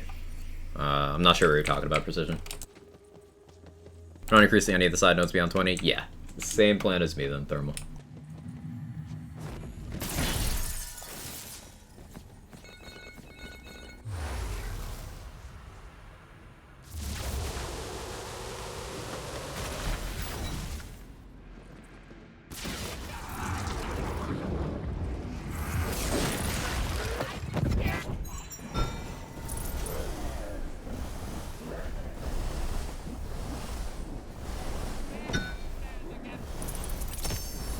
Yeah, even without that crazy play the angles shit, it still murders. Barbalo doesn't do anything for you in terms of the ricochet. The Barberload ricochets can just do crazy damage. When using Last Rites? Oh yeah, no. Does nothing for Last Rites. I just didn't bother swapping. Yeah, it doesn't do anything if you don't have crossbolts or saw blades. I just didn't bother. Fully maxed Myth rank is definitely mod already. Oh yeah. Absolutely. And there are people who do that, and then they brag about how awesome their builds are, and they've got fucking, like, thousands of percentages in Myth rank spell, gun, ability, and melee damage. It's like, wait, no, this isn't representative of what someone can actually do. It's frustrating. So I'd encourage that whenever you're looking at any damage interactions touted by people, make sure they're being transparent with you about their Myth rank. Because not everyone has the integrity builds-wise like that. Like, you'll see respected and, you know, attention to detail theory crafters. You'll have people like Lazy Data, people like Moxie, people like Epic NNG, who, like, they will show you exactly what they have, and they're very particular about using legit stuff, because all of us have gotten burned before. But you'll have some people who will edit up their Myth rank, and they won't tell you that they did that. Skill tree was requested. It was. Take it easy, Viper. You have a good one. So, Spore Warden Tree, down to play the ankles, is giving us a lot of mobbing power. Headhunter is really good single target damage against, you know, anything we send at the crit spot that can crit through that. So that's not just our guns, that is also our Ice Spike spell, which is really nice. I really like this Ice Spike. Wrath of Nature is a great mobbing debuff tool. And then Spore Warden, this tier is just quality of life stuff. Pet Revive is nice. Mag size and ammo regen is very nice. And then Fire Rate movement speed is great. Affinity is just here to boost, play the angles damage. And then this is just give us a little more cooldown for from the shadows and get down the tree. And then Eagle Eye is just gun damage. And then over here, for the most part, this is just filling out the rest of our damage formula. We've got Exploit Their Weakness for single target. It's the same exact value and damage type as Wrath of Nature. It's just the difference is Wrath of Nature, the only way we have to apply it is play the angles, whereas Exploit Their Weakness will just happen single target. Elusive is nice for allowing us to shoot while on the move. It maximizes our efficiency during From the Shadows. And then Contagion is just crazy. Ice Spike's gun damage? No. Headhunter is not gun damage. Headhunter is conditional damage. That the way it phrases this is incorrect. It's conditional damage. And so other things that can hit weak spots get it. So Barrage can get it. Ice Spikes can get it. I'm sure there's other things I'm missing. The most common thing that benefits from this is guns, which is maybe why they put it that way. But this is the same damage type as the Spellblade, as the Cursed Wit, as the full health gun and crit damage enchantment. There's a couple conditional sources I'm forgetting, but yeah. And as for guns I'm using, in that run I used this Volatile ×2 Liquid Cooling, I used this Last Rites, and I used this Skeep Prod. Pretty sure Skeep Prod can get much better damage too. One thing that irks me in Wonderlands, wish they would say what they mean. They were better about it, but still not all the way there. Like, there's less weird terminology stuff in trees than in Borderlands 3, but there's still way more than I like. If you're Spore base, so would you stick with Sabo? Yeah, it would still do this build the same way. It'll be funny watching the YouTube videos of people with all Primordial gear and perfect rolls. When clearly that stuff was save edited, so when Maiden gave it to you, like, no way you found all those things. Right. And it's one thing if you're doing a showcase of what the peak of a thing could do. For example, in Time Trials in Borderlands 3, endgame speedrunning. Yeah, all of us save edited our gear. Everyone who ran on PC anyway. Because it was competitive and it was kind of just a showcase of maximum clear rate. But if you're not being very upfront about that being what it is, and you misrepresent your build, like, oh, look how well this does, and you've got fucking, like, 2 of the same triple passive Primordial Ring, like, What items are required for your build? The beauty of this build is, none. None of these are required. This is my gun build that I use for almost every random weapon I try out. And everything here is interchangeable. Like, depending on weapon, I'll switch between a Theurge and a Barbaload. I happen to be using a Barbaload right now. My favorite gun personally is this Last Rites, but it's not required for the build. Body Rune is great for this build, but occasionally I'll want to use a triple amp ward. You could make a case for a Last Gasp, you could make a case for a Bronco Buster. In terms of armor, sometimes I wear Cape of Tides, sometimes I wear Corrupted Plate Mail. This one specifically. Rings, it'll really depend on what you're trying to boost. I'll switch between my Shark's Banes and my Elder Wyvern rings and, you know, whatever benefits the weapons I'm using. The one I don't swap at all for this build is I tend to always keep this melee weapon on. See, I don't even carry others. Because this is just a good utility combo. Twin Soul with Amp and Echo benefits most weapons, period. So that's what I don't swap. And then the spell could honestly be whatever you like. I just got this spell for the build today, and I've been running this build for weeks. I just swap it out. So there's no required items for this build. This is just a good setup for making any gun you want to get some mileage out of work.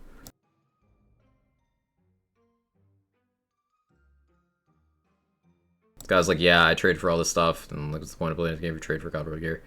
I don't think there's anything wrong with trading, Thermal, but the issue there for me is the dishonesty. Like, if you are saying that, hey, this is all legitimate gear, when it very clearly isn't. And if you are saying, hey, this is what this build does to this game, and it is not achievable gear by a player in a reasonable amount of time.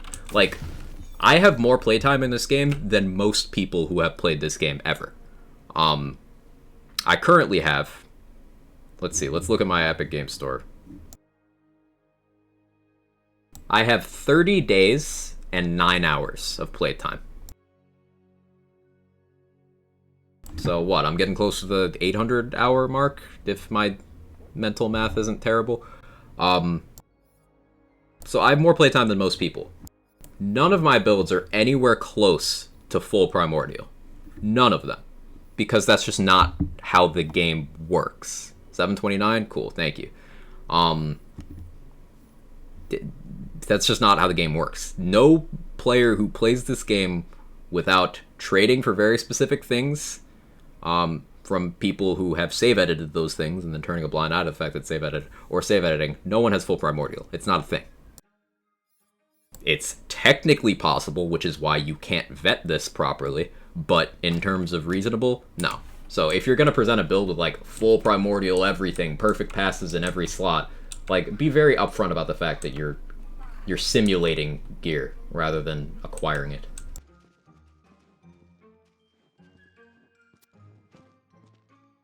Trading, no one trades. Console players might still if they don't have PC friends, but yeah. Yeah.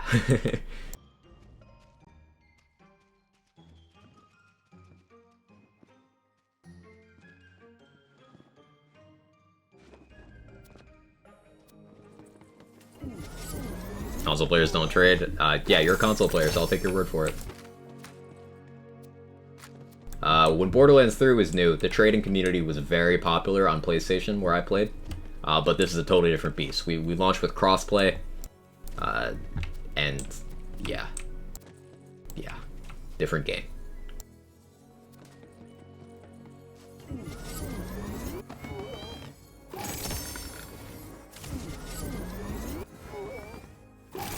Trading or accepting gear from friends would take away a lot of the grind that I enjoy. Right, every once in a while I'll accept an item if it's something like a quest reward gun that I don't want to spend that time just safe quitting a vendor for, then yeah, I'll accept that. Like, Tatsu gave me my headcanon, and I've been using that ever since. But for the most part, I just try to use my own stuff. Avid Xbox player here I trade? Hey, glad to know that at least somebody does them.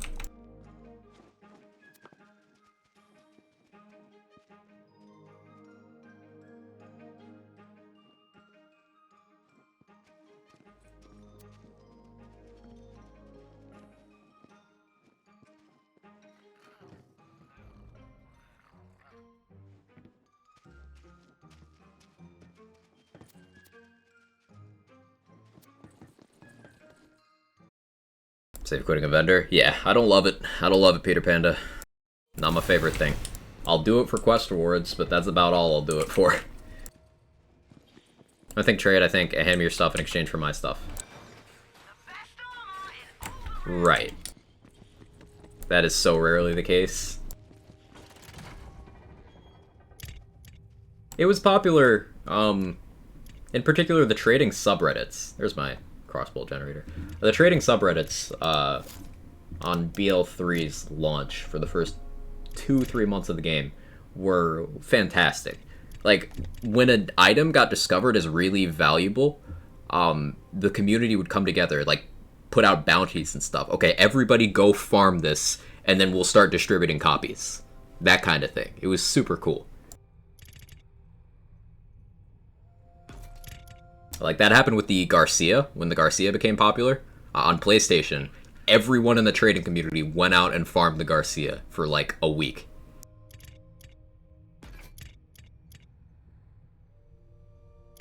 Buy gear on eBay. Don't do that. No. Don't do that.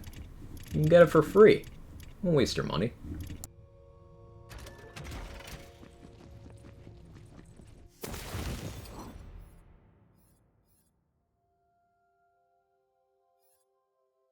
How long do you say it took you to get the Primordial Last Rites? I want to have an idea what I got myself into.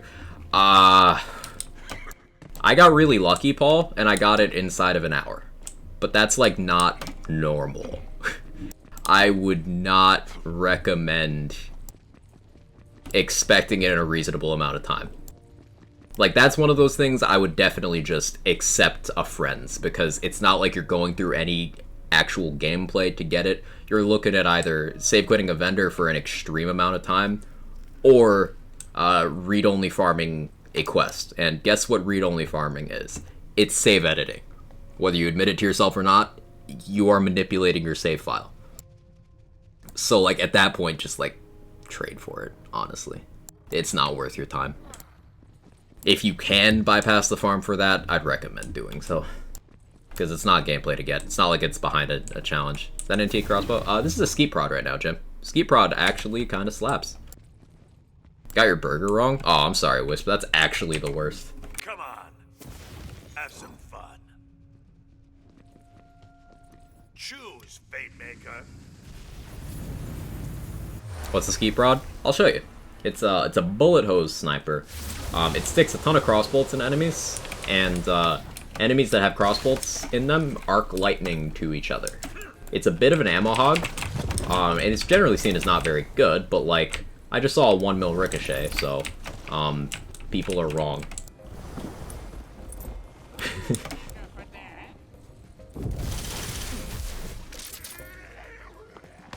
Is a DLC PLC2 weapon? No, this is base game.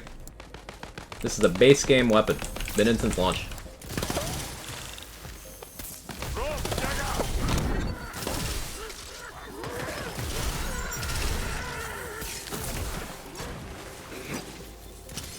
And full disclosure, I myself was under the impression that this gun was a little bit underwhelming before using it on this build today with the new amulet and building around the item itself.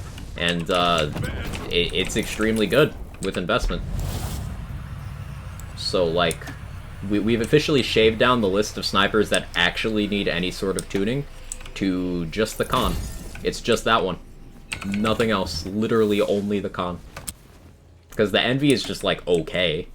The Skeet Prod is really good with investment. The Carouser's amazing. The Great Bow's amazing. The Sawmill's amazing. The Drill's Fury is amazing. The Ironsides is great. It's like you've got the Envy as okay and the Khan as completely terrible. Otherwise, you're good. Can't get the Carouser to work. What about it isn't working for you, Julia?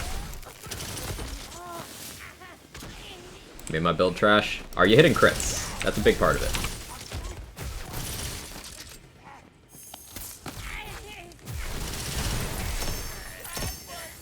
The thing to keep in mind with crits is crossbow barrel, black powder sniper rifles have the most stacked crit formula in the entire game. Because black powder weapons have a hidden crit mult. Sniper rifles have a hidden crit mult. Crossbow barrels have a hidden crit mult. So you get all of that on top of the fact that the gun has a card crit multiplier, and then you've got your other crit from things like strength and shrines. So you just get a ridiculously diverse damage formula just by holding that gun. And then the fact that a Primordial Carouser, for example, has 3,000 card damage. It's got crossbolts at an 8% value. Look at my Skeet Prod bolts. That's 3%. Crossbolt is 8. And then you've got the fact that the Carouser's got its gimmick where enemies shot by it that live, their aggro gets messed up. So it's like using a Mesmer Grenade in BL3. Straight up thought I was missing something about the con. Yeah, Revenant Missile. It's just that bad. Like, not only is the damage terrible, the ammo consumption is through the roof. It can't be enchanted.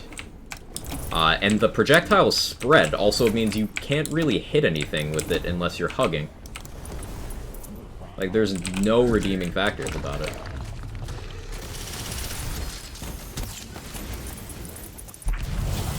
Carouser's so fun using my Executioner for mobbing, though I just don't think it's fast for killing bosses other weapons. Depends on the boss. There are going to be other weapons that absolutely outstrip it, with things like Torque Stickies. But depending on the boss, you can still melt. If the boss has an open crit spot, that is a huge invitation. You can kill Gloop, the blue raid boss, in about 4 shots of a Carouser. Despite the fact that it's fire on bone, you can kill it in about 4 shots. Also really want to like Hyperion Snipers, they're so pretty. The Great Bow's a blessing. Great Bow's amazing. Hopefully the con gets love eventually. I want to see what this is like with more reload speed. Oh, that's intense.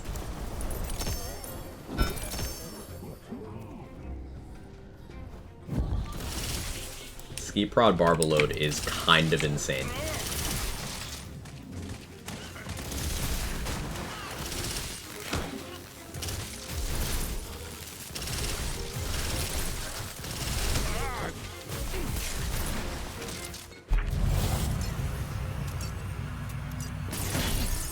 Hex is my Doomslayer build, so I generally prefer the Heckwaiter or Carouser for bossing. But for mobbing, one-tapping enemies, so enjoyable. Too enjoyable to turn down. Yeah, well said. Well said.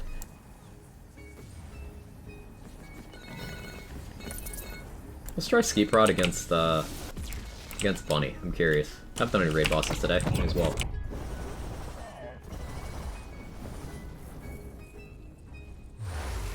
It's the easiest place to get Barbaload. Just spin the wheel? Yeah. As far as I know, that's the only way right now, Lariat. I don't believe it's in the boss's pool currently, so it's only from the wheel. It's not in the bunny's pool, it's like just the wheel right now. Maybe those sources get expanded down the road as we get more boss forms, but like, currently just the wheel. And it's good enough that you kind of can just take anyone you get. Like, the one I'm using at the moment, the all damage passive is nice, but I'm not using dark magic at all, and I'm not a Clawbringer. So it's just like one passive for me at the moment. It's still cracked. I need, like wheat before the scythe. How do the DLC pools work? Does each difficulty have different items? Yes. Each time they add a difficulty, that one gets an expanded pool.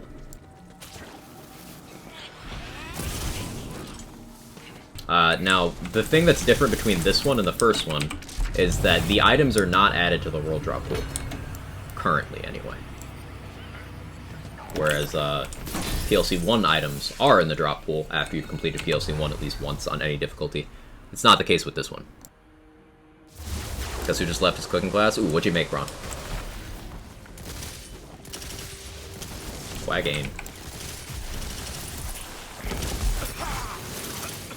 We're on the Ruby Spite build, the lazy data post a couple days ago, just missed some Barbaload, doing 10 minutes run easily. Yeah, the gun's already sick. The Barbaload just takes it up to like, hey, 3 enemies are dying when you're shooting instead of 1.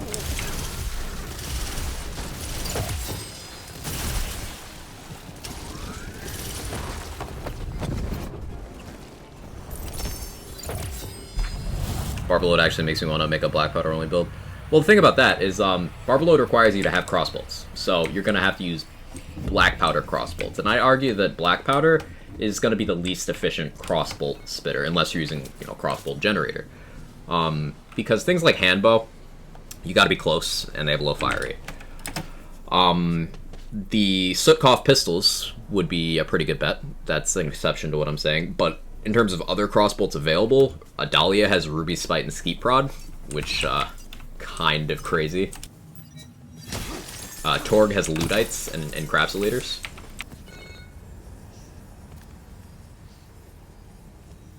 I'd say other manufacturers have like better showings for that.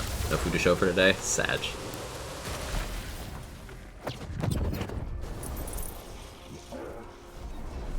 Oh, I'm gonna die from that barrel. That's unfortunate. It's so unfortunate.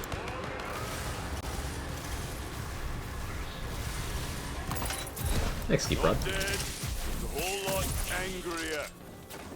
I'm getting the hang of this killing.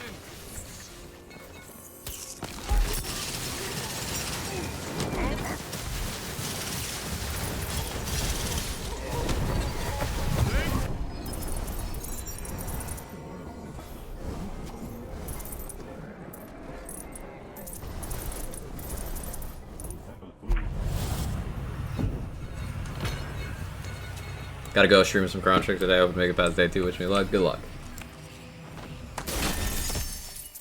4 different tarts soon? Ooh.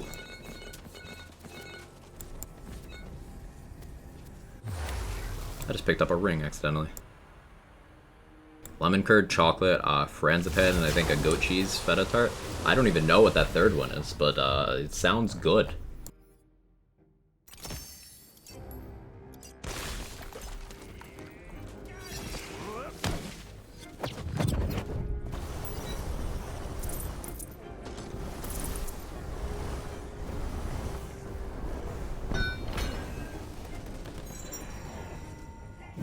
Spells are up.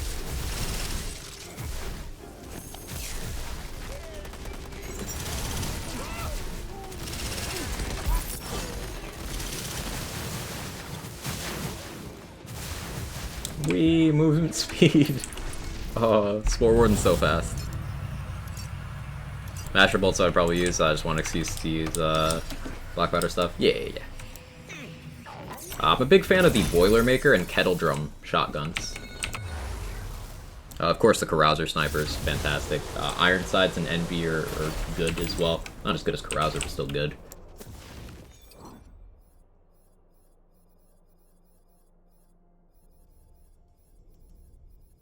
How do we style on Solicit this time?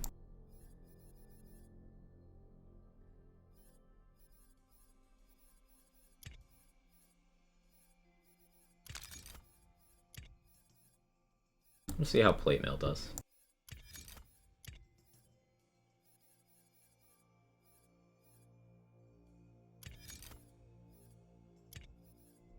Keep that ring in place. Boy Maker, I will not stop. Understandable.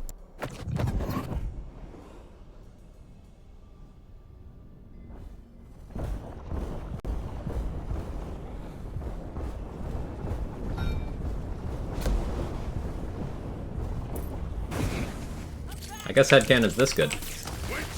Cool.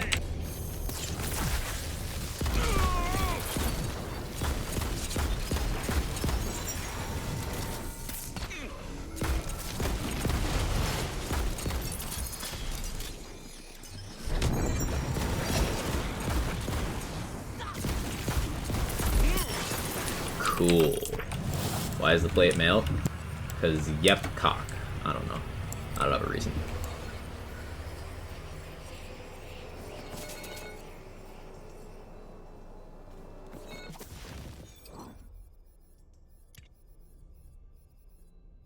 You can have whatever gender of plate you like, chat.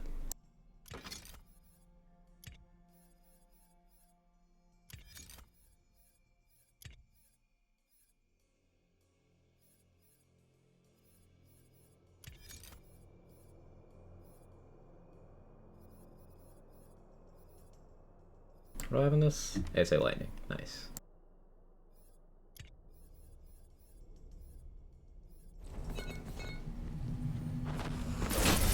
The way to get 100% crit chance through items be dope for the headcanon. For gun crit chance? So, maybe.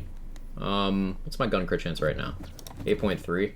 It'd be really difficult, but if you had max Stabo power with Stabo class feat, max allowing for 6 out of 3 awe, you had that, or maybe even not 6 out of 3 awe, I don't know which class combination would be best for that, honestly. I gotta think about that. Either Stabo Spore, Stabo Claw, Claw Spore. Any of those would have the highest gun crit chance. But remember, gun crit chance increases are going off your base, and your base, depending on gun, is going to be, like, for the most part, just 5%. Now, some, like the Crossblade and the Bread Slicer, have increased gun crit chance. They get that 150% bonus. Non-unique Magic Barrel, Black Powder Shotguns get 100% increase, I believe. It's very hard to get high gun crit chance, and I imagine you could get pretty high up there, but you'd be giving up, like, every slot. Like, you'd have to get gun crit chance at Primordial here, you'd have to get, like, a triple gun crit chance of the appropriate type, if that's even a passive you can get on rings, I don't know. It'd be real tough. It's better to just, like, From the Shadows for headcanon, or just get good, which I am not, which is why I use From the Shadows. Armor set looks very cool. This is Cape of Tides. Good sigil for freezing, empowering sigil in cryo. Yes, exactly what Sora said.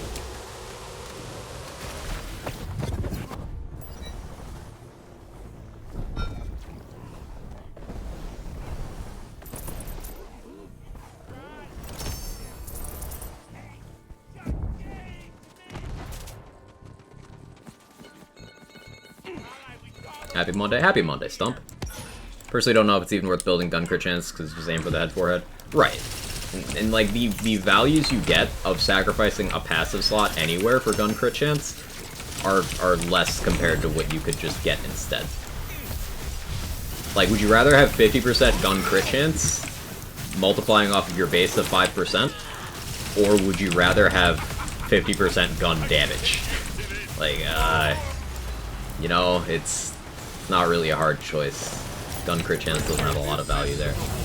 Now, other crit chances do a little bit better, because they scale off different bases. Like this Twin Soul has a base crit chance of 17%, so melee crit chance actually very viable. You can get up to 100% melee crit chance through gear without that much investment, and that can be enjoyable for certain effects. Spell crit chance is very valuable. Look at the base crit chance of my spell, 35%. So, like, what even is my spell crit chance at the moment? Yeah, I have 74% spell crit chance right now. That's pretty good. That's pretty good.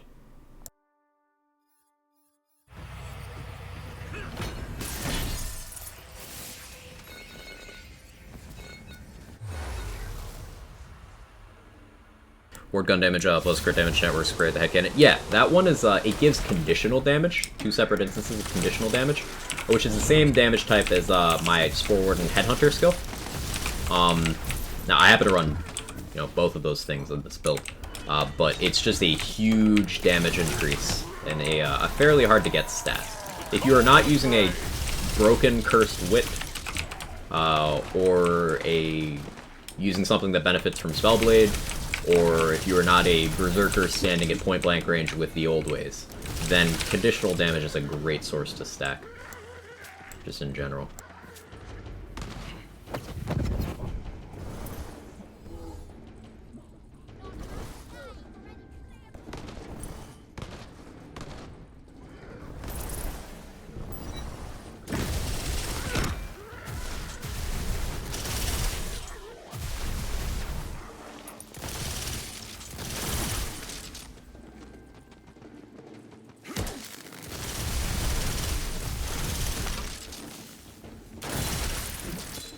Everyone have a great day. Take it easy, champion. You have a good one.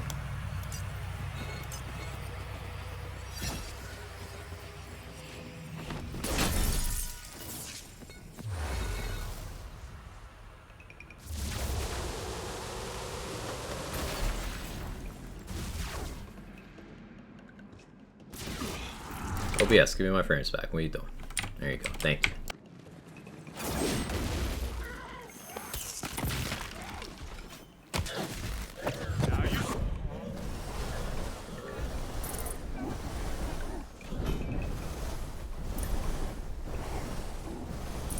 Well, that's Skeet Prod.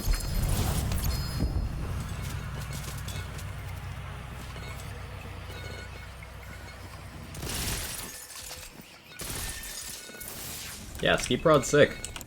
Really liking it. Forgot I hit the bunny thing. Hope stream's been good. Yeah, it's been great, Worlds. Nothing to apologize for.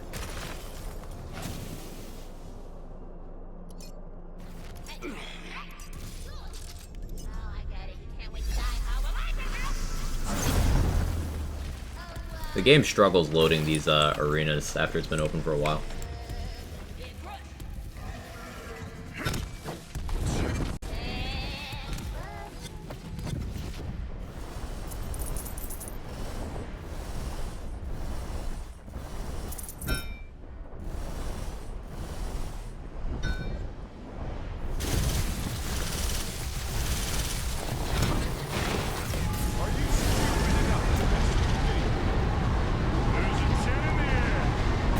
Not bad.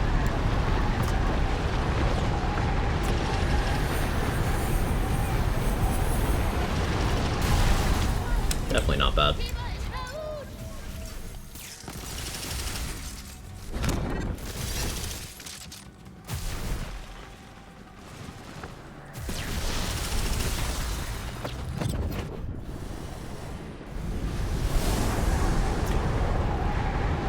I'm leaving a lot of damage on the table. My barber load does nothing for the output of this gun.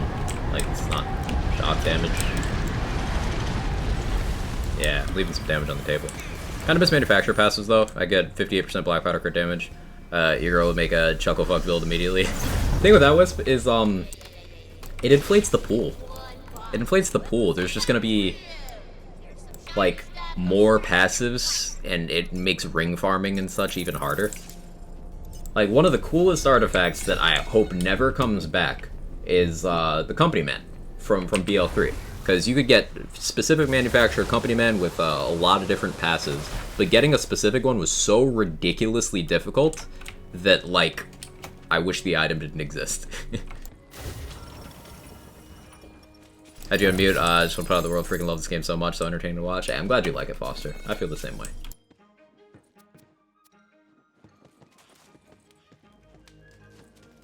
Try the melee weapon, which benefits from bolts. The pincushion melee. I tried it early in the game and didn't really... The thing with it is it doesn't do enough damage to justify using, when you could just use another melee weapon, and even with the pincushion's gimmick included, do more per hit. Like, with or without the crossbolts. That's the pincushion's problem. If it's affected more damage, then yeah, but otherwise, meh. Hours of fighting hemo flashbacks, yeah. On this build, fighting this boss, is Skeet gonna outdamage the Great Bow? Or I guess what I mean is it's your highest DPS sniper you could use here against Bunny, probably Sawmill. Great Bow. So, like, the thing with Great Bow, Squab, is you can just go in and, like, an unused Great Bow, you could just one-shot the boss. Used Great Bow, probably take, like, 5-6 shots, assuming you had all cylinders firing. It'd take fewer if you just wait for the weak spot to open up. Now, Sawmill, you don't have to wait at all, you could just shoot until it dies, and Sawmill would take it out very quickly. So it'd be either Sawmill or Great Bow. Want a great Jacob's Company Man, the closest thing I get was gun damage, crit damage, fire rate, that took a while to get. Yeah, exactly. I spent a long time farming for good flat-off Company Men, for my Gorillas in the Mystic Monarch and Lucian's Call stuff, I eventually just save edited, because, like, no. Need a Caustic Hilt Snake Stick to make for a good Contagion build, be consistent, but leveling a Bone Carver might put it on hold. We're gonna need more specific melee weapon. No, you don't need that, Worlds. It's just something I happen to like. You could go with a Diamond Guard Sword, and it'd be the easiest one to get, because it's fixed parts. So that would work. Just any Caustic melee weapon also works well. Snake Stick just happens to be a favorite of mine.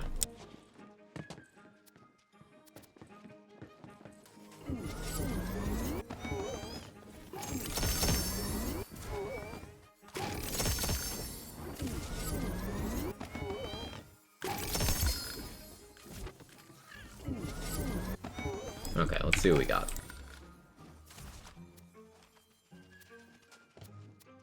Boilermaker, but not the right parts.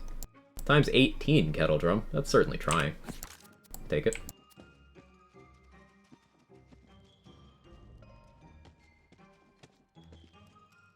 Save editing a thing yet? Yeah. It is. I don't indulge myself, but it's out there. You already see a lot of instances of people having some botched save edits. When receiving gear from anybody out there, just make sure you check to see if it's a legit possible roll. There's lots of resources showing what things can and can't roll. Be careful.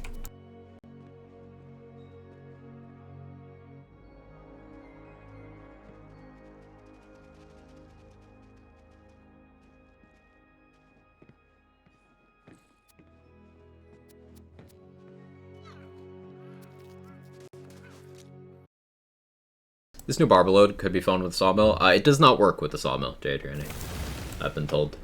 But I'm using it with the Skeet Prod right now, and it is Wreck and Face.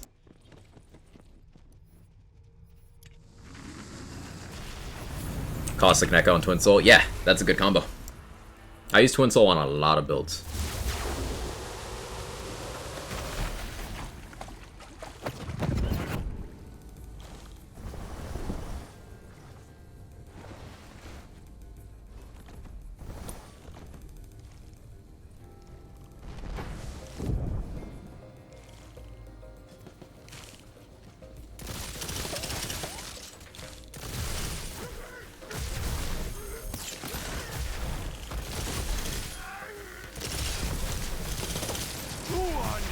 Tired of that.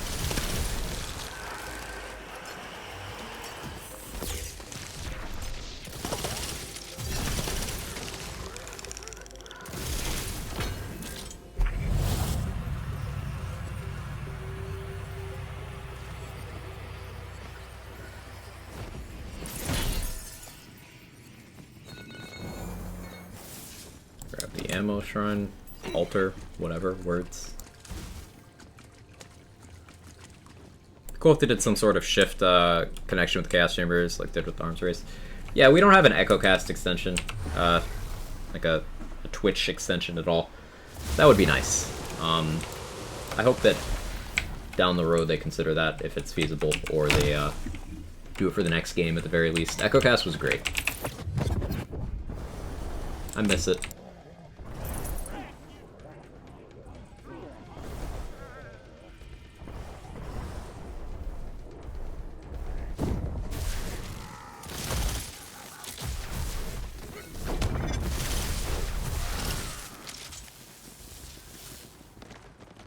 I should reckon Skeet Prod would be silly on Berserker.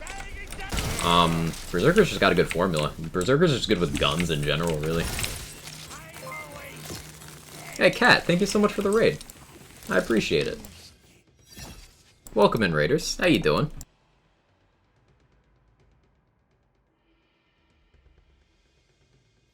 If you guys don't know Cat, you should change that. Wonderful person, streams lots of different stuff. Lands gameplay, battle royales from time to time. He's a far better gamer than I am. You should drop a follow and stuff. And welcome, Raiders. If you guys don't know me, I'm Quag. I do Borderlands, Wonderlands build stuff. And currently, we're showcasing the almighty power of the Skeet Prod.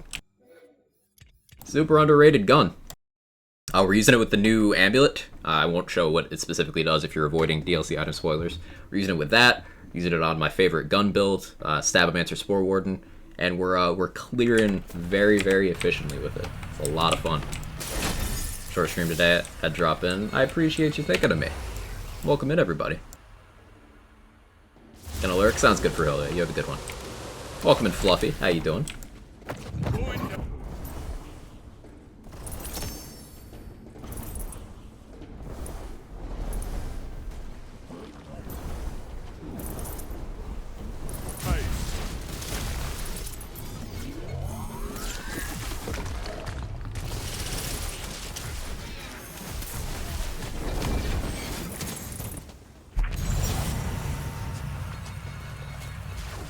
Skeet Prod is good. Amalgam's trying.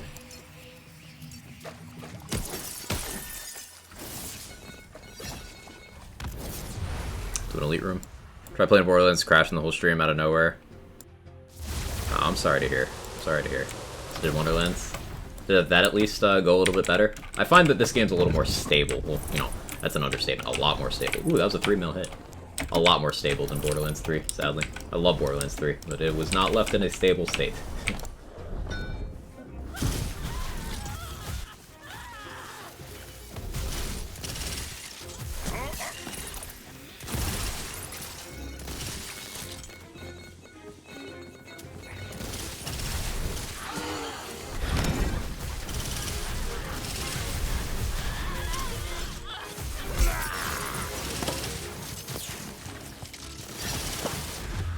Ouch.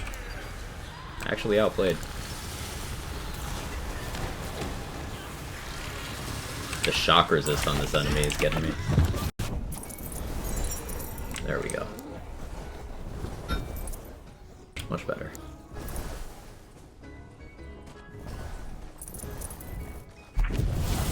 And how it's see you all around. Take it easy, Revenant. Thanks for hanging out.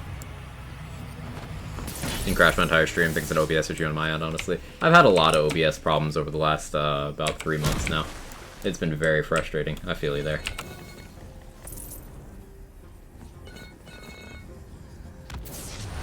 Gotta make a best answer. I don't know if I'm mentally prepared to run through story for the 9th time, though. You can always repurpose an existing character.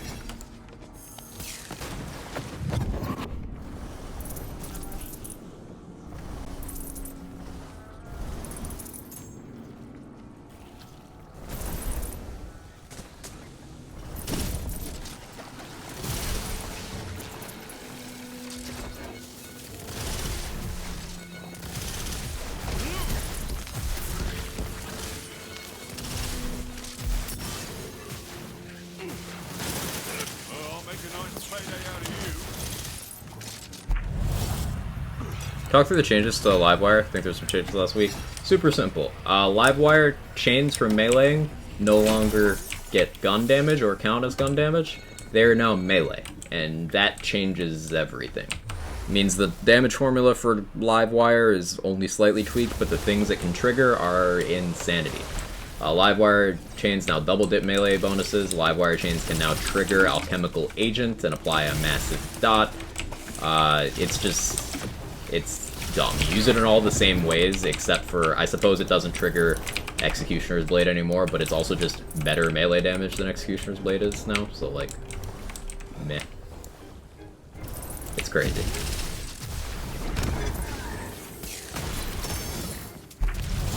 You have a Gloombringer build? I'm working on one in the background. It's kind of been on the back burner. But yeah, I'm working on one, Squab. It's a gimmick there, it's just combo excel at. That's the tough bit. Gloombringer doesn't excel at much other than pet stuff. So I have a couple Gloombringers. I have one pet-oriented one and one I've been trying to do non-pet things. It's definitely a companion-heavy thing. I know Gloombringer Shrike, Guns with Wings builds are a thing that people do. That's in that wheelhouse. But it's one of the more awkward multi-class combos. So many combos, yeah.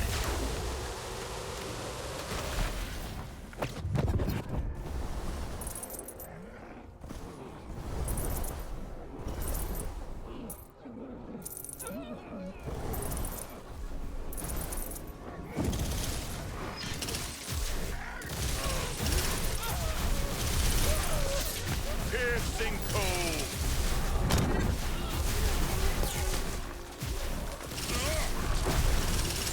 Spells are up.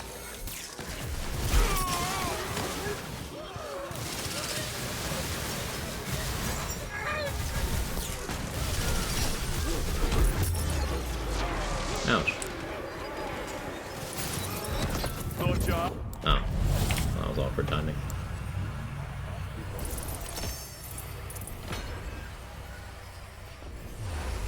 Thank you. You're welcome. Want to try them all? Yeah, trying them all is definitely part of the fun. Interesting how many bosses drop a class mod and a Dahlia pistol. What do you mean? Never a moment's peace. Do they both coincidentally have that? Yeah, actually, I get what you mean now. Ruby's Spite on one, Perceiver on the other, Calamity on one, Amalgam on the other. Yeah, I get it now. In this featured run? Yeah, I see what you mean. That is cool. Wonder if that was intentional. Or happy accident. Probably intentional.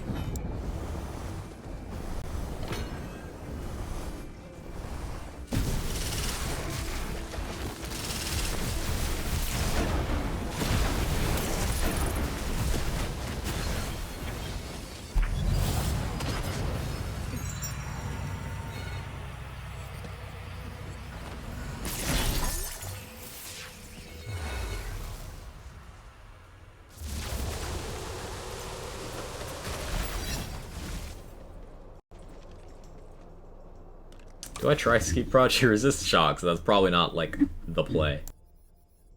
I'll just... It's fine. Don't tell anyone.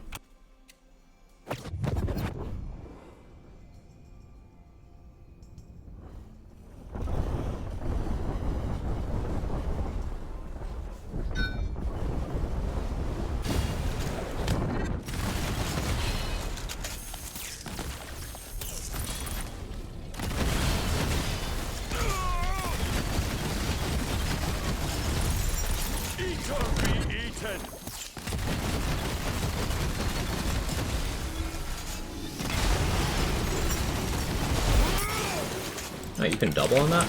I didn't know that. I learned a new attack from Solista today.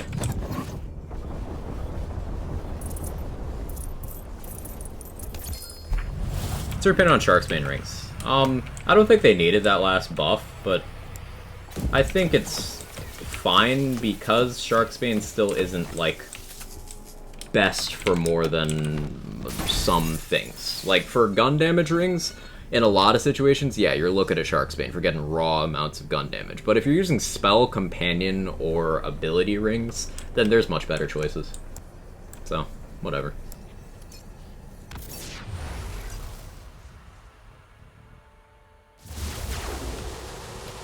Way to optimize your From the Shadows uptime there. Yeah, I started doing that today. Definitely prefer that than, you know, waiting until after I've landed. I should really start the animation, then hit the lift while the hand is still going. But I didn't think about that till now.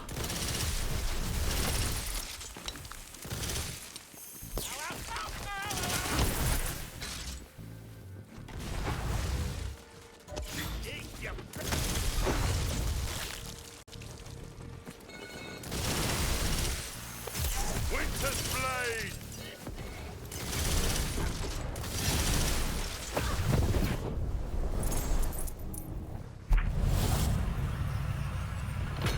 16-minute maker featured run, thanks Contagion. That's sick, Owl. That's really fast. Good job. Donkey work with Barbalode? I've been told yes. I've been told yes. Thought you could pop FTS while falling. You can't while going up that specific lift.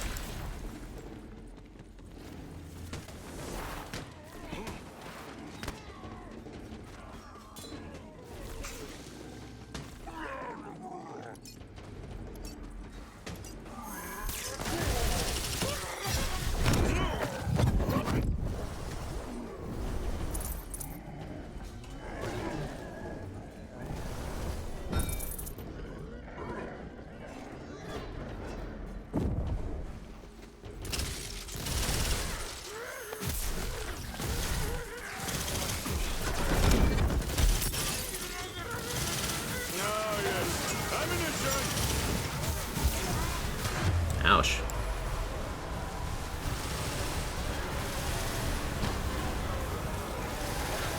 These elite Cyclops are kind of tanky.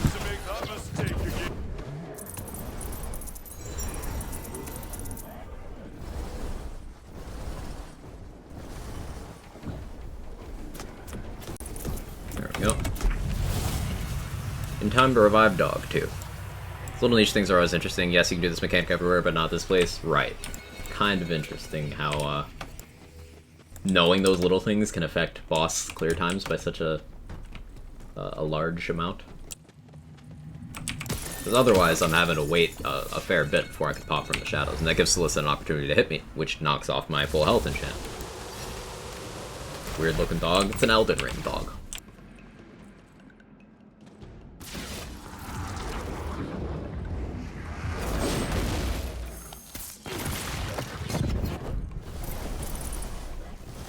Cool. That's so satisfying.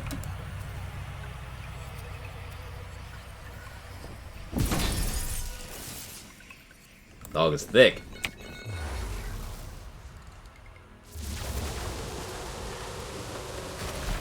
Your dog doesn't look like that.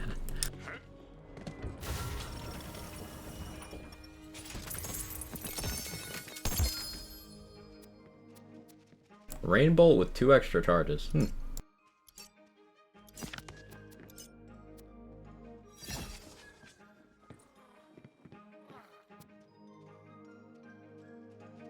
mine's taller. Understandable. Does your dog fly? I heard some people who play this game have flying dogs. That, like, breathe different elements and stuff.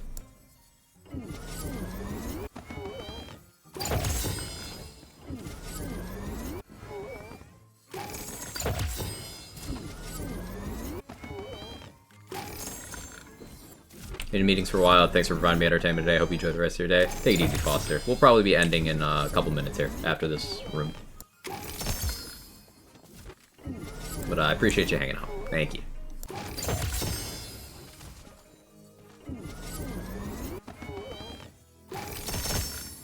A dog looks like a shrine piece that flies around. Is that the kind of dog that talks?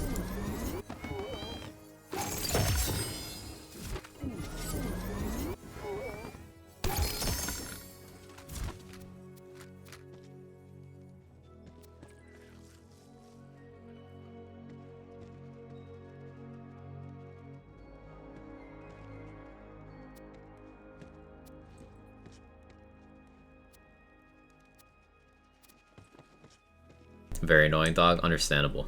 We do not stand talking dogs here. But what about Courage? Courage, the cowardly dog.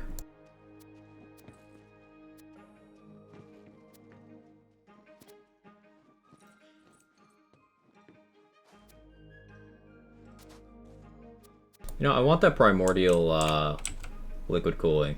That's a chaotic one. I want primordial. Well, let's dump here. Scooby? Scooby too. Especially Scrappy. Everyone loves Scrappy, right? Mine flies with missing an entire body, just the head floating around. Kind of creepy. Hey, it's still a good boy. Probably.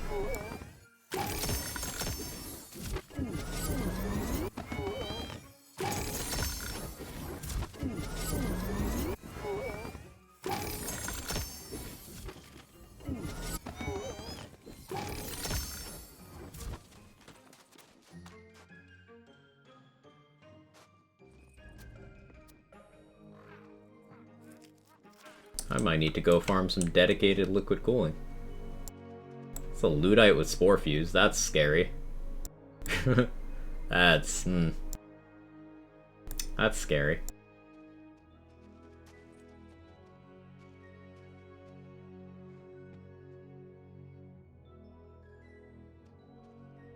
Skaggy. Ruh-roh. Ruh-roh, Raggy. I refuse to... How do you feel about the Escalute bunnies, from what I understand? I wish it was in here.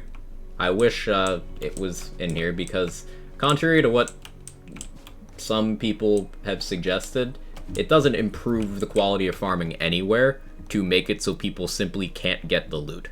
Because that's what it is now. It's you can't get it in here, but it's in the wheel.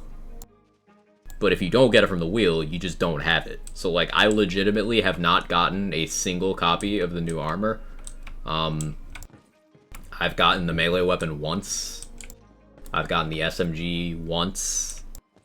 I've gotten the ring a few times, but mostly from the boss. I've gotten the amulet twice. Like, I'm simply not getting the new gear. So, I know some people asked for, hey, what if it just came from the DLC? But, like, that doesn't help you get more stuff, which is your main complaint. I'm not saying you, I'm saying the people who suggest this. It just makes other people's experience worse. So, like, stop advocating for stuff being removed from the bunnies or nerfing of the bunnies, because why? It's like nerfing world drop rates in Borderlands 3. It didn't make anything feel more special, it just made people waste more of their time and not able to actually experience the gameplay of the game. I don't like the current implementation of, hey, you have to use the wheel. Or get really lucky from one enemy in the DLC. Should be able to get everything from bunnies? I agree. I agree.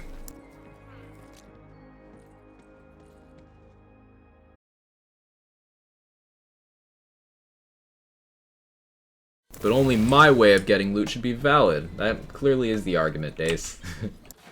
Volatile 8-piece. This gun underwhelmed me. Sad about it. Maybe now that it's enchantable, 8-piece is worth some time.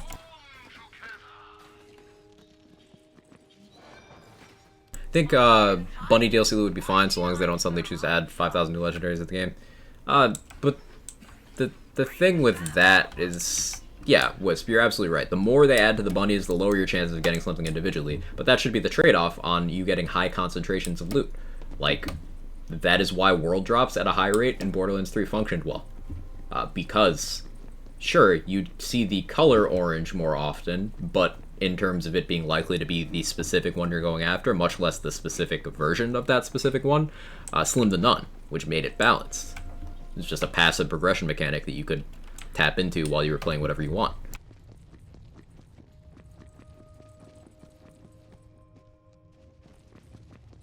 But farming's the main focus of the game. Loot Simulator lands forever. Yeah, then let me farm from playing my actual activity, not one enemy. Some of my favorite BL3 play was early on when I could get almost everything from running Slaughter Shaft. Yeah, it was really fun to go through that extended activity, kill lots of enemies, and then take your time sifting through your loot pile. I like that. Chaos Chamber does that, too. I think it's fair to say a majority of people like that.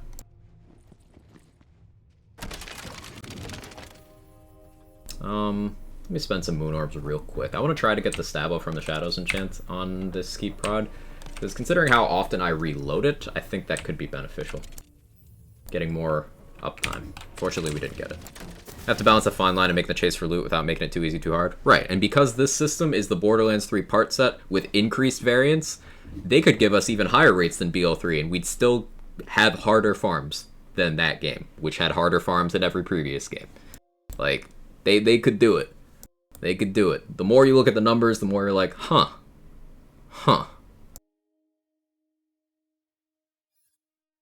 I'd like them to have items the boss can drop added to the bunnies. Yes. Me too. I felt like maybe people won't play the DLC then. Maybe why? The thing with that, Cat, is the DLC, each one, both of them so far, has added lots and lots of cosmetics to the wheel. And you could only get those cosmetics from the wheel. Additionally, it's an alternative way of farming. There's no reason you can't just have two good ways of farming, because then people can choose the one they want to do. Mirrors are also good for XP farming, and more forgiving than the Chaos Chamber in terms of difficulty. So you can just, like, XP farm in the mirror as you level a new character, or to fill in the gaps between story missions, etc. So, like, everything still has its place. You don't need to gut one to incentivize another.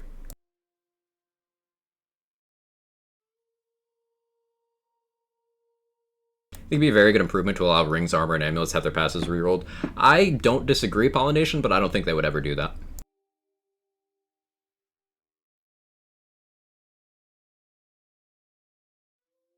So, like, the way you solve this farming issue where people seem to want different things is just make all the options good. Like, people are not satisfied with dedicated farming, despite the fact that there's many of the same people who downplayed dedicated farming in BL3. Just give them the buffs to dedicated they want. Don't take away from Chaos Chamber farming. Just make it all desirable, so then people could choose what they like and not do what they don't like. Simple as that. More options, more happy people. People successfully getting loot in Chaos Chamber is not hurting you, dedicated farmers, despite what the fact BL2 fanboys will rev you up and have you believe.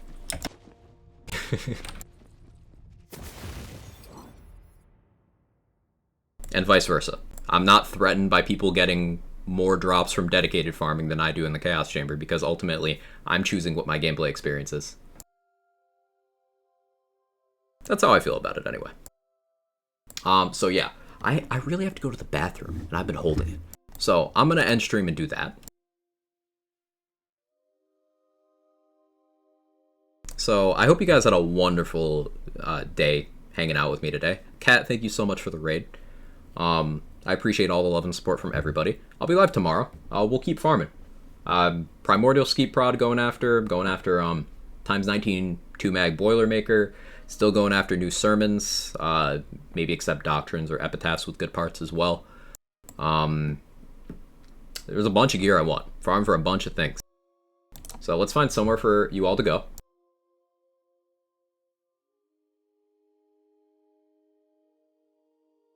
Who's live right now? Also, it's really hot. I gotta open my window again. The weed whacker stopped a while ago, so should be better. Lazy's amalgam farming. Rabbit's playing the Division. Birdman's playing V Rising. Tizzle's just chatting. What's Tizzle doing? Holo's playing V Rising as well. Daytime stream. Good for her. Pascaroni's playing Div 2. Let's keep it in the Wonderlands directory. Let's keep that circulating. Let's hope for a Lazy.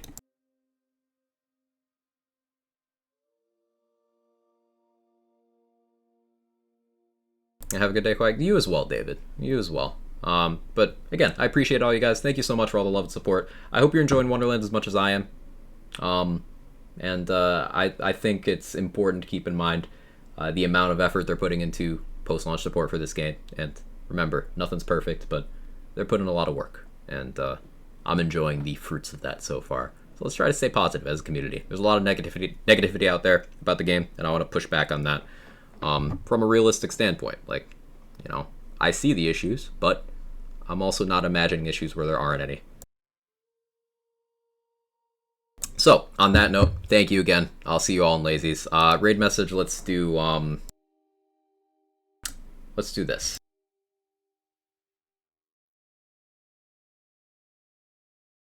Just, give me a nice long skeep. Give me a nice long skeep. That'll be appropriate. So let's go ahead and spam that. It's hot as shit. I need to pee. I'm gonna go. You guys are great. Thank you for everything. Bye-bye.